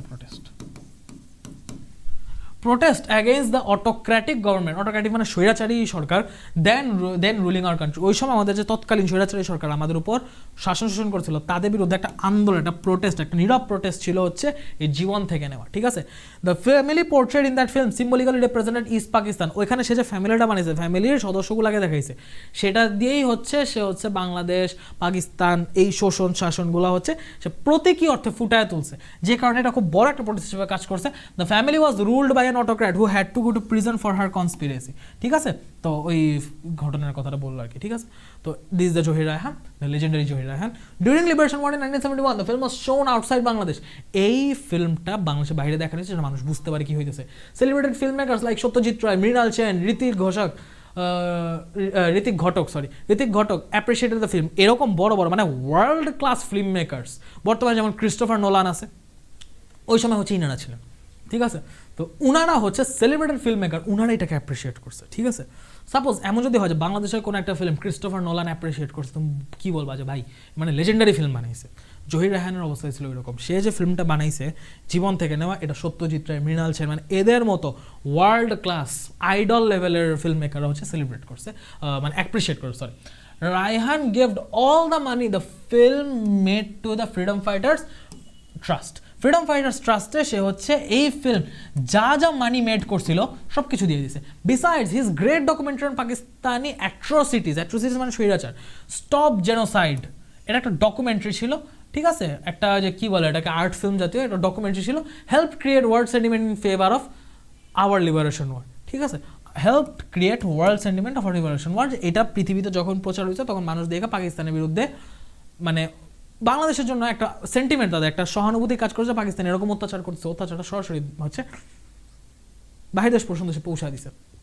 অন 30 ডিসেম্বর মানে বিজয় আসার 14 দিন পর, someone informed Raihan about an address somewhere at Mirpur where he might find his brother, the famous writer Shahidullah Kaiser. এই শহীদুল্লাহ কায়সার ভাই জহির রায়হান। এই শহীদুল্লাহ কায়সার যিনি ফেমাস রাইটার ছিলেন, উনাকে তিনি একটা অ্যাড্রেসে খুঁজে পাবেন, ওনার ভাই তো নিখোঁজ। ওই যে 14 ফেব্রুয়ারি শহীদ বুদ্ধিজীবী দিবসে কিন্তু শহীদুল্লাহ কায়সারকেও মেরে ফেলা হয়েছিল, জহির রায়হান জানতেন না, লুকানো হয়েছিল। ওই ইনফরমেশন দিয়ে জহির রায়হানকে মিরপুর একটা অ্যাড্রেসে ডেকে নিয়ে উনাকেও গুম করে ফেলা হয়েছে। Who had gone missing from 14 December 1971, ওই সময় থেকে হচ্ছে মিসিং ছিল। তো Kaiser was captured and killed by Pakistan army and local collaborators, মানে রাজাকার, শেষ সময় রাজাকার দ্বারা শেষ সময় মারা গেছে। কিন্তু এই কথাটা তো তিনি জানতেন না। তিনি অ্যাকর্ডিংলি কী করছেন, Raihan left home to get his brother back, যে আমি আমার ভাইকে নিয়ে ফেরত আসবো, কিন্তু he never returned. Zahir Raihan's dream was fulfilled, তার ড্রিমটা ফুলফিল হয়েছে 14 দিন। সেই সময় সে দেখছে যে তার ভাই নাই, ভাইকে খুঁজতে গেছে, ভাইকে খুঁজতে গিয়ে সে ফিরত আসেনি। The dreamer could not live to see his dream come true. এটাই আর কি। Which of the following word describe Zahir বেশ? জহির রায়হানকে কে হচ্ছে মানে তোমার কোন ওয়ার্ডটা বেশ ভালোভাবে প্রেজেন্ট করে? Brilliant. Yes, he was brilliant, but তাকে এক্সপ্লেন করার জন্য brilliant word is not enough, he is revolutionary. Stop genocide কি ছিল? ফিল্ম ছিল, নভেল ছিল? No, it was a documentary. In the passage the word captured বলতে কি বুঝেছে? ক্যাপচার্ড মানে হচ্ছে বন্দি করা, ক্যাপচার্ড মানে হচ্ছে কাউকে কয়েদ করা। ইমপ্রিজন, এটা হবে ইমপ্রিজন। অ্যাবডাক্ট মানে অপহরণ। ট্র্যাপ মানে হচ্ছে ফাঁদে ফেলা, রেকর্ডেডও না।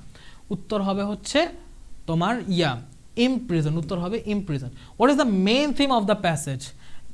মেইন থিম প্যাসেজ কি ছিল? জহিরের পুরো লাইফে ছিল, কোনো অ্যাক্টিভিটিস, লাস্ট ডে কন্ট্রিবিউশন এরকম কিছু ছিল, পুরো জহিরের লাইফটাই হচ্ছে জন্ম টু মৃত্যু, পুরোটাই প্যাসেজের থিম ছিল। জহির রায়হান কি করছেন? Avoid, fled away, escape. উনি যুদ্ধ থেকে পালাইছেন, যুদ্ধে অ্যাভয়েড করছেন না, উনি যুদ্ধে অংশগ্রহণ করছেন। দ্য ফিল্ম জীবন থেকে না, এটা সিম্বল, এটা কিসের সিম্বল ছিল? এটা হচ্ছে রিভোল্ট অ্যাগেনস্ট অটোক্রেটিক মুভমেন্ট। এটা অটোক্রেটিক মুভমেন্টের বিরুদ্ধে একটা রিভোল্ট বা একটা বিপ্লব ছিল। এটা কাইন্ড অফ একটা বিপ্লবী ছিল, কারণ বারবারিজম, ব্রুটালিজম, অটোক্রেসি এরা সব সেম মিনিংয়ে যায়। বারবারিজম আর ব্রুটালিজম মানে হচ্ছে নৃশংসতা, আর অটোক্রেসি মানে স্বৈরাচার। সো এখানে স্বৈরাচার এগুলো না। জীবন থেকে না কিসের উপর বেস করা? জীবন থেকে নেওয়া হচ্ছে মেইনলি তোমার ল্যাঙ্গুয়েজ মুভমেন্টের উপর, ল্যাঙ্গুয়েজ মুভমেন্ট না, সরি, লিবারেশন ওয়ার্ডের উপর বেস করে, লিবারেশন ওয়ার্ডের উপর বেস করে জীবন থেকে নেওয়া। কারণ লিবারেশন ওয়ার সময়টা দেখা যাচ্ছে জীবন থেকে লিবারেশন ওয়ার মানে পাকিস্তান বাংলাদেশের সম্পর্কটা সে পরিবার আকারে দেখাচ্ছে। জেনোসাইড মানে কি? জেনোসাইড মানে হচ্ছে গণহারে মানুষ মেরা ফেলা, মাস মার্ডার, মাস কিলিং আর কি, মাস কিলিং, ঠিক আছে। জেনোসাইড মানে হচ্ছে মাস কিলিং। জীবন থেকে নেওয়া, এটা কি ছিল? ক্রিটিক্যালি ইভ্যালুয়েট, অ্যানালাইজ, ডিসিসিভ না অ্যাক্লেমড? ক্রিটিক্যালি হচ্ছে অ্যাক্লেমড আসলে হয় না, ডিভিসিভ বা বিভেদমূলকও না, এটা হচ্ছে ক্রিটিক্যালি অ্যানালাইজড ফিল্ম বলা যায়। ইভ্যালুয়েটেড, আচ্ছা ইভ্যালুয়েটেডই হবে, অ্যানালাইজ না, ইভ্যালুয়েটেড, যে মূল্যায়ন করেছে খুবই ক্রিটিক্যালি, খুবই সুন্দরভাবে, খুবই ওই মানে কঠিন লেভেলে মূল্যায়ন করা হয়েছে, এবং এই লেভেলটা মূল্যায়ন এত বেশি যে ওয়ার্ল্ড ক্লাস ফিল্ম মেকাররা তাকে হচ্ছে করছে, তাকে হচ্ছে তার ফিল্মটাকে অ্যাপ্রিসিয়েশন জানাইছে, প্রশংসা জানাইছে। মাঝে মধ্যে শব্দ হারায় ফেলি, তো এই আর কি, ইংলিশ পড়াইতে পারতো, মাঝে মধ্যে আমি শব্দ হারায় ফেলি, ঠিক আছে। এবং এই জন্য এই জিনিসটা হঠাৎ কনটেক্সট চলে আসলে বলে রাখি। মাঝে মধ্যে কখনো শব্দ হারায় ফেললে, সিনোনিম অ্যান্টোনিম বা কোনো কিছু মনে না পড়লে আপসেট হওয়ার কিছু নেই। Even with teachers sometimes gate Starc, একটু সময় লাগে বাট আবার রিকভার করতে পারি। তুমি এরকম প্র্যাকটিস করতে করতে তুমি হচ্ছে শার্প হয়ে যাবে ইনশাল্লাহ, ঠিক আছে? তো কখনো আটকায় গেলে বা কখনো কোথাও স্টাক হয়ে গেলে হতাশ হবা না। জহির রায়হান ওয়াজ ইমপ্রেজেন্ট বিকজ, আমি ইম্প্রেস ওয়ার্ডটা ভুলেই গেছিলাম। জহির রায়হান কেন ইমপ্রেজেন্ট হয়েছিল? কারণ হচ্ছে he depicted the atrocities, he took part in freedom fight, he was an activist in mass movement. দেখো হি ডিপিক্টেড মানে পিকচার থেকে আসছে, পিকচার ওখান থেকে ডিপিক্ট মানে হচ্ছে পিকচার মানে চিত্র, ডিপিক্ট মানে হচ্ছে চিত্রায়িত করা, কোনো কিছু ছবির মাধ্যমে দেখানো। সে হচ্ছে ছবির মাধ্যমে তুলে দেখাইছে অ্যাট্রোসিটিজ অফ পাকিস্তান গভর্নমেন্ট, যে এভাবে পাকিস্তান আমাদেরকে স্বৈরাচারের মাধ্যমে দমন করে রাখছে, ওই পরিবারটার মাধ্যমে, জীবন থেকে নেওয়ার মাধ্যমে। তাকে কিন্তু এই কারণে ইমপ্রিজন করেনি, তাকে ইমপ্রিজন করছিল সে হচ্ছে ভাষা আন্দোলনের অ্যাক্টিভিস্ট ছিল এই কারণে। What does the word legendary মানে কি? ফ্লপ, এনশিয়েন্ট, রিনোন, টপ, কি বুঝেছে? রিনোন বুঝেছে।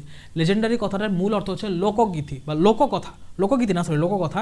যে লোককথা মানে কি? যে মানুষের কথা এরকম একটা রিয়েল মানুষ এক্সিস্ট, এমন একটা মানুষ হয়, মানুষ মুখের কথা এমন বলে কিন্তু রিয়েল লাইফে এত পারফেক্ট মানুষ এক্সিস্ট করে না, এরকম মানুষকে বলে লেজেন্ডারি। এরকম যখন মানুষের মুখের কথায় বলে একটা মানুষ, মানুষ খালি মুখে বলে, রিয়েল লাইফ এক্সাম্পল দেখা যায় না, এমন কেউ যখন জ্বলন্ত এক্সাম্পল আসে সেটাকে লেজেন্ডারি বলে।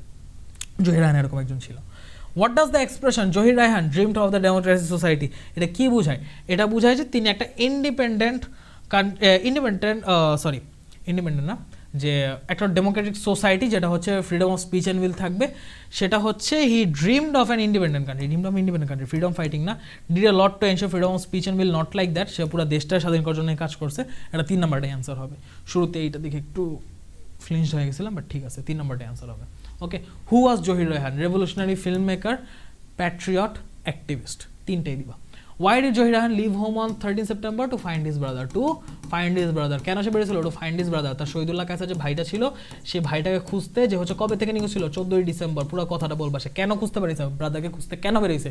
14ই ডিসেম্বর থেকে সে হারানো ছিল, এই জন্য তাকে খুঁজতে পেরেছে। Who was Shahidullah Kaiser? What happened to him? ওই যে সেম কাহিনী, এটা আবার বলবা। What was the effect of stop genocide? পুরো বিশ্ব থেকে একটা সিম্প্যাথি, এটাই পাওয়া গেছে, এবং বিশ্ব থেকে একটা হেল্পও পাওয়া গেছে, পাকিস্তানের স্বরূপটা ফুটে উঠছে। Where did Zahir Raihan contribute to all his earnings? সে কন্ট্রিবিউট করছে ফ্রিডম ফাইটার্স ট্রাস্টে, ঠিক আছে। হোয়াট ইজ জীবন থেকে নেওয়া হচ্ছে একটা লেজেন্ডারি ফিল্ম, যেটার পারপোজ ছিল হচ্ছে পাকিস্তান আর বাংলাদেশের সম্পর্কটাকে দেখানো, যে পাকিস্তান বাংলাদেশের সম্পর্ক কীরকম স্বৈরাচারী, ঠিক আছে। Zahir Raihan dreamed of a democratic society. Democratic বলতে কি বুঝাইছে? ডেমোক্রেটিক বলতে বুঝাইছে হচ্ছে গণতান্ত্রিক সোসাইটি, যেখানে হচ্ছে একজনের কথায় সব চলবে না, এখানে হচ্ছে সবার কথাকে সমান মূল্যায়ন করা হবে, এরকম একটা জিনিস। What do know about Zahir Raihan's dream? ওই যে dream, freedom of speech and will, সেটা বলবা। আর why did he give the money from Jibon Theke Neya? কারণ সে ফ্রিডম ফাইটারদের সাহায্য করেছিল, সে যুদ্ধে অংশগ্রহণ করছিল, ওই কথাটাই আসবে। From a reading of the passage, how do evaluate Zahir Raihan as a golden son of Bangladesh? Golden son of Bangladesh হিসেবে ইভ্যালুয়েট করতে গেলে তুমি তার মেরিটের কথা বলো, তার যোগ্যতার কথা বলো, তার দেশপ্রেমের কথা বলো। মাল্টি ট্যালেন্টেড একটা মানুষ ছিল, মাল্টিপল ওয়েজে দেশকে সাহায্য, দেশকে হচ্ছে রিপ্রেজেন্ট পজিটিভলি, ওয়ার্ল্ডের কাছে রিপ্রেজেন্ট করে রেখেছে এই মানুষটা, ঠিক আছে। How did Zahir Raihan contribute to the language movement? সে হচ্ছে ল্যাঙ্গুয়েজ মুভমেন্টে কীরকম? সে হচ্ছে সরাসরি প্রসেশনে অংশগ্রহণ করছিল, এবং সে হচ্ছে আমতলার মিটিংটাতেও ছিল, এই 2টা কথা বলবো, আমতলা মিটিংয়ে ছিল এবং আন্দোলনে অংশগ্রহণ করছে। Where does Zahir Raihan hail from? তাকে কোথা থেকে তুলে নেওয়া যাওয়া হয়েছে? মিরপুর। এটা write down 2-3 sentence about stop genocide. এটা হচ্ছে পাকিস্তানের জেনোসাইড মাস কেড়ে নিয়ে বানানো হয়েছিল, পুরো ওয়ার্ল্ডে সিম্প্যাথি পাইছে, জহির রায়হান এটাকে ডকুমেন্টারি হিসেবে বানা সারা ওয়ার্ল্ডের কাছে প্রেজেন্ট করছে, এটাই। How did Raihan create world sentiment in favour of our liberation war? এই যে স্টপ জেনোসাইডের মাধ্যমে। What do think about the demise of Zahir Raihan? Demise meaning ভুলে গেছি, ডিমাইস দেখতে হবে। ডিমাইস মিনিংটা এই মুহূর্তে মনে পড়তেছে না, একটু দেখে নেই। ডিমাইস, মৃত্যু। What do think about the demise of Zahir Raihan? ঠিক আছে, এই মানুষটাকে হচ্ছে ভুল বুঝায় নিয়ে গিয়ে হত্যা করা হয়েছে, এই মানুষটাকে মার্ডার করা হয়েছে। ডিমাইস মানে মৃত্যু, মার্ডার। তো এই মানুষটাকে লিটারালি স্বাভাবিক ডেথ না, তাকে মার্ডার করা হয়েছে, তাকে নিয়ে গুম করে ফেলা হয়েছে, এবং তাকে হচ্ছে ভাইয়ের প্ররোচনা দিয়ে তাকে নিয়ে যাওয়া হয়েছে। এইটা হচ্ছে তুমি এখানে তার ব্যাপারে এই কথাটা বলতে পারো, ঠিক আছে। তো এখানে হচ্ছে এই অ্যান্সারগুলো এইভাবে দেওয়া আছে, আমি এগুলোরও অ্যান্সার নিয়ে আসছি সাথে সাথে স্লাইডে। সো এই হচ্ছে অ্যান্সার। এবার হচ্ছে আমরা ফিল ইন দ্য গ্যাপস দেখবো। ফিল ইন দ্য গ্যাপসে কী আছে? Zahir Raihan is a great son, এটা কিন্তু ফিল ইন দ্য গ্যাপসে বেশ কয়েকবার আসছে। Zahir Raihan is a great son of our country, he was basically a dash film maker. কেমন? এ ট্যালেন্টেড, এ ব্রিলিয়েন্ট, কি a legendary film maker, a legendary filmmaker. He also wrote a number of novels. Beside, he was an কি worker, he was an active worker. যেহেতু an বলছে তাইলে আমি an সাথে active বসাবো। In organising the language movement that ultimately dash to the war of liberation. এই language মুভমেন্টটা শেষমেশ কোন দিকে গেছে? Ultimately led to the, ultimately আমাদের কোন দিকে নিয়ে গেছে? আমাদেরকে ওয়ার অফ লিবারেশনের দিকে নিয়ে গেছে। রেজাল্ট কিন্তু হবে না, কারণ রেজাল্টের পর ইন বসে, রেজাল্টেড ইন কিন্তু হবে না, এখানে ইন নাই, টু বসে তাই লেট টু। হি ওয়াজ এ ড্রিমার, একটা স্পেস হবে, স্পেস বসেনি। He was a dreamer of independence, he played a very important role. He made a documentary film on the genocide, সে জেনোসাইডের উপর একটা ডকুমেন্টারি বানাইছে। He did all this novel things to have an dash and democratic country. যেহেতু অ্যান বসছে তার মানে কি একটা ভাওয়েল দিয়ে শুরু হয় এমন শব্দ বলবে। এমন শব্দ কি আছে? Independent country. সে একটা স্বাধীন এবং গণতান্ত্রিক রাষ্ট্রের স্বপ্ন দেখতো। Zahir Raihan dash to establish, dreamed মানে স্বপ্ন দেখতো, সে স্বপ্ন দেখতো to establish a country free from exploitation. He dreamed of a society that would guarantee. আচ্ছা তাহলে এখানে ড্রিমটার পর টু কেন হয়েছে? এটা এস্টাবলিশের কারণে টু হয়েছে, শুধু ড্রিমটার কারণে হলে অফ হইতো। এখানে যেহেতু এ বসছে, কোনো ভার্ব নাই, সেই জন্য অফ বসে। He dreamed of a society that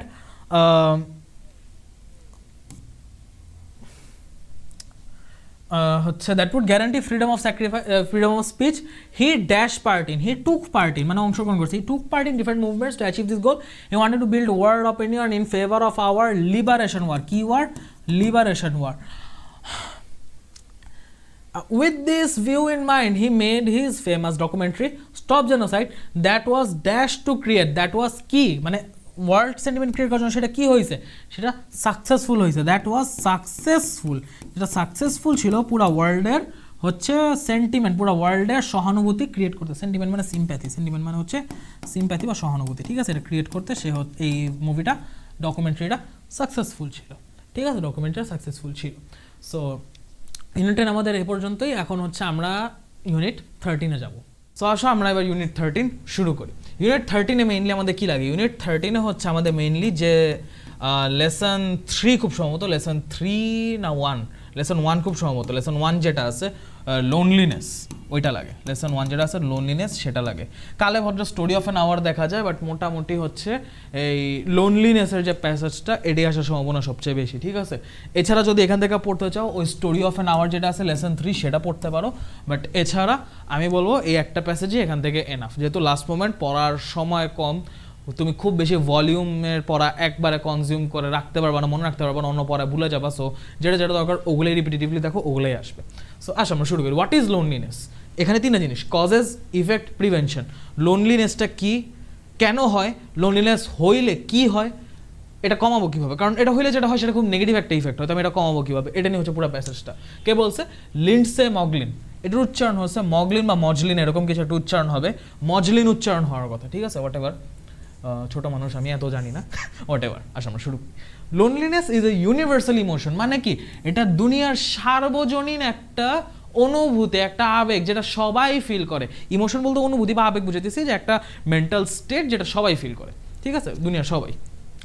that most of us experience at least once during our life time. এখন ওয়ান্স না, আমরা আসলে এমন একটা যুগে আছি যে দেখা যায় সবাই একক্রমে কিন্তু সবাই ফোন চালিয়ে দিচ্ছে, তো we are all together but we all are alone, এমন একটা সময় চলে আসছে, ঠিক আছে?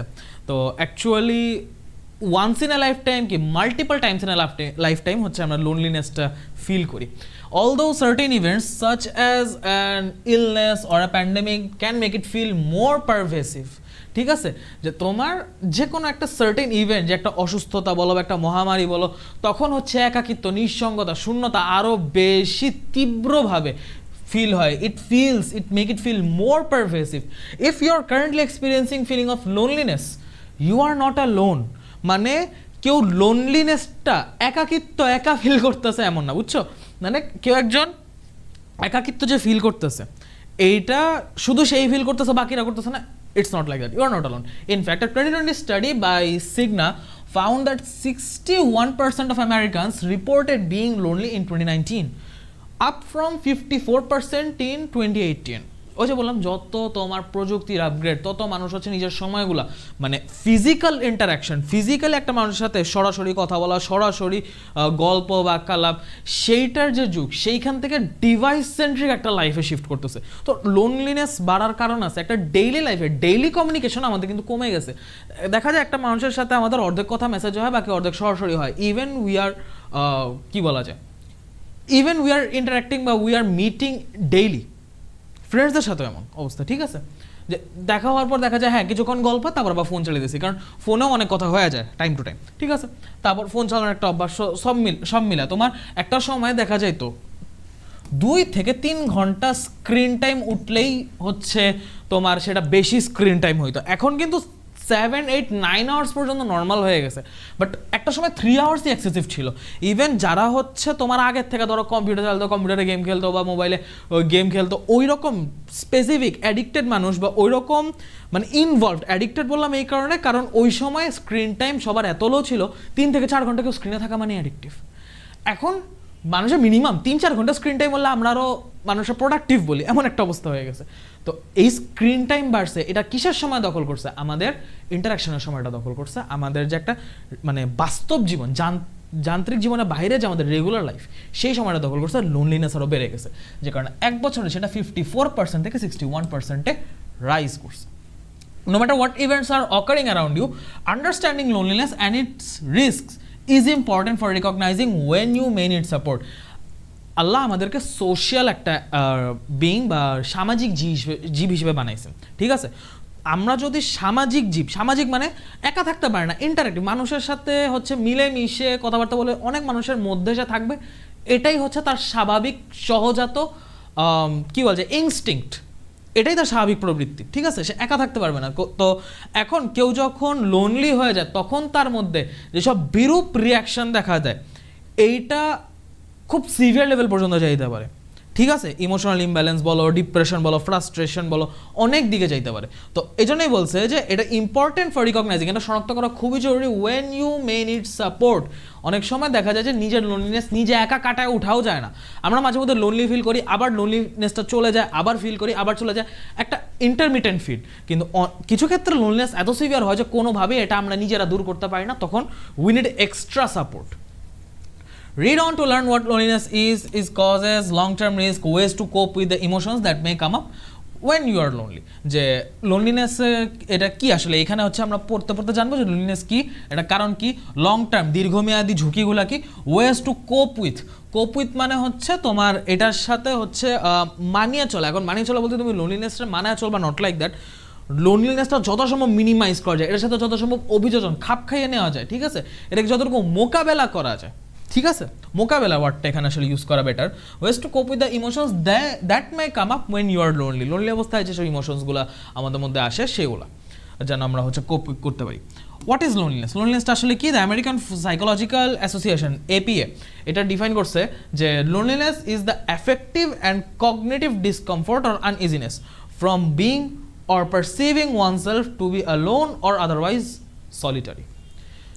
অ্যাফেক্টিভ অ্যান্ড কগনিটিভ ডিসকমফোর্ট বলতে যে তোমার এমন একটা ডিসকমফোর্ট, এমন একটা অস্বস্তি যেটা তোমাকে এফেক্ট করছে, যেটা তোমাকে প্রভাবিত করতেছে, বা আনইজিনেস একটা মানে সহজ না লাগা, আনকমফোর্টেবল একটা অবস্থা। ডিসকমফোর্ট যেটাকে আমি সোজা ভাষায় বলতে পারি, ডিসকমফোর্ট আর আনইজিনেস সেম জিনিস। তো একটা এমন ডিসকমফোর্ট যেটা আমাকে প্রভাবিত করতেছে emotionally, from being or perceived oneself to be alone or otherwise solitary. এই ডিসকমফোর্টটা কেন আসতেছে? একটা মানুষ হয় নিজেকে একা ভাবতেছে, অথবা সে অ্যাকচুয়ালি একা আছে, to be alone or otherwise solitary, হয় সে একা আছে অথবা সে একা হয়ে গেছে, বা কোন একটা কারণে সে একা ফিল করতেছে। ফিল করা সবার মাঝে থেকেও নিজের একাকিত্ব থাকে না, একটা যে মানে নিজের ভিতরে একটা শূন্যতা, একটা নিঃসঙ্গতা ফিল করা। একাকিত্ব বলতে নিঃসঙ্গতাও কিন্তু এর মধ্যে পড়ে। তো নিঃসঙ্গতা ফিল করা, সে আছে মানুষের মাঝখানেই আছে, সামাজিকভাবে আছে, কিন্তু তারপরে সে একটা নিঃসঙ্গ ফিল করে, তার হয়তো ইমোশন শেয়ার করার কেউ নাই, বা হচ্ছে সে তার অ্যাকচুয়ালি তার মনের কথাগুলো বা তার ড্রিমসগুলো সে যে এক্সপ্রেস করবে, সে যে তার চাওয়াটা বা সে যে তার অ্যাম্বিশনটা এক্সপ্রেস করবে সেটা হয়তো সে কারো কাছে এক্সপ্রেস করতে পারতেছে না, তো এই ক্ষেত্রে তাকে বুঝার কেউ নেই, এরকমভাবে হচ্ছে একটা নিঃসঙ্গতা কাজ করতেছে, এটা এক ধরনের হচ্ছে লোনলিনেস।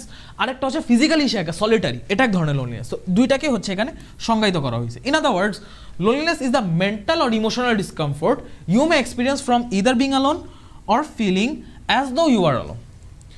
ঠিক আছে, হয় হচ্ছে তুমি সরাসরি একা থাকার কারণে ফিল করছো, অথবা feeling as though you are alone.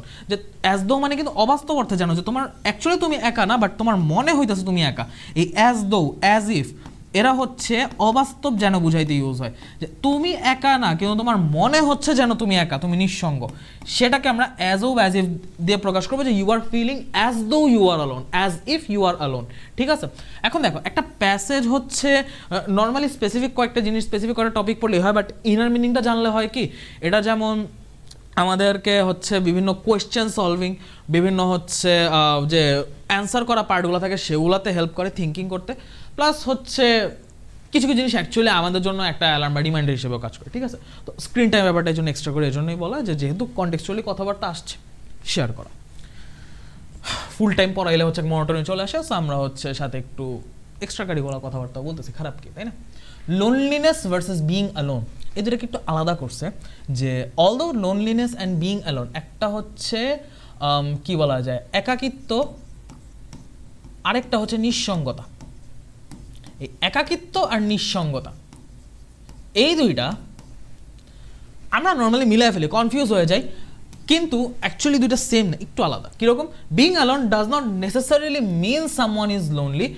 Loneliness is a feeling, while being alone is a situation or state of being which is not inherently negative. এটা হচ্ছে নিনা ভাসান বলছেন, MD psychiatrist and professor at Stanford university school of medicine and chief medical officer at Real, এরকম একটা হচ্ছে বিশাল degree দিয়ে দিছে। এটা একটা বিশাল ডিগ্রি লিস্ট, ঠিক আছে? এটা হচ্ছে যখন তোমার ওই কোশ্চেন আসবে তখন এতে দেখে নিবা, আমি পরে না, আমরা উপর লাইনটা দেখি, ঠিক আছে? বিশাল ডিগ্রি, যাই হোক, কি আছে লোনলিনেস এবং বিইং অ্যালোন, এটা কমনলি কনফিউজড, কিন্তু এটা অ্যাকচুয়ালি হচ্ছে আলাদা কোন জায়গায়, যে বিইং অ্যালোন একাকিত্ব does not necessarily mean someone is lonely.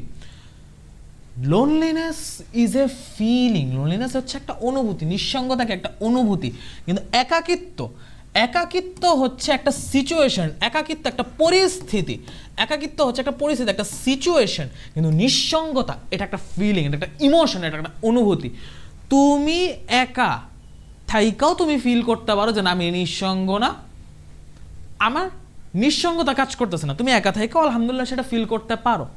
আবার তুমি সবার মাঝখানে থাইকাও তুমি নিঃসঙ্গ ফিল করতে পারো, তাই না? হয় কিন্তু।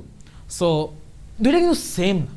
নিঃসঙ্গতা হচ্ছে একটা অনুভূতি, এটা একটা ফিলিং, কিন্তু এই ফিলিংটা আমি একা থাকা অবস্থায় অ্যাকচুয়ালি ফিজিক্যালি বা পরিবেশভাবে মানে কংক্রিটলি একা থাকা অবস্থায় আমি ফিল করবো নাকি সবার মাঝখানে থাইকা ফিল করবো, এটা কিন্তু কোনো ঠিকঠাক নেই। সো ফিজিক্যালি একা থাকা আর মেন্টালি একা ফিল করা দুইটা কিন্তু দুই জিনিস। তো বিইং অ্যালোন এটা হচ্ছে একটা ফিজিক্যাল সিচুয়েশন আর এটা হচ্ছে একটা মেন্টাল সিচুয়েশন, সোজা ভাষা যদি আমি তোমাকে বলি, ঠিক আছে? Loneliness is a feeling while being alone is a situation or a state, অবস্থা, state of being which is not inherently negative, যেটা ভিতর থেকে নিঃসঙ্গের সেই মানে নেতিবাচক অনুভূতিটা ট্রিগার করে না সবসময়। You can feel lonely even you are surrounded by other people. দেখো আমার কথাই বলতেছে ডক্টর ভাসান, উনি আমার কথাই বলতেছেন, ঠিক আছে? আসলে আমি ওনার কথা বলতেছি। You can feel lonely even when you are surrounded by other people such as a partner, family, co-worker or friends. তুমি সবার মাঝখানে চারিদিকে বেষ্টিত, তুমি সবার মাঝখানে থাকো, চারজনের মানে তোমার চারিদিকে মানুষ থাকা সত্ত্বেও তুমি তাদের মাঝখানেও লোনলি ফিল করতে পারো। তোমার পার্টনার বলো, ফ্যামিলি বলো, কোয়ার্কার বলো, মানে সহকর্মী যারা আছে বা ফ্রেন্ডস বলো, সবার মাঝখানে থেকে তুমি লোনলি ফিল করতে পারো, ঠিক আছে?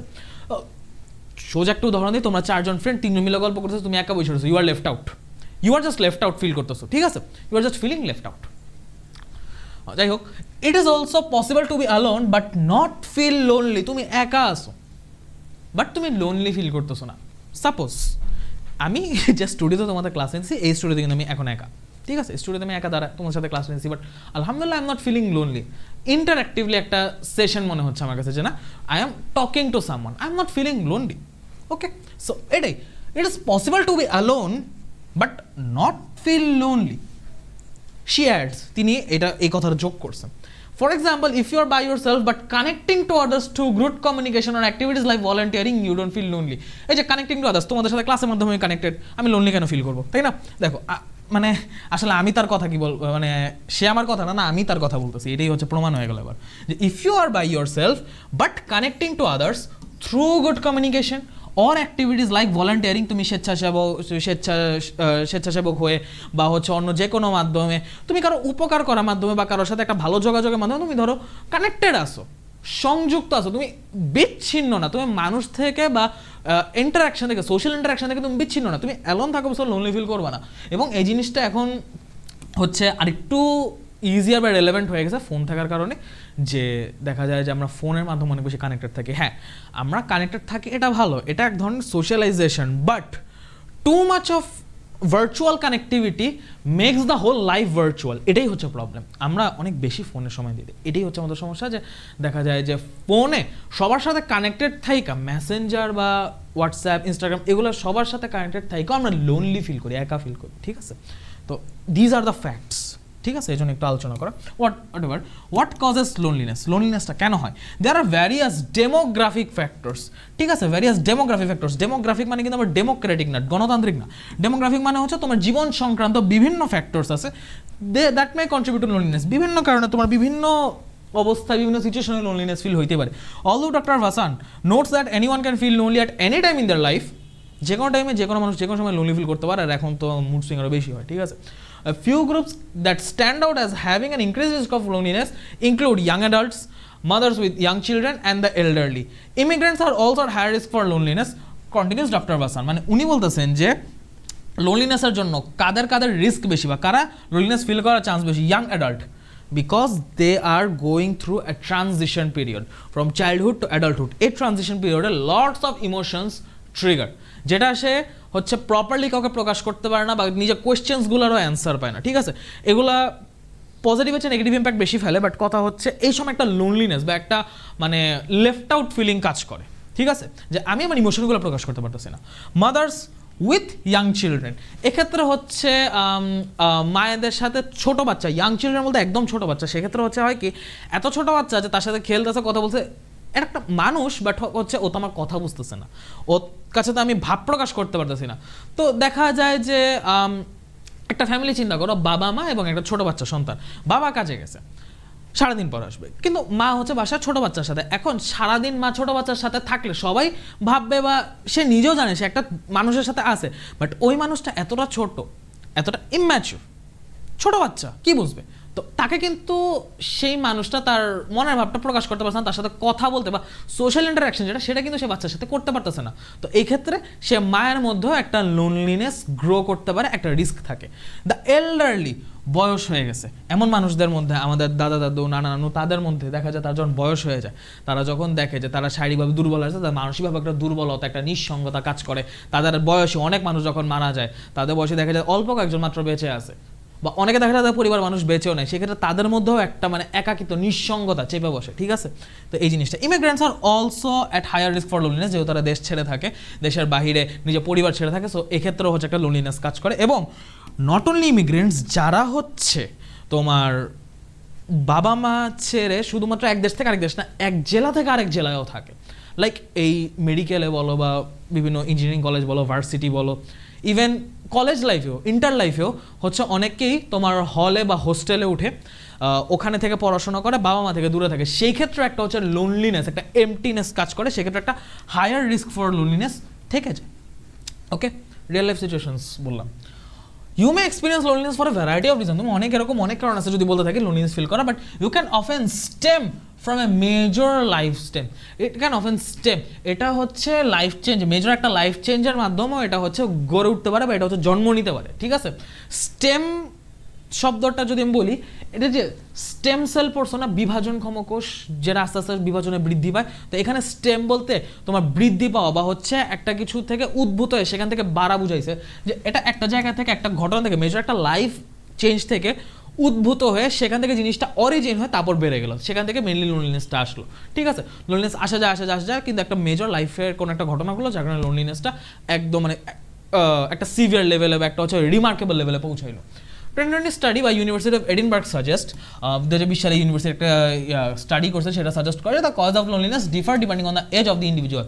যত হচ্ছে তোমার মানে এক একজনের মানুষ এরকম এজের হয়, তাদের কারণগুলো ডিফার করে। For example, older adults experience loneliness more as frequently as a result of living alone, while middle-aged individuals aren't as likely to report living alone as a cause of their loneliness. তো যারা হচ্ছে বৃদ্ধ মানুষ বা হচ্ছে বয়োজ্যেষ্ঠ মানুষ, তাদের লোনলিনেসের একটা কমন কারণ দেখা যায় হচ্ছে একা থাকা, ফিজিক্যালি একা থাকা। কারণ দেখা যায় কিছু ক্ষেত্রে ওল্ড এজ হোম হয়, কিছু ক্ষেত্রে হচ্ছে তোমার দেখা যায় যে মানে ছেলে মেয়ে থেকে আলাদা থাকে, জাস্ট একটা বাসায় একাই থাকে। আবার কিছু ক্ষেত্রে এমন দেখা যায় যে সে সবার মাঝখানেই আছে, কিন্তু তার সাথে সবার ওই রকম ইন্টারাকশন বা ওই রকম হচ্ছে কথাবার্তা হয় না যে সে তার নিঃসঙ্গতা বা কাটায় উঠতে পারবে। হ্যাঁ, সে একা না, বাট একটা নিঃসঙ্গতা, একটা সঙ্গীর অভাব ফিল করতেছে, যে তার মতো করে তার কথাটা, তার ইমোশনটা বুঝবে। ঠিক আছে, বয়স্ক মানুষদের ক্ষেত্রে এটা হয়, এবং তাদের ক্ষেত্রে কিন্তু লোনলিনেসের কজ হচ্ছে লিভিং অ্যালোন, ম্যাক্সিমাম কজ হচ্ছে লিভিং অ্যালোন। কিন্তু মিডল এজদের কথা তুমি বলো, মিডল এজটা আবার হচ্ছে তুমি লিভিং অ্যালোনের কজটা পাবো না। তারা হচ্ছে মানে ফিজিক্যাল সিচুয়েশন অনুযায়ী তারা একা থাকে না, বাট অন্য কোনো একটা মেজর কারণে দেখা যায় আবার তারা একা কি ফিল করে। তো বয়স ওয়াইজ এটা ডিফার করে। The discrepancy between what causes loneliness in old adult versus those who are middle aged could be due to the fact that old adults have retired, no longer have the community or daily interactions with work life. ওই যেটা বললাম যে তারা হচ্ছে ওই রকমভাবে ইন্টারাকশনটা করতে পারছে না, তাদের মনে ভাব যারা তার মতো করে বুঝবে সেরকম কাউকে সে বুঝাইতে পারতেছে না। তুমি চিন্তা করো, আমি যেটা ফিল করতেছি বা আমার যে আইডিওলজি বা আমার যে ফিলিং, আমি কিন্তু আমার চেয়ে আরও 4-5 জেনারেশন উপরের কাউকে আমার মতো করে বুঝাতে পারবো না, সে আমার মতো করে বুঝবে না। আবার তার ইমোশন আমি তার মতো করে বুঝবো না, একটা জেনারেশন গ্যাপ। ঠিক আছে, তো এটাই আর কি। Clinical psychologist in New York, আচ্ছা ডিসক্রিপেন্সি বলতে এখানে অসমতা, ডিসিমিলারিটি বুঝাইছে। ঠিক আছে, অসমতা বুঝাইছে, অসমতা বুঝাইছে। Okay, don't get messed up. Clinical psychologist in New York city, উনি হচ্ছে এই কথাগুলো বলছেন। Older individuals are more likely to have lost friends and family members, আমি একটু আগে যা বললাম, and they are more likely to experience medical or physical limitations that restrict their opportunities to activities and socialising, continuous doctor press. তো এখানে physical activities restriction, physical limitations, এটা বলছে একটা মানুষ যখন শারীরিকভাবে দুর্বল হয়ে যায়, শারীরিকভাবে যখন কোনো একটা কাজে চলতে ফিরতে স্বাভাবিক মানুষের জীবনযাপন অক্ষম হয়ে যায়, তখন তার মধ্যে মানসিক একটা দুর্বলতাও ভর করে। বাই নেচার আমরা এমন, তুমি ফিজিক্যালি যত স্ট্রং, যত স্টার্ডি থাকবা, তুমি মেন্টাল তত কনফিডেন্ট থাকবা। তুমি ফিজিক্যাল যত দুর্বল, যত উইক, তোমার মেন্টালিটি তত ভীরু, তত হচ্ছে একাকী, তত হচ্ছে দ্বিধান্বিত, কনফিউজ একটা ফিলিং থাকবে, তুমি কনফিডেন্ট হইতে পারবা না। ঠিক আছে, তো ফিজিক্যাল স্টেট, ফিজিক্যাল অবস্থা একটা বড় ম্যাটার মেন্টাল স্টেটের কথা যদি চিন্তা করি। আরও কমন কজ কী কী আছে? কমন কজ হচ্ছে death of a close friend of family member, ওই যে যেমন হচ্ছে বড়দের, এটা তোমার হচ্ছে বয়স্কদের normal cause. Physical isolation such as living alone or moving away from family and friends, ওই যে হচ্ছে নিজের দেশ ছেড়ে বা জেলা ছেড়ে হচ্ছে অন্য কোথাও যাওয়া, তোমার ইমিগ্রেশন। ইলনেস ওর ডিসেবিলিটি, একটু আগে বললাম। রিটায়ারমেন্ট হচ্ছে সে পুরো একটা ওয়ার্ক প্লেসে বছরের পর বছর সে তার একটা জীবন যাদের সাথে কাজ করে আসছে। লাইক একটা পুরুষ মানুষের কথা তুমি চিন্তা করো, যারা হচ্ছে ওয়ার্কিং ম্যান, 9 to 5 জব, তাদের কথাই বলি। তো 9 to 5 রয়েছে, 9 to 5 অ্যাকচুয়ালি এই টাইমটাও জব করে, মোটামুটি 8 ঘন্টার জব। একটা মানুষ 8 ঘন্টা মানে 24 ঘন্টার মধ্যে 8 ঘন্টা মানে দিনের 1/3 তার জীবনের 1/3 ঘুমে কাটাইতেছে, আরেক 1/3 সে কাজে কাটাইতেছে, বাকি 1/3 সে পরিবারের সাথে। ইভেন পরিবারের সাথে ফুল 8 ঘন্টা কাটানো যায় না, আরও কম সময় কাটে। সো ইন ম্যাথমেটিক্যাল অ্যাসপেক্ট, একটা মানুষ তার রেগুলার লাইফে তার পরিবার পরিজনের সাথে যে পরিমাণ সময় কাটা, তার চেয়ে বেশি তার কর্মজীবনের সময় কাটে, যদি একটা 9 to 5 জব হোল্ডারের কথা আমি চিন্তা করি, ইজন্ট ইট? তো সেই মানুষটা যখন তার জব সেক্টর থেকে বয়স্ক অবস্থায় বের হয়ে আসে, সেই জায়গাটা তার কাছে একটা পরিবারের মতো, তার পরিচিত একটা জায়গার মতো হয়ে যায়। ঠিক আছে, ওইটা একটা মানে হচ্ছে অন্য একটা কমিউনিটি হয়ে যায়। যখন তাদেরকে ছেড়ে আসে এবং সে জানে এখান থেকে সে রিটায়ার করে আসে, সেখানে আসে কখনো ফিরে যাবে না, ওই একটা লোনলিনেস, একটা ফেয়ারওয়েলের মতো একটা মানে 10 বছর বা 8 বছর একটা স্কুলে পড়াবো, সেখান থেকে বের আসছে যে খারাপ লাগাটা কাজ করে, একটা মানে এমটিনেস কাজ করে, সেই এমটিনেসটা হচ্ছে ইয়ার মধ্যে এই রকম বয়সে রিটায়ারমেন্টও কাজ করে। ওয়ার্কিং অ্যালোন, একা কাজ করা, এটাও হচ্ছে একটা ডিপ্রেসিং ব্যাপার। এটা হচ্ছে আসলে যে ফেস করছে এটা সে জানে ওয়ার্কিং অ্যালোন কী জিনিস, লোনলিনেস কেমন ফিল হয়, কোন লেভেলে ফিল হয়। ঠিক আছে, এটা আমি এক্সপ্লেন করবো না, হোয়াট এভার। এবার হচ্ছে আমরা পড়াশোনায় হচ্ছে একটু কোয়েশ্চেন সলভিংয়ে ফিরে আসি। মোটামুটি প্যাসেজ কিন্তু আমরা বুঝছি, কিছু কিছু আনকমন ওয়ার্ড ছিল সেগুলো দেখাচ্ছি। এবার আমরা কোয়েশ্চেন সলভিংয়ে চলে যাবো। First, demographic. আমি বলছিলাম এটা ডেমোক্রেসি রিলেটেড কিছু না, এবং এটা ইকোনমিক্স বা হচ্ছে পলিটিক্যালও কিছু না। ডেমোগ্রাফিক বলতে আমার মানুষ সংক্রান্ত, জীবন সংক্রান্ত সেরকম জিনিস বুঝেছো। It's all about people, it's related to people. Stem from মানে কি যে বললাম স্টেম সেল, আমরা জাইগোট পড়ছি না যে একটা কোষ থেকে বিভাজন হয়ে হয়ে হয়ে তোমার হচ্ছে ওই 16 কোষ হয়, মরুলা হয়, সেখান থেকে ফিটাস হয়, বাচ্চা হয়, পুরো মানুষ হয়। তো ওই যে স্টেম সেল, ওখান থেকে কিন্তু সূচনাটা হয়েছে, ওখান থেকে কিন্তু সূত্রপাতটা হয়েছে। ওই সূত্রপাত, অরিজিন, ওই জিনিস, ওই কোষটাকে বলা হয় স্টেম সেল। স্টেম ফ্রম মানেও সেরকম উদ্ভূত হওয়া, কোনো কিছু একটা জায়গা থেকে, কোনো উৎস থেকে বের হওয়া, সেইটাকে বলা হয় originate, stem from. Okay, which of the following is false? এখানে ফলস কোনটা? ফলস হচ্ছে immigrants are not subject to loneliness. এটা অবশ্যই, এইটা একদম ফার্স্ট লাইনই ফলস, যে যারা প্রবাসী বা হচ্ছে নিজের বাসা ছেড়ে অন্য জায়গা থাকে তারা হচ্ছে লোনলিনেসের সাবজেক্ট না, এটা একদম ভুল কথা। ওরা আরও বেশি সাবজেক্ট, ওরা আরও বেশি হচ্ছে লোনলিনেসের সাফারার। তো একটা যদি ফলস হয়, বাকি সবগুলো এমনি ট্রু, আমি বুঝতেছি, তাই না? আমার দেখার দরকারই নেই। What can be inferred about the nature of loneliness from the passage as a whole? যে inferred মানে understood বলতে পারি, যে অ্যাকচুয়ালি আমরা হচ্ছে লোনলিনেসের যে নেচার, প্রকৃতি, লোনলিনেসের একাকিত্বের যে প্রকৃতি, নিঃসঙ্গতার যে টাইপ, নিঃসঙ্গতার যে প্রকৃতি, সেইটা থেকে প্যাসেজ অনুযায়ী আমরা আসলে কি বুঝতে পারি? It is a simple emotion with a single universal cause, যে একটা নর্মাল ইমোশন একটা স্পেসিফিক একটা সিঙ্গেল ইউনিভার্সাল কজের কারণে হয়, no. Its experiences and causes are complex and can vary from person to person. Yes, এটা হচ্ছে কারেক্ট, যে আমরা এখান থেকে বুঝতে পারি যে এটার কারণ এবং এটার অভিজ্ঞতা এক একজনের কাছে এক এক রকম, এবং এইটাকে আসলে তুমি এক শব্দে বা একটা কারণে ডিফাইন করতে পারো না। অনুভূতিটাকে একটা শব্দে ডিফাইন করা যায়, কিন্তু একটা শব্দে কখনো ব্যাখ্যা করা যায় না। খুবই কমপ্লেক্স একটা ব্যাপার। It only affects people who live in rural areas? No. It's a modern phenomenon cause by social media? No. Modern phenomenon cause by social media, হ্যাঁ, এটা হচ্ছে বর্তমানে অনেকগুলো কজের মধ্যে একটা কজ হইতে পারে, যে তোমার ভার্চুয়ালি বেশি ইনভলভ থাকার কারণে সে ফিল করতেছে। এটা একটা মডার্ন ফেনোমেনন যেটা লোনলিনেসকে টু সাম এক্সটেন্ট ইনক্রিজ করছে, বাট লোনলিনেস নিজে একটা মডার্ন ফেনোমেনন না। লোনলিনেস আরও বছর বছর আগের থেকে মানুষের হইতো, তাই না? সেটাই। What can cause loneliness? লোনলিনেসটা কেন হয়, কী কী কারণে হয়? উইনিং আ প্রাইজ, ভাই একটা প্রাইজ জিতলে কার লোনলিনেস হয়? Meeting new people? No. Learning something new? No. Being sick of living alone? Being sick of মানে হচ্ছে বিরক্ত হওয়া, অস্বস্তি হওয়া, বা হচ্ছে না চাওয়া। বিং সিক অফ মানে অতিষ্ঠ, সোজা ভাষায় অতিষ্ঠ, যে একা থাকতে থাকতে অতিষ্ঠ, একা থাকতে থাকতে বিরক্ত থাকা, ডিসকমফোর্টের যে অনুভূতি, ভালো না লাগার যে অনুভূতি, যে আমি একা ছিলাম ঠিক আছে, বাট এখন ভালো লাগতেছে না একা, এই যে এই ফিলিংটা, এটাই লোনলিনেস। ঠিক আছে? Who notes that anyone can feel loneliness at any time? কে বলছে? ডক্টর ভাসান, ডক্টর নিকি, ব্যাংসি না, বাট এই প্রেস নিকি ভাসানের মধ্যে একজন বলছে, একটু পিছিয়ে গিয়ে দেখতে হবে, দেখবো না পরে, সমস্যা নেই। লোনলিনেস ক্যান অফেন, আচ্ছা এটা আমি কেন দেখবো, এটা তো থিওরিক্যাল, তোমরা অ্যান্সার করতে পারবা।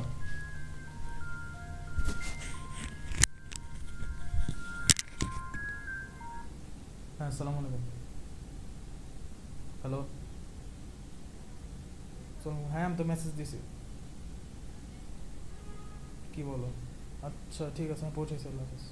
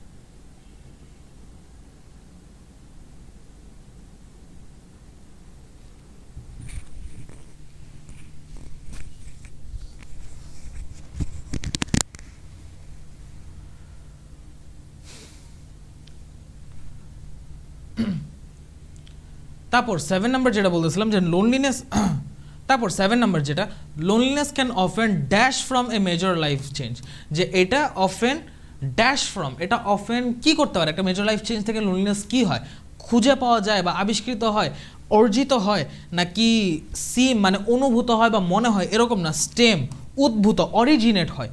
লোনলিনেসের সূত্রপাত হয় একটা মেজর লাইফ চেঞ্জ থেকে। ঠিক আছে? লোনলিনেসের সূত্রপাত হয় একটা মেজর লাইফ চেঞ্জ থেকে, এটা স্টেম হবে, স্টেম ফ্রম। ঠিক আছে, এটা হবে স্টেম ফ্রম। আসো, কি ব্যাপার? আচ্ছা, what does the word factors refer to? Factors মানে হচ্ছে বিভিন্ন বৈশিষ্ট্য, বিভিন্ন ব্যাপার। ঠিক আছে? তো ইনফ্লুয়েন্সিং এলিমেন্টস হবে, number, measurements, decision. No, factors বলতে বিভিন্ন উপাদান বোঝায় আর কি, বিভিন্ন বিষয় বোঝায়, বিভিন্ন কারণ, এগুলো আর কি। What is our demographic means, আমি একটু আগে বলছি পপুলেশন স্ট্যাটিস্টিক্স, তোমার যে মানুষ রিলেটেড, জীবন রিলেটেড, মানে মানব সংক্রান্ত আর কি, ঠিক আছে। Why do older adults often feel lonely, older adults, খেয়াল কইরো, বয়স্ক যারা, তারা কেন লোনলি ফিল করে? They work a lot, they travel often, they live alone, they are always busy. Always busy or work a lot থাকলে older অ্যাডাল্টকে জীবনে কেউই লোনলি ফিল করবে না। কাজে ব্যস্ত অবস্থায় জীবনে লোনলি ফিল আসার সময় থাকে না আসলে। They travel often, no, they feel alone, তারা they live alone, sorry feel বলে, দে লিভ অ্যালোন, তারা একা থাকে, ফিজিক্যালি তারা একা থাকে দেখে তারা লোনলি ফিল করে। Why do older adults loss social connections, তারা কেন সোশ্যাল কানেকশন হচ্ছে হারায় ফেলে? হেলথ ইস্যুর কারণে তারা ফ্রেন্ডদের ভুলে যায়, মিটিং পিপল, তারা মানুষের সাথে দেখা করা পছন্দ করে নাকি তারা খুব busy? They face health issues, এখানে দেখো বাকি কারণগুলো কিন্তু আমার উত্তরের সাথে দিতেছে না। তো ফেস হেলথ ইস্যুস, এরা যায় যে তারা শারীরিকভাবে, স্বাস্থ্যগতভাবে এতখানি দুর্বল, এতখানি উইক হয়ে পড়ে, মানসিকভাবে তারা দুর্বল হয়ে পড়ে। তারপর কি আছে, ওয়াই মাইট রিটায়ার্ড ইন্ডিভিজুয়ালস ফিল লোনলি, কী কারণে রিটায়ার্ড ইন্ডিভিজুয়ালস লোনলি ফিল করতে পারে? তারা ওই যে ওয়ার্ক লাইফের যে কমিউনিটি ইন্টারাকশন, এইটা তাদের থাকে না, এবং এই কারণে দেখা যায় তারা বেশি লোনলি ফিল করে বা তারা বেশি একাকিত্ব বোধ করে। ওই যে যেটা বললাম যে অনেক দিন একটা মানুষের সাথে যে ছিল, সেই মানুষটা থেকে, সেই মানুষদের একটা কমিউনিটি থেকে, সেই ওয়ার্ক প্লেস থেকে সে বের হয়ে আসছে, তার কাছে খারাপ তো লাগবে। নিকি প্রেস, এটা একটা কি? এটা হচ্ছে একটা জার্নালিস্ট মনে হয়, একটা সাইকোলজিস্ট না জার্নালিস্ট, এটা একটু দেখতে হবে, একটু দেখেই আসি কি ছিল এটা, আমি তো মনে হতো নেই, কই গেল। আচ্ছা, এই যে নিকি প্রেস, পিসিওয়াইডি। আচ্ছা, এই পিসিওয়াইডি এটার মানে হচ্ছে তোমার psychiatric doctor, clinical psychologist, psychiatric doctor, psychologist ছিলেন। আর যে একটু আগে আমরা কি পেয়েছিলাম, হোয়াট ক্যান কজেস লোনলি, যে হচ্ছে কি কারণে, এটা ডক্টর ভাসান বলছিলেন যে হচ্ছে এই যে দেয়ার ভ্যারিয়াস ডেমোগ্রাফিক ফ্যাক্টর, যেটা কারণে মানুষ লোনলি ফিল করতে পারে। তারপর আরও লোনলি নেই, এগুলো ভাসান বলছেন, ঠিক আছে। তো আমরা হচ্ছে এখান থেকে পাচ্ছি এই জিনিসগুলো, ওকে। তো এই আর কি আমরা এখানে পাইলাম, এটা সাইকোলজিস্ট, জার্নালিস্ট না, আমি প্রেস দেখা জার্নালিস্ট মিলে ফেলছি, বাট বইয়ে যাতে আছে তাই। What is responsible for causing loneliness, লোনলিনেসের জন্য আসলে দায়ী কি? রেসপন্সিবল ফর মানে হচ্ছে দায়ী, একাকিত্বের জন্য দায়ী কে? Major life change, feeling of loneliness, being alone, not having any changes, not doing anything, কোনো কিছু না করার লোনলিনেসের নো। রেসপন্সিবল যদি আমাকে সরাসরি বলতে হয়, being alone, not having any change, these are factors, এগুলোর কারণে মানুষ লোনলি হয়। বাট অ্যাকচুয়ালি লোনলিনেসের জন্য যদি মেজরলি কাউকে দায়ী করতে হয়, মেজর লাইফ চেঞ্জ দায়ী করতে হবে, তো major life change, feeling of loneliness, ঠিক আছে, এটা হবে। ডেমোগ্রাফিক, এই জিনিস আবার আসছে, statistic of population. The word not similar to immigrant, immigrant মানে অভিবাসী, এক্সাইল, পিলগ্রিম, সেটেলার, রেসিডেন্ট, এটার মধ্যে কোনটা হবে? দেখো, এক্সাইল মানে দেশ থেকে বিতাড়িত, নির্বাসিত। এক্সাইল মানে হচ্ছে নির্বাসিত। তো নির্বাসিত মানে সে দেশ ছাড়া করা হয়েছে, সে দেশের বাহিরে আছে, এটা শাস্তি হিসেবে এক্সাইল করা হয়েছে, ঠিক আছে। ইমিগ্রেন্ট মানে অভিবাসী, সেও দেশের বাহিরে আছে। পিলগ্রিম মানে হচ্ছে তোমার তীর্থগামী বলে না, যে হচ্ছে নিজের দেশ ছেড়ে অন্য দেশে তীর্থে গেছে। নর্মালি হচ্ছে যেমন হিন্দুরা হচ্ছে তোমার ইন্ডিয়ায়, এই যে জায়গাটার নাম ভুলে গেছি, কোন জায়গায় জানি তীর্থে যায়, ওদের তীর্থস্থান একটা আছে, আমি নামই ভুলে গেছি, ইন্ডিয়ার একটা জায়গা আছে। মুসলমানরা হচ্ছে হজে যায়, তো দেশ ছেড়ে আরেক দেশে যেতেছে, তো সেক্ষেত্রে হচ্ছে কি করতেছে, সে হচ্ছে তীর্থযাত্রী। সেক্ষেত্রে কিন্তু দুজন তীর্থযাত্রী, মানে ধর্মীয় কারণে এক দেশ থেকে আরেক দেশে গমন, উপাসনার অর্থে, উপাসনার জন্য, ঠিক আছে, তীর্থযাত্রী। তো সেক্ষেত্রেও কিন্তু নিজ দেশ থেকে আরেক দেশে যাওয়া বুঝে দিচ্ছে। সেটেলার মানে হচ্ছে যে এক দেশ থেকে আরেক দেশে সেটেল হয়েছে। উত্তর হবে রেসিডেন্ট, যে হচ্ছে কোন একটা জায়গার অধিবাসী বা বসবাসকারী। এটার সিমিলার না হচ্ছে রেসিডেন্ট। বাকি এক্সাইল বলো, পিলগ্রিম বলো, সেটেলার বলো, সবখানেই তোমার হচ্ছে ভিন্নভাবে, কিন্তু এক জায়গা থেকে আরেক জায়গায়, এক দেশ থেকে আরেক দেশে সেটেলিং বুঝাচ্ছে। হয় তাকে সেটেল করা হয়েছে, তাকে জোর করে হচ্ছে শাস্তিস্বরূপ পাঠানো হয়েছে, অথবা হচ্ছে সে ধর্মীয় কারণে উপাসনার জন্য যাচ্ছে, মুসলমানদের হজ বলো, তারপর হিন্দুদের তীর্থ বলো, ঠিক আছে।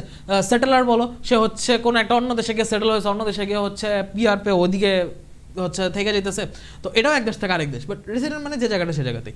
Moving away from family and friends means কি? তুমি ফ্যামিলি এবং ফ্রেন্ডস থেকে চলে যাচ্ছ, তার থেকে সরে আসছো, তার মানে কি? এটা ফিজিক্যাল আইসোলেশন, এটা ফিজিক্যাল, একদম সরাসরি শারীরিকভাবে হচ্ছে সরে আসা, ঠিক আছে, সশরীরে সরে আসা। তো এই হচ্ছে এমসিকিউ। কোশ্চেন কি আসতে পারে, what are the cause of loneliness according to this passage. এখন এখানে প্যাসেজের মধ্যে যখন এতবার আলোচনা হয়েছে আমরা মেইনলি কজ কি দেখতে পাইছি। কজ এখানে দেখা গেছে হচ্ছে মেইনলি সবার আগে বলবা মেজর লাইফ চেঞ্জ, সবার আগে বলবা মেজর লাইফ চেঞ্জ, যে লোনলিনেস অরিজিনেট করে এখান থেকে, লোনলিনেস অরিজিনেট করে এখান থেকে মেজর লাইফ চেঞ্জ। তারপর তুমি বলবা যে এটার কোনো একটা ইউনিভার্সাল কজ নাই, তো ইউনিভার্সাল কোনো কজ নেই, এটা ভ্যারাই করতে পারে। সেক্ষেত্রে তুমি হচ্ছে ওল্ডার এজের জন্য একরকম বললা, ইয়াং এজের জন্য একরকম বললা, ইমিগ্রেন্টদের জন্য একরকম বললা, রিটায়ার্ড যারা করে তাদের জন্য একরকম বললা। তো তুমি মোটামুটি এরকম 4-5টা কভার করলেই হয়েছে। এটার অ্যান্সার একটু ব্রড হবে, ঠিক আছে। Why do the middle-aged people do not suffer from loneliness like the elderly people? Middle-aged people কেন সাফার করে না হচ্ছে এল্ডারলি পিপলদের মতো? এল্ডারলি পিপলদের একটা হচ্ছে ব্যাপার কিছু থাকে, যে রিটায়ারমেন্ট থাকে, তারপর হচ্ছে হেলথ ইস্যুস থাকে, আর ফিজিক্যাল আইসোলেশন থাকে, যে তারা হচ্ছে সশরীরেই একা থাকে, ফিজিক্যাল আইসোলেশন। সেই তুলনায় হচ্ছে মিডল এজ পিপল যারা আছে তাদের রিটায়ারমেন্টের বয়সও হয়নি, তারা রিটায়ার করে না, ওয়ার্কিং থাকে, তাদের হেলথ ইস্যুসও এল্ডারদের থেকে কম থাকে এবং তারা ফিজিক্যালি আইসোলেটেড থাকে না। এই জন্য তাদের লোনলিনেসটা হচ্ছে এল্ডারলি লোনলিনেসের মতো সিমিলার না। তারা যে লোনলিনেস সাফার করে সেটা এল্ডারলি লোনলিনেসের মতো ওই লোনলিনেসটা না। This is a different type.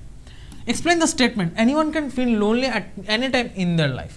তো এটা 2-3 সেন্টেন্স তুমি যদি ব্যাখ্যা করো, যে এখানে তুমি বলবা লোনলিনেস এটা একটা ফিলিং, এই লোনলিনেস এটা একটা ফিলিং, কিন্তু এনি টাইম দেয়ার লাইফ সেটা হচ্ছে যে কোনো সময় ফিল করতে পারে, কারণ তাকে ফিজিক্যালি অ্যালোন হওয়া লাগবে না। একটা সিচুয়েশন, এই সিচুয়েশন ম্যাচ করলে যে সে লোনলি ফিল করবে এমন না।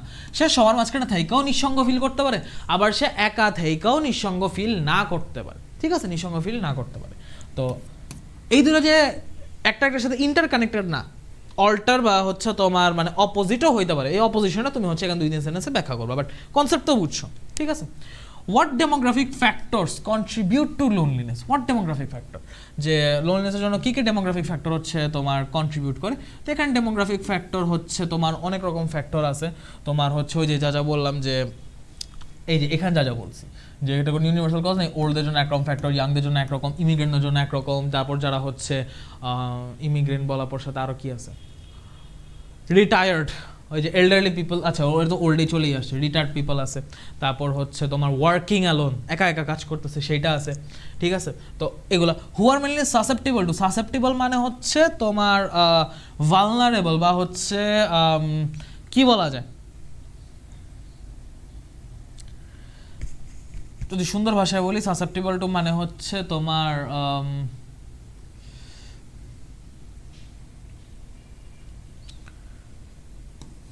থাকে না কোনো কিছুর জন্য মানে এই জিনিসটা তার হওয়ার সম্ভাবনা বেশি, সম্ভাব্য বা তার মধ্যে এটা আশঙ্কা আছে যেটা হইতে পারে, ঠিক আছে, মানে আশঙ্কাজনক অবস্থায় আছে, সোজা ভাষায় আশঙ্কাজনক অবস্থায় আছে, এরকম একটা অবস্থায় হচ্ছে মানুষ, যে কাদের হচ্ছে লোনলিনেস হওয়ার সম্ভাবনা বেশি, কাদের লোনলিনেস হওয়ার আশঙ্কাটা বেশি, সেই হিসাবে সাসেপ্টিবল একটা সুন্দর বাংলা ওয়ার্ড আছে, এই মুহূর্তে মাথায় পড়তেছে না, হোয়াট এভার। তো কারা মেনলি হচ্ছে সাসেপ্টিবল বেশি যে লোনলিনেস হওয়ার জন্য? তো সেই ক্ষেত্রে উত্তর কি আসবে? এল্ডারলি পিপল, কারণ সব বলবা এল্ডারলি পিপল আসবে, যেহেতু তারা একা থাকে বা রিটায়ারমেন্টের বয়স বা হচ্ছে তাদের খুব ক্লোজ কেউ ফ্যামিলি মেম্বার ফ্রেন্ডস তাদের বয়সী সমবয়সী যারা তারা হচ্ছে হয়ে যায়, তারা হচ্ছে মারা যায় সেজন্য। তারপর ইয়াং অ্যাডাল্ট হইতে পারে, ইয়াং অ্যাডাল্ট বা অ্যাডোলেসেন্ট হইতে পারে। তুমি ইয়াং অ্যাডাল্টের জায়গায় শব্দ যেটা ইউজ করবে সেটা হচ্ছে অ্যাডোলেসেন্ট, অ্যাডোলেসেন্ট ইউজ করবে শব্দটা। অ্যাডোলেসেন্ট মানে হচ্ছে বয়সন্ধিকালীন যে ইয়ারা আছে, বয়সন্ধিকালীন যে হচ্ছে ছেলেমেয়েরা আছে, কিশোর কিশোরী তরুণ তরুণী যারা আছে, তারা হচ্ছে ওই অ্যাডোলেসেন্ট পিরিয়ডটার কারণে হচ্ছে এমন একটা লোনলিনেস ফিল করে। তারপর ইমিগ্রেন্টসের কথা বলবা, দেশের বাইরে বা জেলা বাইরে, মানে বাবা মা ছেড়ে, বন্ধু বান্ধব ছেড়ে, নিজের চিরাপরিচিত পরিবেশ ছেড়ে, দেশ ছেড়ে হচ্ছে বা জেলা ছেড়ে হচ্ছে এক জায়গায় থাকতেছে, দিস ইজ আ রিজন। তারপর হচ্ছে মোটামুটি দিনটা বললেই হবে, আর লাগবে না। What factors influence older adults loneliness? ওই যে ফিজিক্যালি অ্যালোন থাকে, ওই যে উপরে কজগুলো, same question. How can major life change lead to loneliness? এই ক্ষেত্রে আমি একটু প্যাসেজে ফেরত যাই, ঠিক আছে।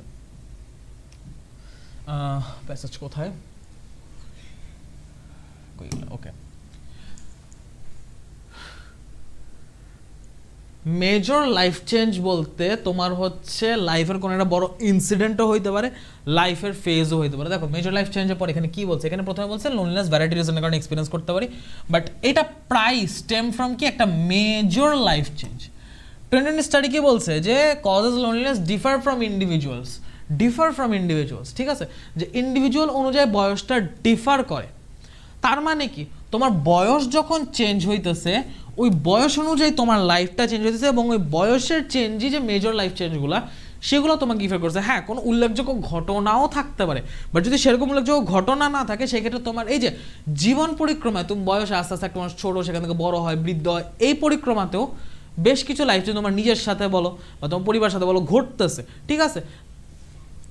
বৃদ্ধ বয়সে ধরো কেউ তার বাবা মা বা তার হচ্ছে স্বামী বা তার স্ত্রীকে হচ্ছে হারাইলো, সে হচ্ছে মারা গেল, আর এটা তার জীবদশা, সেক্ষেত্রে সেই জিনিসটা এক্সপিরিয়েন্স করলো।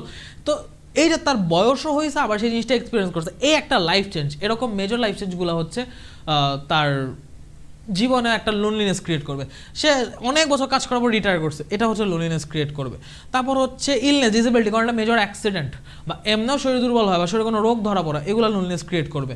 সো এই জিনিসটাকে তুমি অ্যাকচুয়ালি অ্যান্সারটা কি এই জায়গা থেকে করতে পারবা না, তোমাকে অ্যান্সারটা খুঁজতে হবে এই জায়গায়। মেজর লাইফ চেঞ্জ কীরকম হইতে পারে, these are the major life changes, these are the common causes. আমি কেন শুরু করছি এখান থেকে, যেন এইখানে তুমি অ্যান্সার না খুঁজো। এটাখানেও যদিও কথাটা বলছে, বাট অ্যাকচুয়ালি এই মেজর লাইফ চেঞ্জ কি, মেজর লাইফ চেঞ্জ বলতে কি বুঝাইছে সেটার অ্যান্সার এই জায়গায় দেওয়া আছে, এই যে এই লিস্টটা এই জায়গায় দেওয়া আছে, ঠিক আছে। ওকে, তারপর হচ্ছে আমরা আসো নেক্সট কোথায় যাই। ওকে, এখানে যাবো। Why are older adults more prone to loneliness compared to middle age individuals? মধ্যবয়স্ক থেকে বা প্রাপ্তবয়স্ক থেকে বৃদ্ধদের কেন বেশি হয়, একটু আগে আমরা এক্সপ্লেন করছি, সেম কোশ্চেন আসছিল। What are some example of physical isolation that cause loneliness? এক্ষেত্রে হচ্ছে physical loneliness, examples of physical isolation যদি বলতে হয়, রিটায়ারমেন্ট হইতে পারে, ওয়ার্কিং অ্যালোন হইতে পারে, ইমিগ্রেশন হইতে পারে, সেগুলো বলবা। লস অফ ফ্রেন্ডস, যেগুলো মানে কমন কজের মধ্যে যেগুলো ফিজিক্যাল মানে ক্যাটাগরিতে পড়ে, সেগুলো বলবা। What does doctor press suggest about the impact of losing friends and families? Loneliness, এই জিনিসটা এখানে অ্যান্সার কি, এটা লোনলিনেসটাই যে হচ্ছে তার মতো করে বুঝার বা তার মতো করে হচ্ছে যে তার সাথে যার সাথে যে ভাব প্রকাশ করতে সেই রকম মানুষগুলো হচ্ছে থাকে না, সেই কারণে হচ্ছে একাকিত্ব নিঃসঙ্গতা বোধটা চলে আসে সবার মাঝখানে, বাকিদের মাঝখানে সারাউন্ডেড থাকা সত্ত্বেও। How can a person remove loneliness according to the passage? That is a critical question, that is a creative question. তোমার পুরা প্যাসেজে হচ্ছে লোনলিনেসের পুরা কথাবার্তাই, লোনলিনেস কেন হয়, কোত্থেকে আসে, কী আসে, এগুলো বলা আছে। প্রিভেনশনের কথা হচ্ছে এই পার্টটায় বলা নেই, প্যাসেজের পরে একটা অংশ আছে যে অংশটা আমরা আনিনি, মানে এই যে আমি যে বললাম যে কজের পর প্রিভেনশন দিয়ে একটা অংশ আছে, ঠিক আছে। ওই অংশটা নর্মালি হচ্ছে পরীক্ষায় দেয় না, দিলে শুরুর অংশটা দেয়, শেষ অংশটা নর্মালি দেয় না, বুঝছো। তো এই কোশ্চেনটা নর্মালি আসবে না, বাট তোমাকে যদি লোনলিনেস রিমুভ করে কোশ্চেনটা ওইখান থেকেও করে, তুমি হচ্ছে এই যে কজগুলো দেখছো সেই কজগুলো দিতেই বলবা, যে হচ্ছে বৃদ্ধ বয়সে বাবা মাকে নিজের সাথে রাখা, এটা হচ্ছে বা তাদের বোঝার চেষ্টা করা, এটা হচ্ছে লোনলিনেস প্রিভেন্ট করতে পারে। তারপর হচ্ছে মানুষের সাথে একটা গুড কমিউনিকেশন রাখা, যেটা আমরা এই প্যাসেজে দেখতেছি, গুড কমিউনিকেশন, ভলান্টিয়ারিং, ঠিক আছে, সেই কজটা। বাট নর্মালি আমি প্যাসেজের যে অংশটুকু আনছি সেই অংশের কোশ্চেন এটা না, সেই অংশের কোশ্চেন এটা না। Why is retirement a common cause of loneliness? ওই যে ওয়ার্কিং এনভায়রনমেন্ট ছেড়ে আসতেছে ওই জিনিসটা। Why do older people undergo loneliness more frequently? এই যে ভাই সেম কোশ্চেন, ওই যে কইগুলো এটা। According to the Nikkei press, which fact is responsible for the discrepancy? এই ডিসক্রিপেন্সি বা হচ্ছে অসমতা বা হচ্ছে লোনলিনেসের লোনলিনেসের কারণ, এটা একজন একরকম হওয়ার মেইন রেসপন্সিবল হচ্ছে বয়স, এজ গ্যাপ, এজ লাইফের যে বিভিন্ন তোমার এজ ইয়াগুলো আছে, কি বলছে ফেজ, এজ না বলে ফেজ বলে ভালো হয়, ওই ফেজ বা এজ টাইম যেটা আর কি, ওইটার কারণে হচ্ছে ইয়াটা হয়, ওই কারণেই হচ্ছে তোমার চেঞ্জগুলো আসে। Y do think retirement causes loneliness? ভাই একটু আগে কোশ্চেনটা করছি, সেম জিনিস, একটু আগে কোশ্চেনটা আমরা করে আসছি, সেম জিনিস। সো এই আর কি। ইউনিট 13 হচ্ছে আমাদের এ পর্যন্ত। ইউনিট 13 থেকে আপাতত আর কিছু দরকার নেই। এইবার আমরা unit 16, the most important unit শুরু করব। এইখানে কোনো লেসন নাই, কোনো পার্টিশন নাই, একটাই প্যাসেজ, ওয়ান ম্যাসিভ প্যাসেজ আছে একটা, এবং এটাকে ম্যাসিভ বলার কারণ হচ্ছে জাস্ট নট ইন সাইজ, এই প্যাসেজের ডেপথ অনেক ম্যাসিভ। এই প্যাসেজ থেকে ভ্যারিয়েবল টাইপের থিওরিটিক্যাল এবং অ্যানালিটিক্যাল কোশ্চেন করা যেতে পারে। এইখানকার ভোকাবুলারিগুলো খুবই খুবই ইম্পর্টেন্ট। ইউনিট 16 যে প্যাসেজটা আছে গ্রাফিটি প্যাসেজ, এই গ্রাফিটি প্যাসেজটার ভোকাবুলারি এবং কনসেপ্ট দুইটাই খুব ভালোভাবে ক্লিয়ার থাকতে হবে, ঠিক আছে। আসলে আমরা ইউনিট 16 শুরু করি। বিসমিল্লাহ। ফার্স্ট সেন্টেন্স, এটা নিয়ে অনেকক্ষণ কথা বলা লাগবে। Art should comfort the disturbed and disturb the comfortable. কথাটা বুঝো, আর্ট শিল্প এমন একটা জিনিস যেটা কমফোর্ট করবে ডিস্টার্বড মানুষকে, মানে বিরক্ত মানুষকে আরাম দিবে, এবং আরাম বা স্থিতিশীল আছে আরামদায়ক মানুষকে বিরক্ত করবে। এই কথাটার মধ্যে বিশাল একটা রেবেল লুকায় আছে, বিশাল একটা হচ্ছে তোমার মানে বিদ্রোহের কি বলছে, বিদ্রোহের একটা ইঙ্গিত বা বিদ্রোহের একটা ইমোশন লুকায় আছে। কিরকম, এখানে আর্ট, গ্রাফিটি, এইটাকে হচ্ছে একটা মানে প্রতিউত্তর, একটা হচ্ছে মানে সরব প্রতিবাদ হিসেবে হচ্ছে চিত্রায়িত করা হয়েছে, দেখানো হয়েছে। তো এইখানে হচ্ছে এই উক্তিটা করা হয়েছিল এই গ্রাফিটি নিয়েই, যে সরব প্রতিবাদ নিয়েই, যে যখন একটা স্বৈরাচারী শাসক বা সেই শাসকদের হচ্ছে শাসকের যে ইয়ার আছে, গ্রুপটা আছে, তারা যখন একটা দেশকে শাসন করে তখন কি দেখা যায়, জনগণ নিপীড়িত, নির্যাতিত, এরকম একটা অবস্থায় থাকে।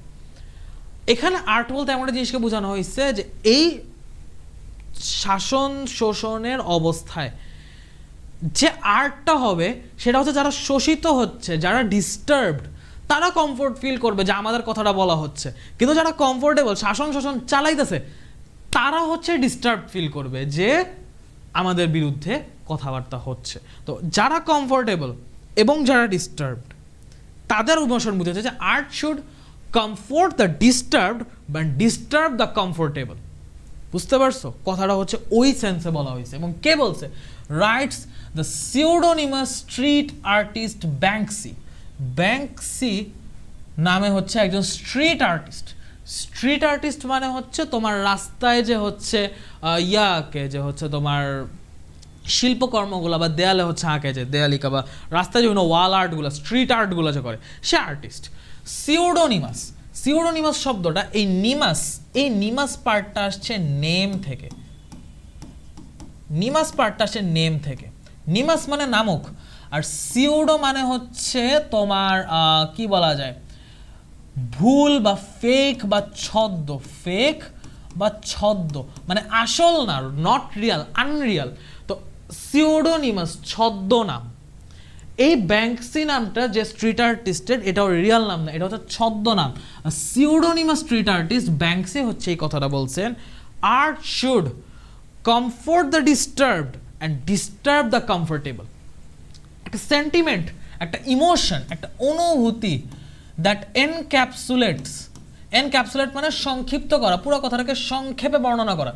এই জায়গার মধ্যে মানে ক্যাপসুল মানে কি, তোমার একটা বড় ড্রাগসকে, একটা বড় ওষুধকে ছোট করে একটা ছোট জায়গায় প্যাকেজিং করা না, সেখান থেকে আসছে একটা বড় জিনিসকে ছোট জায়গায় সীমাবদ্ধ করা, ছোট জায়গায় নিয়ে আসে, এনক্যাপসুলেট করা।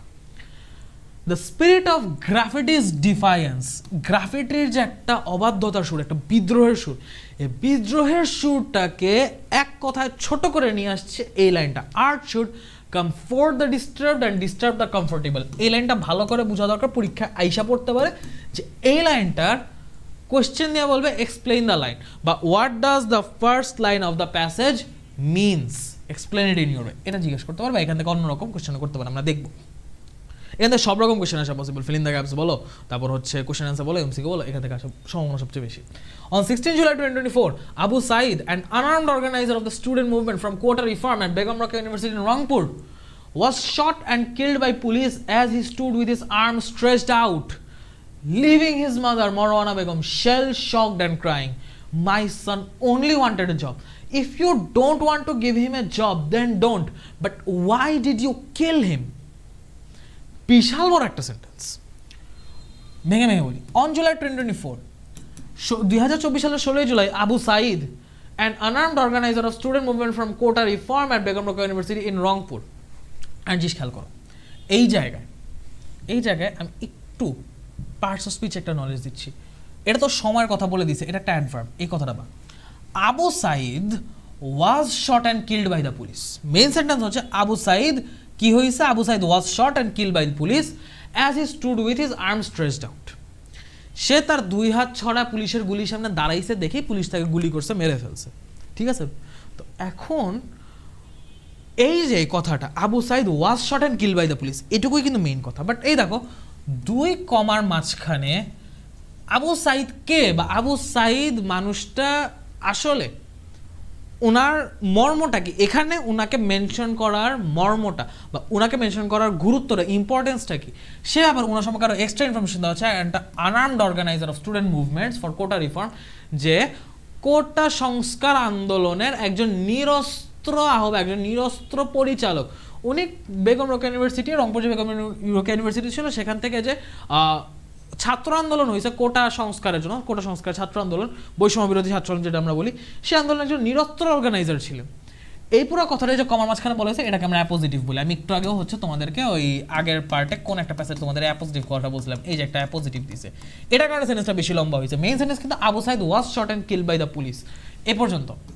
এরপর একটা নতুন ক্লজ, নতুন বাক্যাংশ যুক্ত হয়েছে, অ্যাজ, যেহেতু he stood with his arm stretched out, সে তার হাত ছড়া দাঁড়াইছে, এবং এরপর কমা দিয়ে হচ্ছে আরও অংশ যুক্ত হয়েছে, যে এগুলা হচ্ছে তোমার ক্লজ না, এগুলো জাস্ট ফ্রেজ হিসেবে যুক্ত হয়েছে, যে leaving his mother Monowara Begum shell shocked and crying.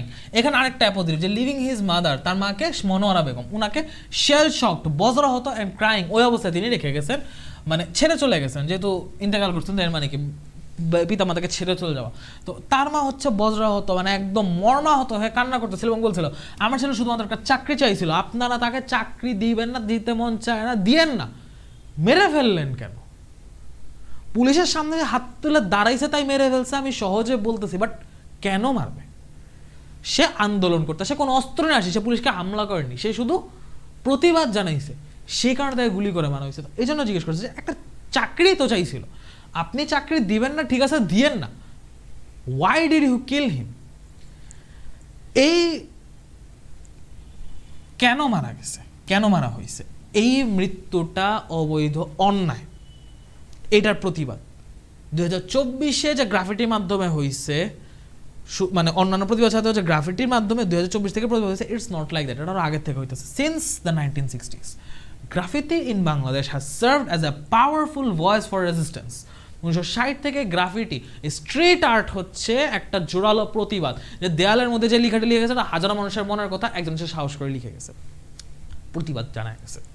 1966 student activist spray painted slogans, ওই যে ঝাঁকায় যে তোমার ইয়া করে, ওই যে স্প্রে পেইন্টগুলো থাকে না তোমার হচ্ছে বোতলের মধ্যে ঝাঁকায়, তারপর হচ্ছে দেয়ালের মধ্যে আর্ট করে, দেয়ালের মধ্যে আর্টগুলো রয়েছে, ওগুলো দিয়ে হচ্ছে এই যে লেখাগুলো তোমার হচ্ছে দেয়ালের মধ্যে আঁকে এবং সরব প্রতিবাদ জানায়, যে মানুষ যায় আসে এবং মানুষের লেখাটা হচ্ছে ওই জায়গায় ইয়া থাকে, যে আমাদের যে কথাগুলো তুমি দাবায় রাখতে, যে কথাগুলো হচ্ছে একটা তোমার কী বলছে একটা রেজিম হচ্ছে ধামা চাপা দিতে বা হচ্ছে দাবায় রাখতে চেষ্টা করে, হচ্ছে প্রতিহত করতে চেষ্টা করে, সাইলেন্ট রাখতে চেষ্টা করে, সেই জিনিসটা আসলে সাইলেন্ট থাকে না, গ্রাফিতির মাধ্যমে নীরবভাবে সরব একটা প্রকাশ দেখা যায়, কোনো আওয়াজ নেই, কোনো কিছু নেই, কোনো চিলাফালা নেই, কিন্তু ওই দেয়ালিকায় একটা যেন সরব প্রতিবাদ, খুবই নীরব বাট খুবই জোরালো।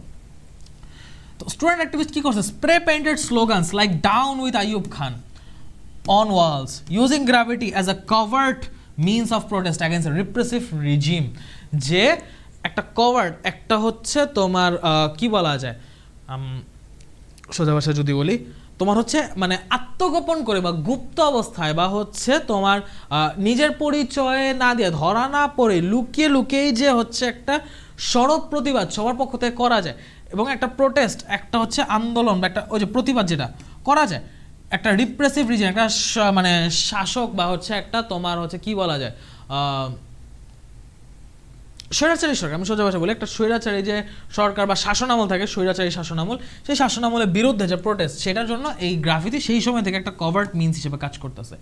When military forces approached they shouted chika, ওই সময় দ্যাট টাইমস 1966 1971 যখন মিলিটারি অ্যাপ্রোচ করো তারা চিকা চিকা বলে হচ্ছে চিল্লাইতো, এবং এই চিকা বলতে আমরা নর্মালি কি বুঝি, ওই যে রাস্তা সাইডে দৌড়াদৌড়ি করে ড্রেনের ভিতর থেকে বের হয় আবার ড্রেনে চলে যায়, তোমার হচ্ছে নর্মালি হচ্ছে মোল বা মাস্ক্রাট, মানে এটা হচ্ছে তোমার ছুঁচো বুঝায়, যে হচ্ছে সে মাটির ভিতর গর্ত করেই থাকে, একটু করে মাথা ছাড়া দিয়ে বের হয় আবার হচ্ছে ভিতর চলে যায়, pretending they are killing rodents to disguise their actions, ঠিক আছে, যে তাদেরকে হচ্ছে এটা দিয়ে তোমার ইয়া করতো, বুঝাতো যে they are killing rodents to disguise their actions, okay, তারা হচ্ছে নিজের পরিচয় ঢাকতে এই ওয়ার্ডটা ইউজ করতো। এবং এই যে এই গেরিলা টেকনিকটা, যেটার মাধ্যমে তারা হচ্ছে কমিউনিকেট করতো, এই guerrilla tactic mark the beginning of graffiti as a tool of dissent in Bangladesh. Dissent মানে এখানে বোঝানো হয়েছে তোমার মতানৈক্য, মতবিরোধ, এটা বোঝানো হয়েছে। ডিসেন্ট মানে একটা কোনো সাথে একমত না হওয়া, অসম্মতি জানানো, যে এই যে চিকা চিকা বলে যে হচ্ছে ডাইকা বা এই আওয়াজটা দিয়ে যে একটা গুপ্তভাবে একটা কোড ওয়ার্ডে কথাবার্তা বলতেছে মিলিটারিরা আসলেই সেটা বোঝানোর জন্য। তো ওই সময় থেকেই হচ্ছে তোমার এই যে ছদ্ম নামে কথাবার্তা বা ছদ্মভাবে পরিচয় বা সরাসরি কোনো কিছু না বলে পরিচয় ফাঁস না করে যে একটা প্রতিবাদ জানানো, একটা প্রতিরোধ করা, সেই জিনিস তখন থেকে শুরু হয়েছে এবং ওখান থেকে গ্রাফিটির beginning. It played a crucial role in the liberation war in 1971 in recent times. এটা 1971 সাল তো একটা খুব গুরুত্বপূর্ণ রোল রাখছিল। বর্তমান সময় গ্রাফিটি হ্যাজ রিসারফেসড, এটা নতুন করে আবার হচ্ছে মানে সারফেস মানে হচ্ছে তোমার পৃষ্ঠে বা হচ্ছে বাহিরে আসা, তো এটা নতুন করে আবার হচ্ছে বাহিরে আসছে, আবার করে হচ্ছে এই জিনিসটা তোমার সামনে আসছে as a powerful expression of dissent, particularly during July uprising. July আন্দোলনে হচ্ছে এই জিনিসটা আরও বেশি সামনে আসছে। মানুষ তার মনের ভিতর বছর বছর চেপে রাখা কথাগুলো দেয়ালির মধ্যে হচ্ছে লিখে রেখে সে কথাগুলো এক্সপ্রেস করছে, ঠিক আছে? তো এই যে spray painted message like the country's nobody's fathers invoke the legacy of past movements ইকোয়িং দ্য আইকনিক গণতন্ত্র মুক্তি পাক। একটা 1990 হচ্ছে গণতন্ত্র মুক্তি পাক, যেটা হচ্ছে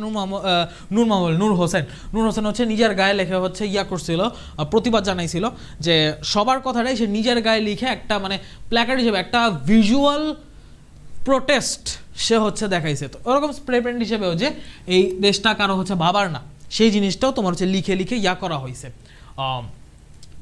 গ্রাফিটির মাধ্যমে শো করা হয়েছে, প্রতিবাদ জানানো হয়েছে।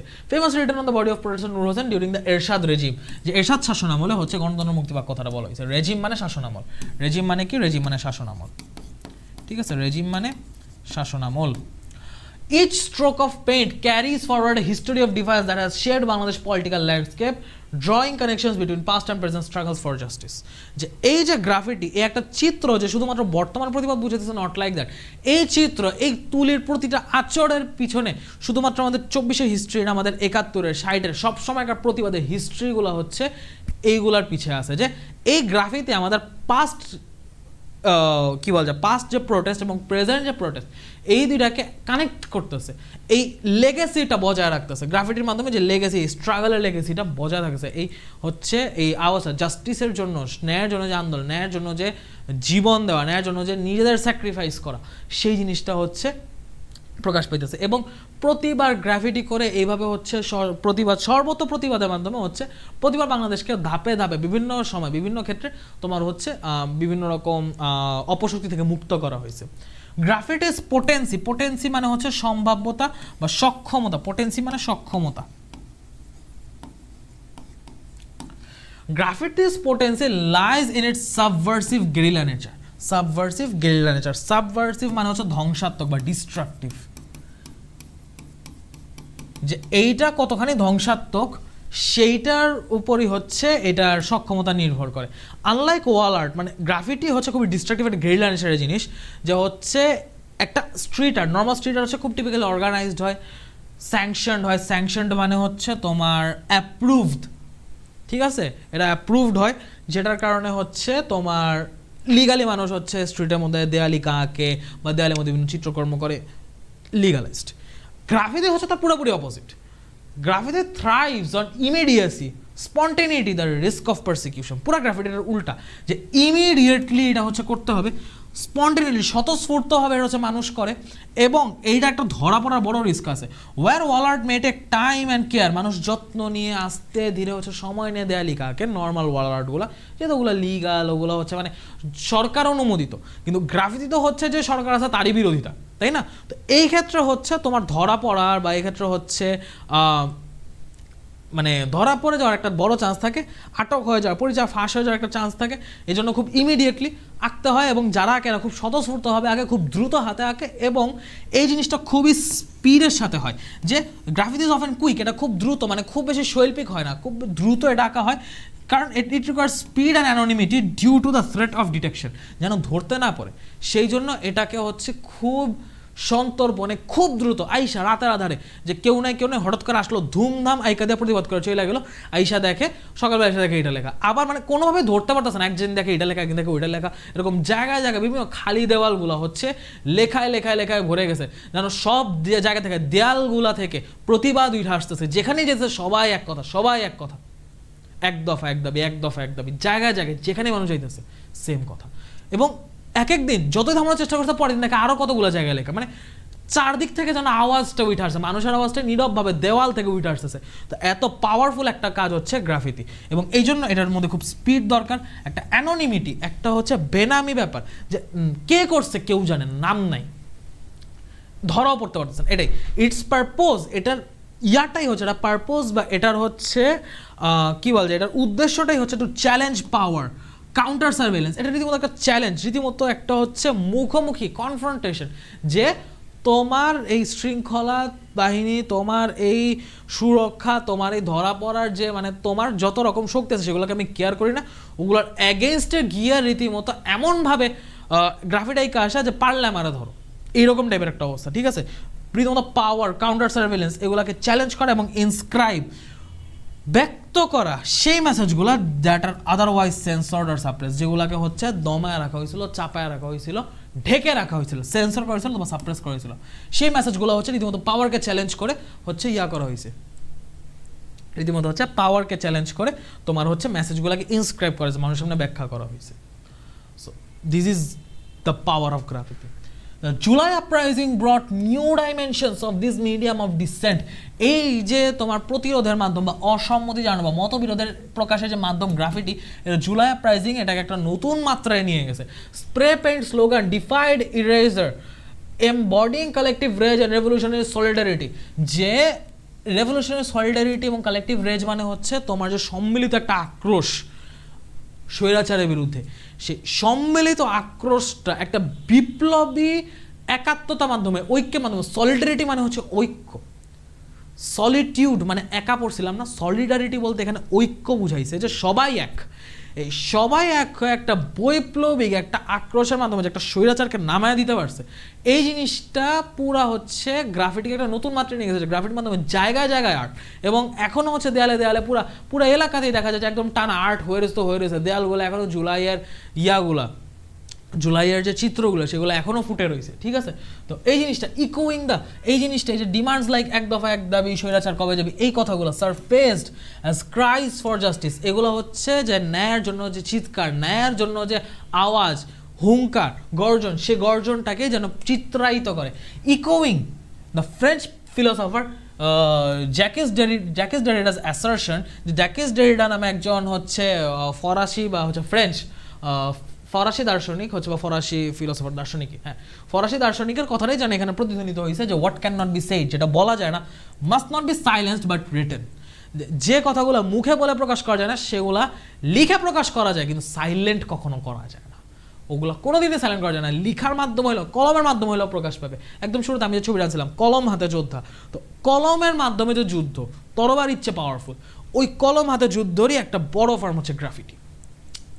A strong sense of inclusivity, inclusivity মানে হচ্ছে সামগ্রিকতা, সামগ্রিকতা, লাইক তুমি দেয়ালে লেখা দেখতেছো এক দফা এক দাবি, জায়গায় জায়গায় জায়গায় জায়গায় যেখানে আছে এলাকার পর এলাকায় সবখানে এক দফা এক দাবি, এক দফা এক দাবি লেখা। তার মানে কি প্রত্যেকটা এলাকার মানুষ যেন আলাদা আলাদা এলাকায় থেকেও এক হইয়া একই আওয়াজ জানাইতেছে। স্ট্রং সেন্স অফ ইনক্লুসিভিটি, একটা স্ট্রং সেন্স অফ সামগ্রিকতা প্রকাশ পাইতেছে, যে we all want same, we all want the same, আমাদের প্রত্যেকের মনের কথা এক, এবং যেটা দেয়ালে লিখে প্রকাশ করা হয়েছে, আমাদের কথাটি প্রতিফলিত হয়েছে দেয়ালে, was also reflected in the wall art and graffiti during and after the July uprising. জুলাইয়ের পরেও হচ্ছে মানুষ তার কথাবার্তা প্রকাশ জন্য বাক স্বাধীনতা হিসেবে জায়গায় জায়গায় বিভিন্ন জিনিস লিখছে, বিভিন্ন জিনিস আঁকছে। গ্রাফিটিটা তোমার সারা দেশে বিভিন্ন জায়গায় হয়েছে, which highlighted the case of marginalized and minoritized people in multiple instances. Numerous graffiti and wall art pieces not only called for justice but also carried a broader message of liberation. সবকিছু সবসময় অন্যায়ের বিরুদ্ধে ন্যায়কে ন্যায় প্রতিষ্ঠার জন্যই হয়েছে এমন না, অনেক সময় হচ্ছে তোমার যে লিবারেশন বা স্বাধীনতার যে মেসেজ, স্বাধীনতার যে মানে বৃহত্তর যে সংবাদগুলো, বৃহত্তর যে বার্তাগুলো, সেগুলো হচ্ছে গ্রাফিটির মাধ্যমে প্রকাশ করেছে, যে not a land of one nation, Bangladesh is a land of many communities. Bangladesh শুধু একটা জাতির ভূখণ্ড না, বাংলাদেশে অনেক কমিউনিটির মানুষ আছে, এটা সবার ভূখণ্ড। সিম্বলাইজিং the interconnected struggle of all communities, তার মানে কি এই আন্দোলন শুধু আমাদের একার আন্দোলন না, বাংলাদেশে যতগুলো কমিউনিটি আছে, যতগুলো হচ্ছে জাতি আছে, তোমার ধর্ম বেশে বলো, যে বেশি বলো বা ধর্মবর্ণ নির্বিশেষে সব মিলে সবাই এখন এক, কারণ সবার ভূমি বাংলাদেশ, যে আন্দোলন হয়েছে এটা সবার আন্দোলন। ঠিক আছে, তো এই যে একটা ইন্টিগ্রিটি, একটা সামগ্রিকতা, একটা একাত্মতা, এই একাত্মতাটাই হচ্ছে প্রকাশ পায়। এর আন্ডারস্কোর মানে হচ্ছে আন্ডারলাইন দ্য মেসেজ। এটা নতুন করে জানে সে মেসেজটা চোখে আঙুলে দেখা দিছে। আওয়ার কালেকটিভ লিবারেশন ইজ ইন্টারটুইন মানে সংযুক্ত, যে এখানে কেউই আলাদা আলাদাভাবে স্বাধীন থাকতে চায় এমন না, সবাই একসাথে মিলে একটা স্বাধীন একটা ন্যায়পরায়ণ রাষ্ট্র থাকবো। With the fight for justice uniting people across regions and background. তুমি হচ্ছে ধনী গরিব সাদা কালো ধর্ম বর্ণ গোত্র সব নির্বিশেষে সবাই এক হয়ে আন্দোলনে নামছে। এই ইউনিফাই এই ঐক্য ন্যায়ের জন্য যে ঐক্য, এই জিনিসটা হচ্ছেই তোমার হচ্ছে ইয়ার মাধ্যম, এই জিনিসটা হচ্ছে আন্ডারলাইন করে আরো চোখে আঙুলে দেখায় দেয় হচ্ছে গ্রাফিটিগুলো, যে ধর্মবর্ণ নির্বিশেষে আমাদের সবার মনে এক কথা, সবার মুখে সবার মনে একই চাওয়া। Wall art stating not a land of one nation but a land of many communities, the true power of graffiti lies in its resilience. যে গ্রাফিতির যে অ্যাকচুয়াল পাওয়ার এটা হচ্ছে তার যে রেজিলিয়েন্স সেটার উপর আছে, ঠিক আছে। মানে রেজিলিয়েন্সের কথা হচ্ছে যে স্বতঃস্ফূর্ততা বা প্রাণবন্ততা বুঝাইছে এখানে, ঠিক আছে। রেজিলিয়েন্ট বলতে যদিও তোমার শাব্দিক অত স্থিতিস্থাপক, বাট এখানে বুঝাইছে হচ্ছে প্রাণবন্ত উচ্ছল, যে মানুষ থেকে স্বতঃস্ফূর্তভাবে আসছে। It persist as a medium for revolutionary memory and collective consciousness, ঠিক আছে। এই জিনিসটা যতদিন দেয়ালে আছে, যতদিন লেখা আছে, বছরের পর বছর মানুষ হচ্ছে গ্রাফিতি দেখাবে এবং বলবে এটা হচ্ছে আন্দোলনের সময় আমরা লিখছিলাম, আমাদের সময়কার মানুষেরা লিখছিল। তো সেইভাবে সে হচ্ছে নিজের সময়গুলো রিইনকার্নেট করবে, নার্চার করবে। সেই সময়টার একটা স্মৃতি ইতিহাসের সাক্ষী হয়ে থাকবে গ্রাফিটিগুলো, ঠিক আছে। রেভলিউশনারি মেমোরি, যে একটা বিপ্লব যে হয়েছিল সে বিপ্লবের সাক্ষী দেয়াল, বিপ্লবের সাক্ষী দেয়ালের লেখা, ঠিক আছে। তো গ্রাফিতি খুবই পাওয়ারফুল একটা জিনিস যদি সেভাবে চিন্তা করা হয়। It speaks for those silenced, ensures the struggle of marginalised endure. Marginalised মানে হচ্ছে সীমাবদ্ধ বা হচ্ছে তোমার সীমাবদ্ধ করে ফেলা মানুষজন, যে তোমার হচ্ছে মার্জিনালাইজ বলতে আমি সোজা ভাষায় কেমনে বুঝাই, যে রেস্ট্রিক্টেড, এক কথায় রেস্ট্রিক্টেড, ঠিক আছে। যে এই যে মানুষকে বিভিন্নভাবে যে রেস্ট্রিক্টেড বা বাধ্য করা ছিল, বিভিন্নভাবে সীমাবদ্ধ করে ফেলা হয়েছিল, সেই মানুষদের যে স্ট্রাগল, সেই মানুষদের যে হচ্ছে স্যাক্রিফাইস আত্মত্যাগ, সেই মানুষের যে হচ্ছে কষ্ট বা হচ্ছে তোমার প্রতিরোধগুলা, সেইগুলাকে যেন এটা আরও এনশিওর করে, এটাকে যেন ব্যক্ত করে, এই জিনিসটাকে যেন ফুটায় তুলে, ঠিক আছে। অ্যাজ ব্যাংকসিস ওয়ার্ড সাজেস্ট, ব্যাংকসের একদম শুরুর যে কথাটা ছিল, comforts the disturb while disturbing the comfortable, ঠিক আছে। অনেক ডিপ মেসেজের এবং অনেক ব্রড মেসেজের একটা passage, very very important. Passage এ পর্যন্তই শেষ। কোশ্চেন এখান থেকে অনেক রকম ভ্যারাইটি আসতে পারে, কোশ্চেন অনেকগুলো দেখবো, ঠিক আছে। কোশ্চেনগুলো একটু দেখো। বাই দ্য ওয়ে এতগুলো প্যাসেজ যে পড়াইতেছি, এমন হইতেই পারে কোন একটা জিনিস হয়তো আমি প্রপারলি তোমার কাছে এক্সপ্রেস করতে পারিনি, বা তোমার কোনো কোশ্চেন রয়ে গেছে। যে পয়েন্টে, যে প্যাসেজে, যে জায়গায় কোশ্চেন, জাস্ট ইউনিট এবং লেসনের নাম লিখে তোমার সমস্যাটা কমেন্টে জানাও, আমি ইনশাল্লাহ প্রত্যেকের সমস্যা অ্যান্সার করবো, ঠিক আছে। হোয়াট ডাজ সিউডোনিমাস মিন? সিউডোনিমাস মানে আমি কি বলছি, সিউডো মানে ছদ্ম, নিমাস মানে নামক, মানে ছদ্মনামী, ফেক নামে, using a false or assumed name, যে হচ্ছে একটা মিথ্যা বা একটা ছদ্মনাম ইউজ করা। ফেমাস ফর রিয়েলিটিক পোয়েটস না, নোন ফর অ্যানোনিমাস। অ্যানোনিমাস মানে একদম বেনামি, অ্যানোনিমাস মানে আবার একদম বেনামি, যে নামই নাই, নাম ছাড়া কে করছে কোনো নাম নাই, কিন্তু এখানে নাম আছে কিন্তু নামটা রিয়েল নাম না, ঠিক আছে। তো অ্যানোনিমাস কিন্তু হবে না। Why did students spray paint slogans like down with Ayub Khan in 1966? এটা কেন করছিল? এটা করছিল হচ্ছে রেজিমটাকে প্রোটেস্ট করার জন্য, যে একটা শাসনামলের বিরুদ্ধে, রীতিমতো আইয়ুব খান যে শাসনামল, সেই শাসক খানের বিরুদ্ধে, শাসনামলের বিরুদ্ধে, শাসন খান বলে ধরো, শাসনামলের বিরুদ্ধে ডিরেক্টলি আন্দোলন করার জন্য হচ্ছে এই স্প্রে পেইন্টগুলো করছিল। What does the phrase the country's nobody's fathers convey? যে এটা কারো হচ্ছে বাবার দেশ না, এই কথাটা অ্যাকচুয়ালি কি বুঝাইছে? The need for a strong leader, rejection of authoritarian rule, desire for unity নাই, কল ফর ইকোনমিক ইকুইটি। দেখো ইকোনমিক বা অর্থনৈতিক কোনো ব্যাপার এদিকে নাই, ইউনাইটি অ্যামং দ্য পিপল, এখানে ইউনাইটির ব্যাপারও না। Rejection of authoritarian rule, authoritarian rule মানে হচ্ছে সোজা ভাষা যদি বলি বংশ পরম্পরা, সোজা ভাষা যদি বলি বংশ পরম্পরা, বংশ পরম্পরা আমি এক কথা বোঝানোর জন্য বলছি, ঠিক আছে। যে বংশ অনুযায়ী যে একটা রাজতন্ত্র থাকে না, যে রাজার ছেলে রাজা হয়, তার ছেলে আবার রাজা হবে, তার ছেলে আবার রাজা হবে, এই প্রথাটাকে ভেঙে ফেলা, এই রুলটাকে ব্রেক করে ফেলা, rejection of authoritarian rule. Need for strong leader এই কথার মধ্যে কনভে করে না, এটা হচ্ছে যে রাজতন্ত্র ওই বাবা দাদা ছেলে ওই বংশ পরম্পরা চলবে, এইটা আমরা মানি না, ওই রিজেকশনটা এখানে প্রকাশ পেয়েছে, ঠিক আছে। The use of the word chika এই 1960 এই ওয়ার্ডটা কি হিসেবে ইউজ হয়েছে? Signal the arrival of foreign journalist, mock the Ayub Khan regime, নাকি mask subversive activity under the guise of mundane action, নাকি encourage collective singing to raise morale? দেখো কালেকটিভ সিঙ্গিং এর এখানে কিছুই আসবে না। Mock the Ayub Khan regime এখানে মকিং এর ব্যাপার না, এইখানে হচ্ছে ওয়েন দ্য মিলিটারি অ্যারাইভ, তার মানে কি তোমার হচ্ছে মিলিটারির বিরুদ্ধে যে অ্যাক্টিভিটিগুলো, একটা জিনিস কি যখন চিকা আসে তখন মানুষ কী করে, চিকা মারার জন্য হচ্ছে উদ্বুদ্ধ হয়, তো ওখানে হচ্ছে ওই মিলিটারিদের চিকা বলা হয় বা মিলিটারি আসলে চিকা ডাকটা দেওয়া হয় যে সে আসবে, বের হবে, হামলা করবে, চলে যাবে, তাকে ধরা যাবে না, সে মাটি থেকে বের হয়, কামড় দিয়ে মাটিতে ভিতরে চলে যাবে, ঠিক আছে, তারা একটা মানুষ মারতে পারবে না। ওই ধারণা থেকে ওইভাবে ডিসগাইজ করে পড়ে জিনিসটাকে, মানে ডাবল সাইডেড থিঙ্কিং করে দেন হচ্ছে সাবভার্সিভ অ্যাক্টিভিটি বুঝাইতে আর কি, এই জিনিসটা বুঝাইতে হচ্ছে তোমার ইয়া করা হতো, গেরিলাভাবে যে আক্রমণগুলো সেটা হচ্ছে করা হতো, যে under the guys of mundane action, under the guys of mundane action. Which of the following best differentiates graffiti from wall art? এই একটা গ্রাফিটি থেকে ওয়াল আর্টকে, মানে ওয়াল আর্ট তো হচ্ছে তোমার দেয়ালিকা, গ্রাফিটিও দেয়ালে আঁকা, কিন্তু এই দেয়ালের যে চিত্র, দেয়াল শিল্প, এটা থেকে অ্যাকচুয়ালি গ্রাফিটিকে আলাদা কী করে?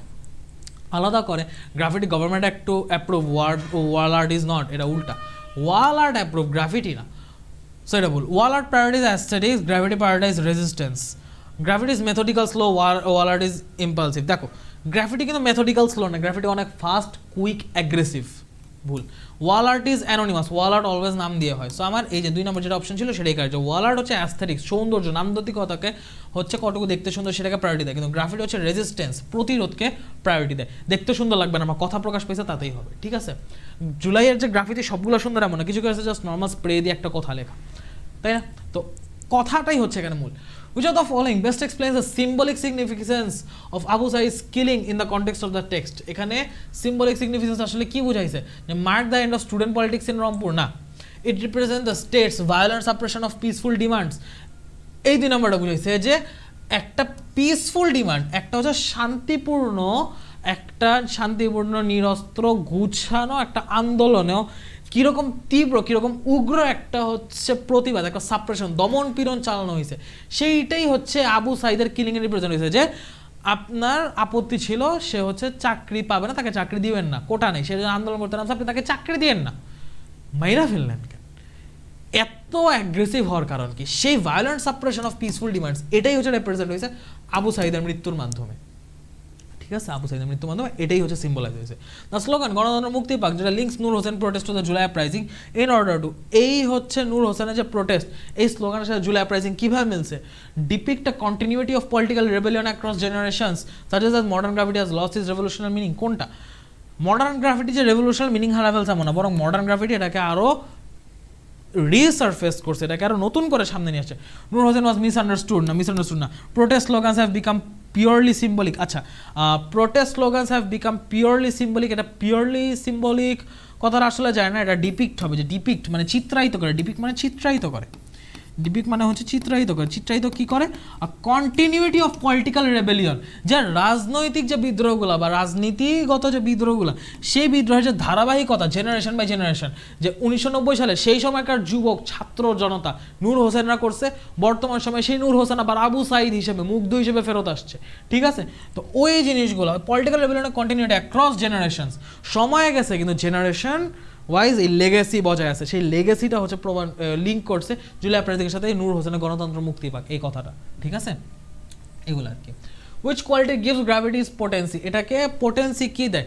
এটার রেজিলিয়েন্স মানে কি? স্বতঃস্ফূর্ততা, এটার যে হচ্ছে কি বলা যায়, স্বতঃস্ফূর্ততা বা প্রাণবন্ততা। তো এখানে প্রাণবন্ততা কোথায়? লিগ্যালিটি না, আর্টিস্টিক ইনটিউশনস না, এই যে subversive guerrilla execution under threat of persecution, এই যে এই জিনিসটা, ঠিক আছে। আর কানেকশন টু কর্পোরেট অ্যাডভার্টাইজিং এটা হবে না। The reference of gravity's role in liberation war in 1971, এটা প্রাইমারিলি কি সার্ভ করে? Undermine relevance to modern politics, establishes legitimacy, কোনটা করে? Reference of gravity's role in liberation war in 1971, যে 1971 সালে মুক্তিযুদ্ধে হচ্ছে এটার যে কি ছিল, কি বলা যায়, এই গ্রাফিতির অ্যাকচুয়াল রোল কি ছিল? আন্ডারমাইন ইটস রেলেভেন্স, আচ্ছা, portray as an important western concept, এটা হবে না। শোজ ইট ট্রান্সফরমেশন ইনটু ডেকোরেটিভ আর্ট, এখানে আর্টের কোনো ব্যাপার স্যাপার আসবে না। Establish it's legitimacy as a historical instrument of resistance, এটা হবে। আন্ডারমাইন রেলেভেন্স হবে না, যে মডার্ন পলিটিক্সের সাথে এটার রেলেভেন্সটা আস্তে আস্তে আন্ডারমাইন করে ফেলছে, কমায় ফেলছে, নট লাইক দ্যাট। এটা হবে এস্টাবলিশ ইটস লেজিটিমেসি, এটার যে গ্রহণযোগ্যতা বা এইটার যে ইফেক্টিভনেস, সেই ইফেক্টিভনেসটাকে আরও প্রতিষ্ঠিত করে। কী হিসাবে প্রতিষ্ঠিত করে? একটা মানে বিরোধিতা বা আন্দোলনের ঐতিহাসিক উপাদান হিসাবে, যে গ্রাফিতি হচ্ছে এমন একটা ঐতিহাসিক উপাদান যেটা যুগ যুগ ধরে সব সময় হচ্ছে প্রতিবাদ করতে ব্যবহৃত হয়। এইটার লেজিটিমেসি হচ্ছে 1971 প্রকাশ পাইছে, লেজিটিমেসি 1971 প্রতিষ্ঠিত হয়েছে, 2024 আবার নতুন করে আবার প্রতিষ্ঠিত হয়েছে যে এটা একটা important historical element of resistance. তারপর হচ্ছে তোমার কি বলা যায়, প্রোটেস্ট। ঠিক আছে, what is the best definition of graffiti? এখানে গ্রাফিটিকে এক কথায় যদি আমি ডিফাইন করি তাহলে এটা কি art on walls? Art on walls তো অনেক আছে, সব তো গ্রাফিটি না। Protest art, illegal public art নাকি building decoration? Illegal public art মানে তোমার এখন অনেক রকম ডিসেপটিভ, অনেক রকম এক্সপ্লয়েটিং আর্টও থাকতে পারে যেটা ইলিগাল নীতিগতভাবে। সো সব ইলিগাল আর্টই যে গ্রাফিটি এমন না। ঠিক আছে, ধরো কেউ আজে বাজে কোনো কিছু আর্ট করে রাখলো, সেটা তো আর গ্রাফিটি হবে না, গ্রাফিটি হবে প্রোটেস্ট আর্ট। ঠিক আছে, ইলিগাল পাবলিক আর্ট দেখে ইলিগাল লাগাই দেবে, there are lots of illegal stuffs. ঠিক আছে, বিল্ডিং ডেকোরেশন না। Which word is a synonym for repressive? Repressive মানে কি? Repressive, suppressive, oppressive, তিনটার মানে হচ্ছে তোমার কি বলা যায়, দমন পীড়নকারী বা শোষণকারী বোঝানো হচ্ছে, শোষণ বোঝানো হচ্ছে। ঠিক আছে, ডেসপোটিক, টলারেন্ট, লিবারাল আর ডেমোক্রেটিক। টলারেন্ট মানে সহনশীল, টলারেন্ট না। লিবারাল মানে হচ্ছে মুক্ত বা হচ্ছে তোমার কি বলা যায়, মুক্ত মনে আর কি, সোজা ভাষায়, যে সে হচ্ছে কোনো কিছু দিয়ে গোড়া না। ঠিক আছে, উন্মুক্ত। ডেমোক্রেটিক বা গণতান্ত্রিক না, ডেসপোটিক বুঝাবে। ঠিক আছে, which of the following is an antonym বলে অ্যান্টোনিম ফর সাবভার্সিভ বা হচ্ছে ধ্বংসাত্মক। এটার অ্যান্টোনিম হচ্ছে তোমার ক্রিয়েট মানে কোনো কিছু তৈরি করা, আর সাবভার্স মানে কোনো কিছু ধ্বংস করা। সো সাবভার্সিভের উল্টা হবে ক্রিয়েটিভ। রেভলিউশনারি, ডিফায়ান্ট, সাবমিসিভ এগুলো হবে না। সাবমিসিভ মানে হচ্ছে দমন করা, ডিফায়ান্ট মানে হচ্ছে না করা বা অগ্রাহ্য করা, অবাধ্য হওয়া, রেভলিউশনারি মানে বিপ্লবী। সাবভার্সিভের উল্টা না। Why is graffiti a more effective tool for protest than traditional wall? এটা কেন হচ্ছে বেশি ইফেক্টিভ টুল? ভিজুয়ালি অ্যাপিলিং, দেখতে সুন্দর দেখে না, ইজিয়ার টু ক্রিয়েট, এজন্য no. It is a quicker and riskier way to express dissent, যে আমি নিজের লাইফ রিস্ক করে, যে ধরা পড়লে একদম অবস্থা খারাপ, ধরা পড়ার আশঙ্কা মাথায় নিয়ে যে অথরিটি আমাদের উপর দমন পীড়ন চালাচ্ছে, সেই অথরিটিকে চ্যালেঞ্জ করে, সেই শৃঙ্খলা বাহিনী, সেই বিরোধীকে চ্যালেঞ্জ করে রাতের আধারে গিয়া আইকার নিজের প্রোটেস্ট জানায় আবার ফিরে আসা, মানে বিশাল একটা চ্যালেঞ্জ। এই জন্য যে আমি গেছি, তারা আমার ধরতে পারেনি, তাদের চোখে ধুলা দিয়া আমি তাদের রেজিমে তাদের বিরুদ্ধে প্রতিবাদ জানিয়ে আসছি। This is the power of graffiti. এবং এই পাওয়ারটা এই জিনিসটাকে আরও বেশি ইফেক্টিভ টুল করে, যেটা খুবই কুইকার এবং রিস্কিয়ার way. The higher the risk, the bigger the reward to express dissent. Okay? What is the main objective of Abu Said's movement? যে আবু সাইদ যে মুভমেন্টটা করছে, এটা মেইন অবজেক্টিভ, মূল উদ্দেশ্যটা কি? Protesting against war, fighting for women rights, একটাও না। Reforming the quota system, সে কোটা আন্দোলন করছে। Promoting graffiti in Bangladesh, no, graffiti তো সে প্রমোট করার জন্য, মানে গ্রাফিটি তো হচ্ছে এক্সপ্রেস করা আমাদের ইমোশনগুলো, আমাদের আনটোল্ড যে জাস্টিসের স্ট্রাগলটা আছে, সেই জাস্টিসটা হচ্ছে, সেই জাস্টিসের যে নিডটা, সেটা প্রকাশ করা। When did graffiti emerge as a dissent tool in Bangladesh? সেটা অ্যাকচুয়ালি কখন বাংলাদেশে ডিসেন্ট হয়েছে, মানে ডিসেন্ট টুল, একটা প্রতিবাদের টুল হিসেবে ইমার্জ করছে 1966 থেকে, যখন হচ্ছে তোমার ওই যে আইয়ুব খান নামানোর জন্য, ডাউন উইথ আইয়ুব খান, যে হচ্ছে ওই যে কি জানি তোমার ওই যে, আচ্ছা বাংলাটির মধ্যে মনে পড়তেছে না, এখানে যেটা লেখা আছে ডাউন উইথ আইয়ুব খান, সেই কথাগুলো যখন হচ্ছে তোমার চিত্রায়িত করে দেয়ালে লেখার মাধ্যমে প্রকাশ করা ছিল, তখন থেকে মিলে গ্রাফিটি একটা ডিসেন্ট টুল, একটা প্রতিবাদ মাধ্যম হিসেবে ইমার্জ করছে। এক দফা স্বৈরাচারটি কবে যাবে, এই স্লোগানটা, what does this slogan in July uprising most directly reflect? এটা অ্যাকচুয়ালি কি রিফ্লেক্ট করে? Cynicism towards bureaucratic inefficiency, poetic expression of despair and resignation, rhetorical challenge to authoritarian rule, নাকি nostalgic call to past leaderships? Nostalgic call to past leadership, একটা হচ্ছে যে পুরনো লিডারদের প্রতি একটা স্মৃতিচারণমূলক আওয়াজ, সেটা না। রিটোরিক্যাল চ্যালেঞ্জ, একটা রিটোরিক্যাল চ্যালেঞ্জ, একটা হিস্টোরিক্যাল চ্যালেঞ্জ টু, মানে রেটোরিক্যাল মানে হিস্টোরিক্যাল না, অ্যাকচুয়ালি এটা হচ্ছে মানে ইতিহাস পরিবর্তন মতো, যুগান্তকারী বলে না, যুগান্তকারী, রেটোরিক্যাল একটা challenge to authoritarian rule. Bureaucratic inefficiency related কিছু না, এটা হচ্ছে তোমার রেটোরিক্যাল চ্যালেঞ্জ অথরিটেরিয়ান রুল। এখন কি এটা হবে? দেখো, রেটোরিক্যাল চ্যালেঞ্জ ঠিক আছে, রেটোরিক্যাল চ্যালেঞ্জ কথাটা ঠিক আছে, but authoritarian rule, authoritarian rule থাকার কারণে আমি এই জিনিসটা দেখাতে পারবো না, কারণ অথরিটেরিয়ান রুল বোঝায় বংশ পরম্পরা কোনো কিছু চলা, এইখানে বংশ পরম্পরা আসে নাই। That's a rhetorical challenge, that may be a rhetorical challenge, but to authoritarian rule না, টু সাপ্রেসিভ রেজিম হইতে পারে, অথরিটেরিয়ান রুল হবে না। এটা একটা poetic expression of despair and resignation. এক দফা এক দাবি স্বৈরাচারী কবে যাবে, একটা ছন্দময় কথা, একটা পোয়েটিক একটা কবিতা হিসেবে বলা হয়েছে, একটা poetic expression of despair and resignation, যে তোমার সাথে আমরা একমত না, তোমাকে আমরা চাই না, তোমাকে নামায় দিব, তোমার বিরুদ্ধে আমাদের ক্ষোভ হতাশা অনেক কিছু জয় মারিছে, এটাকে আমরা কাব্যিকভাবে প্রকাশ করছি, poetic expression of despair and resignation. ঠিক আছে, রেটোরিক্যাল চ্যালেঞ্জ করে ঠিক আছে, বাট অথরিটেরিয়ান রুল থাকে আমি কিন্তু এটা দেখাইতে পারবো না। এখানে এই কথাটা অথরিটেরিয়ান রুলটা ডিরেক্টলি রিফ্লেক্ট হয়নি। একটা অ্যান্সার আমি কারেক্ট দাগাতে গিয়েও কেন না দেখা আরেকটাকে কারেক্ট দাগা দিচ্ছে, লজিকটা বুঝতেছে, এই লজিকটা বুঝে আমার উদ্দেশ্য। What does gravity's defiance of erasure mean in July? Defiance of erasure বলতে অ্যাকচুয়ালি কি বুঝাইছে? Government protects it, made it tough pain, resist being silenced or censored, it passes a long time physically. Defiance of eraser মানে হচ্ছে last a long time physically বোঝানো হয়েছে, যে মুছে যাওয়ার বা স্মৃতি থেকে মুছে যাওয়ার যে ব্যাপারটা, সেই জিনিসটাকে যেন একটা অবাধ্যতা জানায়, যে এটা physically long time, being silenced or censored না, যে এটা হচ্ছে তোমার ফিজিক্যালি লং টাইম লাস্ট করে, এটা ইতিহাসের সাক্ষী হয়ে থাকে। দেয়াল থেকে এই লেখা তুমি আরেকটা লেখা ছাড়া মুছতে পারবে না, তোমাকে দেয়ালটা নতুন করে রিপেইন্ট করতে হবে। This graffiti can not B removed, তুমি এটাকে ঢাকতে পারবা, রিমুভ করতে পারবা না, হয় দেয়াল ভাঙতে হবে না, দেয়ালে নতুন রং দিতে হবে। তো এটা লং টাইম লাস্ট করে, ঠিক আছে, বছরের পর বছরের টিকা থাকে। তো এটা হচ্ছে যে স্মৃতি থেকে মুছে যাওয়া বা আস্তে আস্তে বিলীন হয়ে যাওয়া, ম্লান হয়ে যাওয়া, সেইটাকে যেন অগ্রাহ্য অবাধ্যতা জানায়, একটা মানে ডিফায়েন্স জানায়, সেইটা হচ্ছে বলেছে last long time physically. Government protect করবে না, মেডিক টাফ পেন্ট, এগুলো হবে না। বাই ইনভোকিং ব্যাংসিক ওয়ার্ড, ওই যে comfort the disturb the comfort, ওইটা the text emphasises that graffiti comfort to the oppressed while challenging to the contented elites. না, অপ্রেসদের হচ্ছে কমফোর্ট, আচ্ছা অপ্রেসড, হ্যাঁ অপ্রেসর না অপ্রেসড, সেই ক্ষেত্রে প্রথমটা হবে যে offers comfort to the oppressed, যে এটা হচ্ছে যারা নির্যাতিত নিপীড়িত তাদের কথাগুলো হচ্ছে প্রকাশ করে, এই জন্য তারা একটা স্বস্তি ফিল করে যে না আমাদের কথাগুলো প্রকাশ পাচ্ছে, আমাদের কথাগুলো আমরা প্রতিভা জানাতে পারতেছি। ওয়াইল চ্যালেঞ্জিং দ্য কন্টেন্টেড এলিটস, যে যারা হচ্ছে একদম সন্তুষ্ট হয়ে এলিট শ্রেণীতে বসে রয়েছে, যারা হচ্ছে এই স্বৈরাচার একদম উপর মহলে বসে রয়েছে, তাদের জন্য একটা থ্রেট হয়ে গেছে, তাদেরকে চ্যালেঞ্জ করা হয়ে গেছে গ্রাফিটি বা গ্র্যাভিটি মুখে এসে পড়তেছে, যে নির্যাতিতদের একটা স্বস্তি দিতেছে, কিন্তু যারা স্বস্তিতে আছে তাদেরকে একটা থ্রেট, তাদেরকে একটা চ্যালেঞ্জ জানাইতেছে। ঠিক আছে, এইগুলা। How does gravity comfort the disturbed while disturbing the comfort as per Banksy? It challenges oppression. এটা অপারেশনকে ওই যে স্বৈরাচারকে চ্যালেঞ্জ করে, সেই হিসাবে ওয়ালকে সুন্দর করে বা কামনেসকে স্প্রেড করে, এগুলো কিচ্ছু না, এটা হচ্ছে সরাসরি স্বৈরাচারকে চ্যালেঞ্জ করে বসে। What is the significance of spray painted messages in July uprising? এই স্প্রে পেইন্টেড মেসেজগুলো, এই যে গ্রাফিটিগুলো, এগুলোর অ্যাকচুয়াল সিগনিফিকেন্সটা কি? They symbolises luxury? No. They celebrated art? No. Leader mock করছে, মক করে দিগোদেশন, দে ডিমান্ডেড জাস্টিস, তারা হচ্ছে জাস্টিস চাইছে, তারা হচ্ছে ন্যায় বিচার চাইছে। মার্জিনালাইজ মানে কাউকে সীমাবদ্ধ করা, কাউকে সীমাবদ্ধ করা, কাউকে সীমাবদ্ধ করা। এটার অপোজিট ওয়ার্ড কি? Opposite word excluded, oppressed, empowered নাকি নেগলিজেন্ট? দেখো, মার্জিনালাইজড মানে হচ্ছে তোমার সীমাবদ্ধ করা, মানে তার থেকে ক্ষমতা কেড়ে নেওয়া বা তাকে মানে দুর্বল করে দেওয়া। এটার উল্টাটা হচ্ছে এম্পাওয়ার্ড হবে, যে আরও বেশি শক্তিশালী করা। এক্সক্লুড মার্জিনালাইজের উল্টা হয় না। মার্জিনালাইজ মানে ছোট করে নিয়ে আসে, সীমাবদ্ধ করে নিয়ে, সীমাটা ছোট করে নিয়ে আসে না।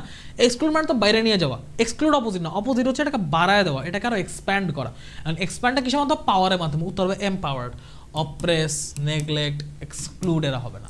সিনোনিম অফ ডাইমেনশনস, ডাইমেনশনটাকে কি বলে? ডাইমেনশন বলতে তোমার মাত্রা বুঝায়, তো এখানে মাত্রাটা আমরা লিমিট ধরবো, ঠিক আছে। মাত্রাটা এখানে সিনোনিম বলতে লিমিট বুঝেছে, অ্যাসপেক্ট বা দিক বুঝায়নি।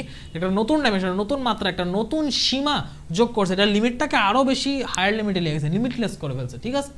তো তারপর হচ্ছে ওই সেম জিনিসগুলো, কোশ্চেনগুলো আর একটু রিপিট, এগুলো তোমাদের হোমওয়ার্ক হিসেবে রাখবো আমি। লাস্ট প্যাসেজে কিছু জিনিস, এখানে আরও 2 স্লাইড এমসিকিউ আছে, এগুলো থাক। আমরা একটু কোশ্চেনগুলো দেখি, ঠিক আছে। আমরা একটু কোশ্চেনগুলো দেখি, 1 মিনিট পানি খেয়ে আসি।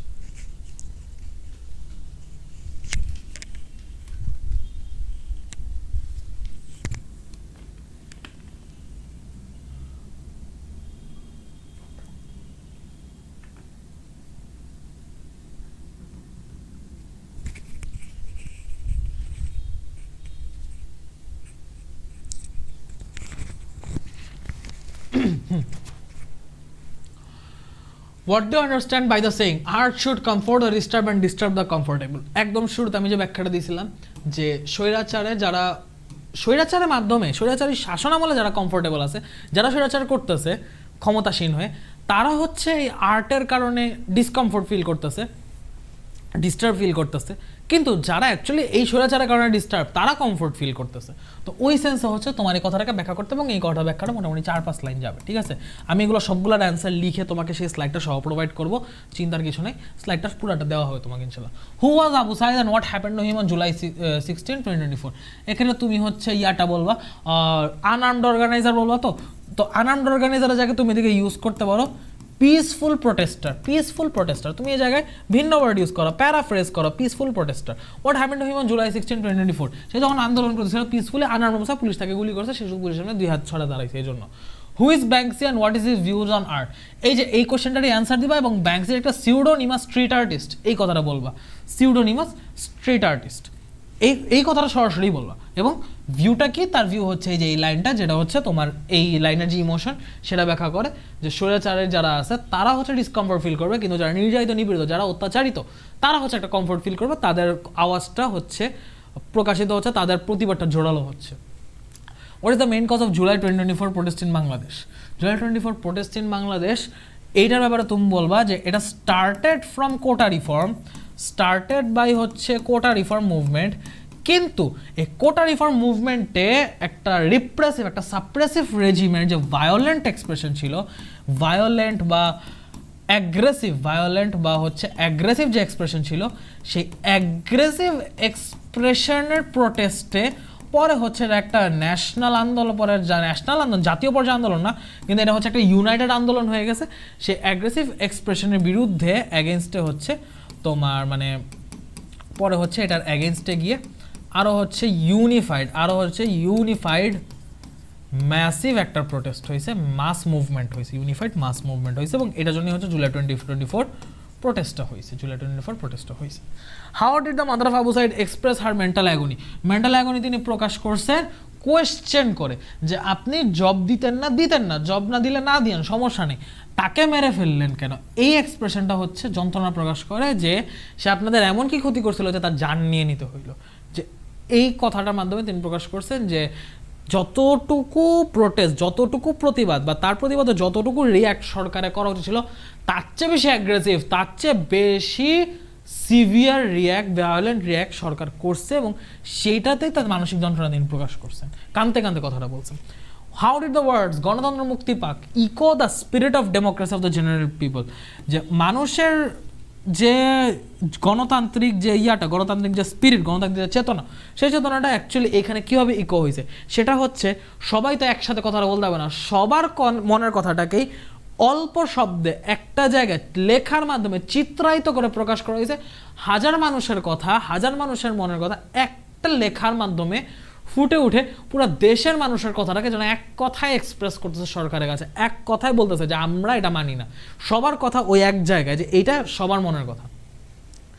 এইভাবে হচ্ছে মানে ইউনিফাইড এক্সপ্রেশন হিসেবে, একটা ইউনিফাইড এক্সপ্রেশন হিসেবে, এই যে বারবার সবার কথা বলতেছি, এই ইউনিফাইড এক্সপ্রেশন হিসেবে হচ্ছে এই জিনিসটা ইকো করতেছে, যে রেগুলার মানুষের ভয়েসটা, সবার ভয়েসকে একত্রিত করে এক জায়গায় একটা কথা হিসেবে সামনে তুলে ধরা হয়েছে।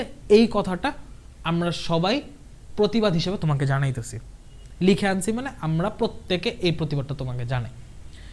ওইভাবে হচ্ছে এটার জেনারেল পিপলের স্পিরিট অফ ডেমোক্রেসি, যে যত বেশি হচ্ছে মানুষ প্ল্যাকার্ড লিখে আনতেছে, তত হচ্ছে যেন প্রতিবাদটা আরও স্পষ্ট হইতেছে, সবাই একই কথা বলতেছে। How did Banksy describe the purpose of art? ওই যে ফার্স্ট কোয়েশ্চেনের অ্যান্সার, প্রথমটা ভালো করে লিখলে এটাও লিখতে পারবা। তারপর আসো, হোয়াট ডাজ চিকা মিনস? এখন চিকার হচ্ছে একটা হচ্ছে তোমার ভার্বাল মিনিং দিবা, যে অ্যাকচুয়ালি এটার কি মিনিং, যে চিকা বলতে অ্যাকচুয়ালি মোল বা মাস্করাট বোঝায়। তারপর হচ্ছে এটার অ্যাকচুয়াল বা হচ্ছে এটার কনটেক্সচুয়াল মিনিং দিবা, যে এটা দিয়ে কীভাবে কী বোঝানো হইতো, এটা দিয়ে কীভাবে কী বোঝানো হইতো, ঠিক আছে? গেরিলা ট্যাকটিকটা দিবা। What does Ahnaf Begum's reaction to her sons death? ওই যে তিনি হচ্ছে তার মেন্টাল অ্যাগনিটা কাঁদতে শেল শক হিসেবে প্রকাশ করছেন, এটা।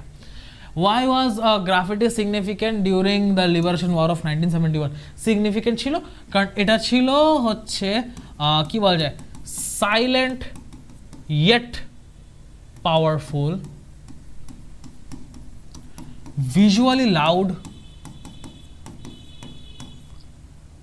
and unified by united protest of general people, যেটা কন্টেইন করে, containing হচ্ছে struggles, containing হচ্ছে their struggle of justice, their want of justice, ঠিক আছে, their words of protest সেগুলো। what does the phrase the country is nobody's father imply? এটা imply করে, এটা হচ্ছে indirectly বা it implies the defiance বা the denial against authoritarian rule, যে বংশ পরম্পরায় বাবার ছেলে দাদার ছেলে বাবার প্রথমে দাদা থেকে বাবা থেকে ছেলে থেকে তার নাতি, এইভাবে বংশ পরম্পরাতে যাইতেছে। এই বংশ পরম্পরাকে ডিনাই করে, অগ্রাহ্য করার যে অগ্রাহ্য করার যে প্রতিবাদটা, সেই প্রতিবাদটা দ্য প্রোটেস্ট অফ ডিনায়াল, সেইটাই হচ্ছে এই ফ্রেজে ইমপ্লাই হয়। How does a graffiti connect past and present struggles in Bangladesh? Graffiti কীভাবে past and present struggle connect করে? কারণ এই যে স্ট্রাগলটা গ্রাফিটির মাধ্যমে, এটা হচ্ছে 1960-তে প্রকাশ পাইছে, 1966-এ প্রকাশ পাইছে, 71-এ প্রকাশ পাইছে, এবং সেই ধারাবাহিকতা 1990-তেও নূর হোসেন হচ্ছে ছাত্রদল মানে ছাত্র জনতা হিসেবে যে ইয়াটা করছে, যে প্রতিবাদটা জানাইছে গণতন্ত্র মুক্তি পাক,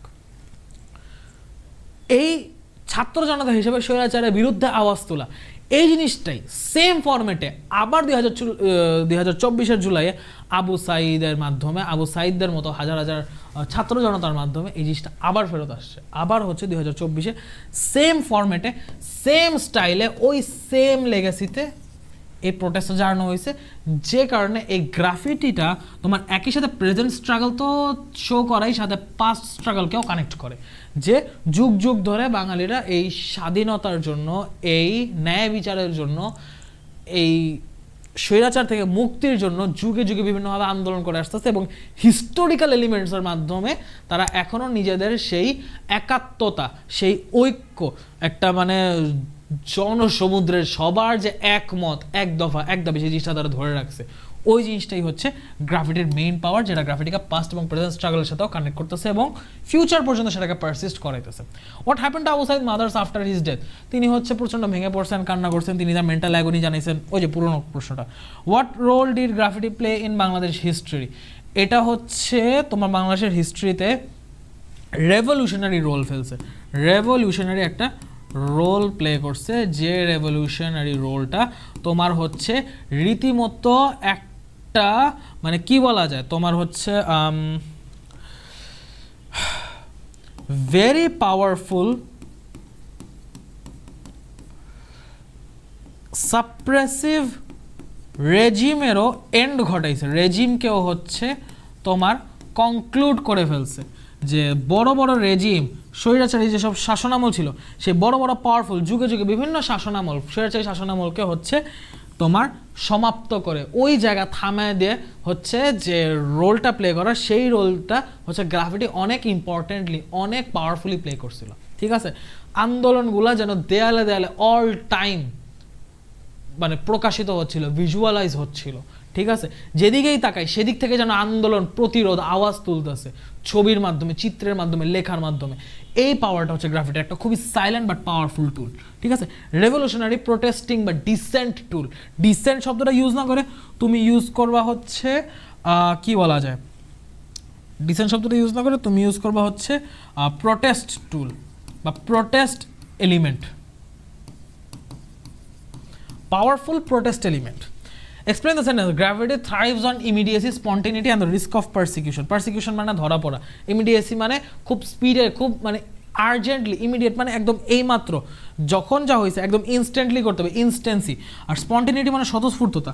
গ্রাফিটি এগুলোর উপরে থ্রাইভ বা এগুলোর উপরে দাঁড়ায় আছে, এগুলোই কনসিস্ট করে যে খুব দ্রুত আঁকতে হবে, সুন্দর লাগবে না, কিন্তু আমার মনে ভাবটা প্রকাশ হতে হবে, খুব স্বতঃস্ফূর্ত হইতে হবে, এবং এখানে খুব রিস্ক থাকে ধরা পড়ার। এই ধরা পড়ার রিস্ক থাকা সত্ত্বেও পাওয়ারকে, স্বৈরাচারকে চ্যালেঞ্জ করে যে আমি আঁকবো, আমি আমার কথা প্রকাশ করবো, দেয়ালে দেয়াল থেকে প্রতিরোধ আসবে, কিন্তু তুমি আমরা ধরতে পারবে না। এই চ্যালেঞ্জটা ছুড়ে দিয়েই যেন হচ্ছে রাতের আধারে বা লুকায় লুকায় হচ্ছে তোমার এই রিস্ক অফ পারসিকিউশন নিয়েও হচ্ছে আর্টিস্টরা যাইতো খুব দ্রুত হাতে প্রাণবন্তভাবে নিজের আর্টটা কইরেই সেবার দৌড় দিত, যে নিজ থেকে কাজ করে, তাকে জোর করে পাঠানো হয়তো এমন না, সে নিজ থেকেই যাইতো, প্রতিবাদটা জানায় খুব দ্রুত, নিজের প্রতিবাদটা সেখানে লিখেই হচ্ছে আবার সেখানে চলে আসতো গেরিলার মতো। সে তাকে ধরা যাইতো না, কিন্তু তার প্রতিবাদগুলো সরব হয়ে ফুটে উঠতো, ঠিক আছে। তার প্রতিবাদগুলো দেয়াল থেকে যেন মানে আওয়াজ তুলে জানাইতো যে এই যে এলাকায় সবখানে গ্রাফিটি, সবখানে লেখা, আমরা কেউ সবাই এই কথা একমত, আমরা কেউই স্বৈরাচারকে থাকতে দিতে রাজি না। The true power of gravity lies in it's resilience, এটা যে টিকে থাকা, এটার যে হচ্ছে তোমার কি বললাম একটু আগে, রেজিলিয়েন্স হচ্ছে প্রাণবন্ততা, এটা যে প্রাণবন্ততা, সেই প্রাণবন্ততা বা এভারলাস্টিংনেস, সেটার উপরে হচ্ছে গ্রাফিতির পাওয়ারটা। এবং এই পাওয়ারটা হচ্ছে শুধু পাস্ট এবং প্রেজেন্ট না, এই পাওয়ারটা এটাকে ফিউচারের সাথে কানেক্ট করে। যে তুমি চিন্তা করো, এই গ্রাফিটি যদি 10 বছর পরে হয়, 2034 একটা ছেলে যখন, বাচ্চা ছেলে যখন এসে দেখবে যে এই জিনিসটা ভাইয়া কেন, এটা কি জন্য আঁকা হয়েছে, এটার কাহিনীটা কি, তখন যে ইতিহাসটা, তখন যে পাস্ট হিস্ট্রিটা তার সামনে আসবে, সেই হিস্ট্রিটা যেন ওই পাস্ট এবং মানে ওই বর্তমান স্ট্রাগল, আমাদের আরও পাস্টের স্ট্রাগল, সেই সবগুলো স্ট্রাগলের লেগেসি যেন তার সামনে তুলে ধরবে। যেন এই গ্রাফিটিটা সাক্ষী, গ্রাফিটিটা একটা উইটনেস, যে একটা সময় আমরা হচ্ছে স্বৈরাচারকে সমূলে উৎপাটন করতে সফল হয়েছি, অন্যায় টিকে থাকতে পারেনি জনসমুদ্রের এই ন্যায়ের সংগ্রামের কাছে। এই পাওয়ার হচ্ছে গ্রাফিটিটা ছবি আকারে নিজের ভিতর ধরে রাখছে। What does graffiti represent in Bangladesh today? বাংলাদেশে হচ্ছে ওই যেটা বললাম যে অন্যায় হচ্ছে টিকে থাকতে পারে না ন্যায়ের সংগ্রামের কাছে, সেই জিনিসটা যে বাংলাদেশের মানুষ যখন একাত্ম হয়ে একটা স্বৈরাচারের বিরুদ্ধে অবস্থানে, স্বৈরাচারের বিরুদ্ধে আন্দোলন করে, গণ অভ্যুত্থান করে, তখন হচ্ছে এই বাংলাদেশের মানুষকে দমায় রাখা সম্ভব হয় না, বাঙালিকে পরাজিত করা সম্ভব হয় না। Explain the sentence, what cannot be said must not be silence in but written. যেটা হয়তো মুখে বলতে পারতেছে না, আওয়াজ তুললে ধরা পড়ে যাবে, শাস্তি হয়ে যাবে, আওয়াজ তুললে হচ্ছে তার উপর অত্যাচার নির্যাতন নেমে আসবে, সে হয়তো আওয়াজ তুলতেছে না, কিন্তু তাকে চুপ বা সাইলেন্স বা তাকে নীরব রাখা যাবে না। সে মুখে না হইলেও কলমের মাধ্যমে হইলেও সরব হবে, সেটা কবিতার মাধ্যমে হতে পারে, সেটা লেখালেখির মাধ্যমে হতে পারে, সেটা বিভিন্ন বই বা তোমার বর্তমানে ফেসবুক যেটা, যে একটা সোশ্যাল মিডিয়ার মাধ্যমে একটা আন্দোলন, লেখালেখির মাধ্যমে আন্দোলন ছড়া গেছে, এটাও একটা আন্দোলন। তারপর হচ্ছে যে দেয়ালিকা গ্রাফিটি, এটাও একটা আন্দোলন। তো ওই কথাটাই হচ্ছে তুমি এখানে এক্সপ্লেন করবে। তুমি যদি এখানে সোশ্যাল মিডিয়ার কথাটাও বলো, যে অনলাইনে হচ্ছে লেখালেখির মাধ্যমে একটা প্রতিরোধ, একটা হচ্ছে তোমার কি বলা যায়, একটা ঐক্য তৈরি করা হয়েছিল, সবাইকে হচ্ছে বিভিন্নভাবে হেল্প করা হয়েছিল, বিভিন্ন রকমভাবে হচ্ছে তোমার হেল্প অ্যান্ড সাপোর্ট বলো, বিভিন্নভাবে হচ্ছে উদ্বুদ্ধ করা বলো, বিভিন্নভাবে তোমার কি বলা যায় একটা জিনিস রিয়ালাইজ করানো বলো, সেসব কিছু কিন্তু লেখালেখির মাধ্যমে করানো গেছে, ঠিক আছে। What is the lasting impact of graffiti as a medium of expression and resistance? যে ওই যে বললাম যে এটা টিকে থাকে, লাস্টিং ইম্প্যাক্ট, যে এটা হচ্ছে তোমার শুধুমাত্র ওই সময় যে একটা প্রোটেস্ট এলিমেন্ট হিসেবে কাজ করবে, নট লাইক দ্যাট, এইটা ফিউচারও সেই যে প্রোটেস্ট এলিমেন্ট হিসেবে কাজ করছিল, এই প্রোটেস্টটা যে সফল হয়েছে, এই সাকসেসফুল প্রোটেস্টের একটা সাক্ষী, একটা উইটনেস, একটা ল্যান্ডমার্ক হয়ে থাকতেছে, এবং একটা মিডিয়াম অফ এক্সপ্রেশন রেজিস্ট্যান্স হিসাবে এখনও সাক্ষী থাকতেছে যে this thing works. Why is graffiti considered as a powerful form of dissent? এই যে এতক্ষণ যা বললাম, যেটা কোনো ট্রু পাওয়ার লাইজ, ওইটাই। Why do think graffiti is often created quickly and anonymously? ওই যে থ্রাইভ যেটা বললাম, যে তোমার গ্রাফিটি থ্রাইভস অন ইমিডিয়েসি, স্পন্টিনিটি, ওই ফ্যাক্টের দিকে আসবে, যে খুব কুইকলি এবং নিজের নাম পরিচয় গোপন রেখে হচ্ছে গ্রাফিটিটা করে যাইতে হবে, ওয়াল আর্ট হিসেবে এটা করে যেতে হবে, যে স্বৈরাচারের বিরুদ্ধে আমি যে প্রতিবাদ জানাই গেছি, ধরা না পড়া, তাদের হাতে ধরা না দিয়ে আমি বাইচা হচ্ছে এটা করে সফলভাবে আমি একটা গ্রাফিটি আইকা প্রতিবাদ জানায় ফিরতে পারছি, এই অ্যাচিভমেন্টটা হচ্ছে তোমার গ্রাফিটির সবচেয়ে বড় challenge. What does the expression graffiti comforts the disturb while disturbing the comfort mean in the passage? এটা একদম ফার্স্ট কোশ্চেনটাই হচ্ছে আমরা প্যাসেজে বলছি, তো ওই সেম কোশ্চেনগুলো, সিমিলার কোশ্চেনগুলোই রিপিট হয়ে হচ্ছে এখানে আসছে। তো এখানে হচ্ছে আমি সবগুলো, ওই যে এখানে আরও কিছু কোশ্চেন আছে, ওই সেম এতক্ষণ আমরা যা আলোচনা করছি ওগুলোই হচ্ছে বিভিন্নভাবে ঘোরাটোরা জিজ্ঞেস করা। এই জায়গায় সবগুলোর অ্যান্সার লেখা আছে, ডিটেইলসে লেখা আছে। আমি স্লাইড তোমাদেরকে এই লেকচারের এই ভিডিওর কমেন্ট বক্সে ইনশাল্লাহ দিয়ে দিব, এবং লেকচারের যে ফোল্ডার, সেই ফোল্ডারে এটা সহ আরও আমার যা ইংলিশ মাস্টার ক্লাস হবে সবগুলার লেকচার থাকবে ইনশাল্লাহ। লাস্ট আমরা কয়েকটা feel in the gap solve করবো, যে এখান থেকে ফিল ইন দ্য গ্যাপস কি আসতে পারে। During and after the July uprising, wall art and graffiti reflected a strong sense of dash highlighting the struggle of marginalised and dash people. আচ্ছা, এখন হচ্ছে during and after July uprising, wall art and graffiti reflects, কি reflect করছে? Strong sense of কি reflect করছে, disagreement, protest, পাওয়ার, কি reflect করছে? দেখো এই জিনিসটা কিন্তু মোটামুটি ডিরেক্টলি প্যাসেজে আছে, যে হচ্ছে তোমার গ্রাফিটিটা কি এক্সপ্রেস করছে, কোথায় আছে? এই যে স্ট্রং সেন্স অফ ইনক্লুসিভিটি, সামগ্রিকতা, ইন্টিগ্রিটি, যে সবাই একসাথে আছে সেইটা প্রকাশ করছে। ঠিক আছে, তোমাকে প্যাসেজ থেকে নিয়ে নিয়ে বসাইতে হবে। ইনক্লুসিভিটি, যেটা কি মার্জিনালাইজ অ্যান্ড মাইনরিটাইজড পিপলের কেসগুলো হচ্ছে আরো হাইলাইট করছে। ঠিক আছে, তো আমরা সেখান থেকে এটা বসাবো যে স্ট্রং সেন্স অফ ইনক্লুসিভিটি বা ইন্টিগ্রিটি, তুমি ইন্টিগ্রিটিও বলতে পারো, একদম ইনক্লুসিভিটি বসাতে পারো, নট লাইক দ্যাট, ইন্টিগ্রিটিও বসাতে পারো। Marginalised and minorised people, numerous gravity pieces called for dash and numerous gravity pieces called for dash and conveyed a message of called for protest বা হচ্ছে তোমার called for কি বলা যায় ওটারে, dissent, and conveyed a broader message of liberation, স্বাধীনতার একটা বড় message বা হচ্ছে মানে সামগ্রিক একটা বৃহত্তর মেসেজ হচ্ছে এটা করে, যে তোমার হচ্ছে ক্যারি করে, যে আমরা হয়তো কাগজে কলমে স্বাধীন হইলেও আমরা একটা স্বৈরাচারী সরকার অধীনে, মানে আমরা এখনো পরাধীন, আমরা এখনো ট্রুলি স্বাধীন হইতে পারিনি। তো ওই ব্রডার মেসেজটা হচ্ছে তোমার লিবারেশনের ব্রডার মেসেজটা হচ্ছে এটা ক্যারি করে। Symbolising the connected struggles of all communities, it underscores the idea that our dash liberation is intertwined, our dash বা ইউনিফাইড লিবারেশন, এরকম কিছু একটা হবে। ইউনিফাইড লিবারেশন হওয়ার কথা, কই গেল? আবার কালেকটিভ বা ইউনিফাইড লিবারেশন ইজ ইন্টারটুইন্ড, এটা পরস্পর সংযুক্ত, আমাদের পুরা মানে এক হয়ে যে আমরা স্বাধীন হব, পুরা সামগ্রিক যে স্বাধীনতা বা ওই সমষ্টিগত স্বাধীনতা, ইউনিফাইড বা কালেকটিভ বলতে পারো, সেই স্বাধীনতাটা হচ্ছে একটার সাথে সংযুক্ত।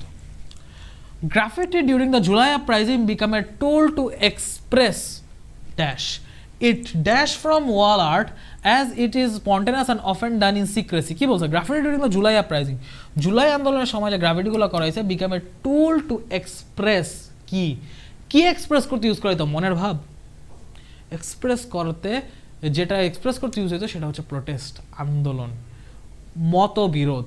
আমি যে অসম্মতি জানাচ্ছি সেই অসম্মতিটা তুমি এখানে ডিসেন্টের সাথে আরেকটা ওয়ার্ড ইউজ করতে পারো, ডিসএগ্রিমেন্ট। ডিসেন্ট বসাও, dissent is a safe word, যেহেতু প্যাসেজের ডিসেন্ট ইউজ হচ্ছে, এইখানে প্যাসেজের ওয়ার্ডগুলো বসানোই সেফ, বাট আরেকটা ওয়ার্ড বসাতে পারো, সেটা হচ্ছে disagreement. It dash from wall art, তুমি এখানে একটা কামস ফ্রম বলতে পারো, যে ইট কামস ফ্রম বা ইট হচ্ছে ইট কামস ফ্রম দাও, বা হ্যাঁ ইট কামস ফ্রম বা ইট স্টেম ফ্রম, যেটা বই আছে, it stem from wall art as it is spontaneous and often done in secrecy। আচ্ছা, ফ্রম তো সরি কামস বা স্টেম হবে না, একটু এখানে একটা ভুল হয়েছে, কামস বা স্টেম হবে না। অ্যাজ বলছে, অ্যাজ মানে হচ্ছে কি বলছে, অ্যাজ যেহেতু বলছে, অ্যাজ মানে হচ্ছে যেহেতু, তো যেহেতু বলছে তার মানে হচ্ছে এখানে কিছু একটা অসম্মতি বুঝাচ্ছে।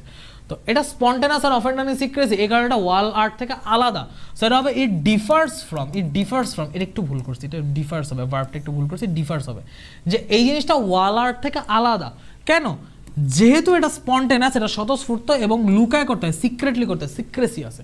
The slogan spreaded on the world was carried message of unity and কি, দ্য স্লোগান অ্যাকচুয়ালি এটা কিসের মেসেজ ক্যারি করতে হয়? Message of unity and liberation বলতে পারো, অ্যান্ড লিবারেশন বা প্রোটেস্ট বলতে পারো, যে হচ্ছে তোমার ইউনিটি, লিবারেশন, স্ট্রাগল, এগুলো বলতে পারো, যে এই মেসেজটা হচ্ছে স্ট্রাগল বা হচ্ছে মানুষের যে সংগ্রাম একটা অন্যায়ের বিরুদ্ধে, সে অন্যায়ের বিরুদ্ধে সংগ্রামটা হচ্ছে, একত্বতাটা হচ্ছে এই স্লোগানগুলোর মধ্যে ফুটে উঠতেছে। তারপর এখানে রেবেলিয়ন ইউজ করতে পারো, বিদ্রোহ, এটাই। Graffiti reflects how people fight against কি বলে, ফাইট অ্যাগেনস্ট হচ্ছে অপ্রেশন, স্বৈরাচারের বিরুদ্ধে মানুষ হচ্ছে কিভাবে ফাইট করে, সেটা হচ্ছে গ্রাফিটি থেকে রিফ্লেক্ট হয়। And share the anger through art, যে আর্টের মাধ্যমে মানুষ হচ্ছে তার রাগ, তার অ্যাঙ্গার, সেগুলো হচ্ছে প্রকাশ করতেছে। ঠিক আছে, তো এই হচ্ছে ব্যাপার। এখানে আরও দুইটা হচ্ছে গ্যাপ আছে, এই দুটো গ্যাপ আমি তোমাদেরকে SW হিসেবে দিয়ে যাব, তো এই দুটো তোমাদের SW থাকবে। এখন অলরেডি অনেক লম্বা ক্লাস হয়ে গেছে, আমার নিজেরই হচ্ছে কয়েক ভাগে নেওয়া লাগছে, আমার জামা দেখে বুঝতেছো। তো এত লম্বা ক্লাস শুরু থেকে শেষ পর্যন্ত যারা করছো সবাইকে অনেক অনেক ধন্যবাদ। ইনশাল্লাহ তোমাদের জন্য আমার আরও মাস্টার ক্লাস আসবে পরীক্ষার আগ দিয়ে, যথাসম্ভব তোমাদেরকে আমি ইংলিশ গুছাই দিব ইনশাল্লাহ। সো আজকের ক্লাসটা এই পর্যন্তই, দেখা হচ্ছে নেক্সট ক্লাসে। সেই বলে সবাইকে আল্লাহ হাফেজ, আসসালামু আলাইকুম।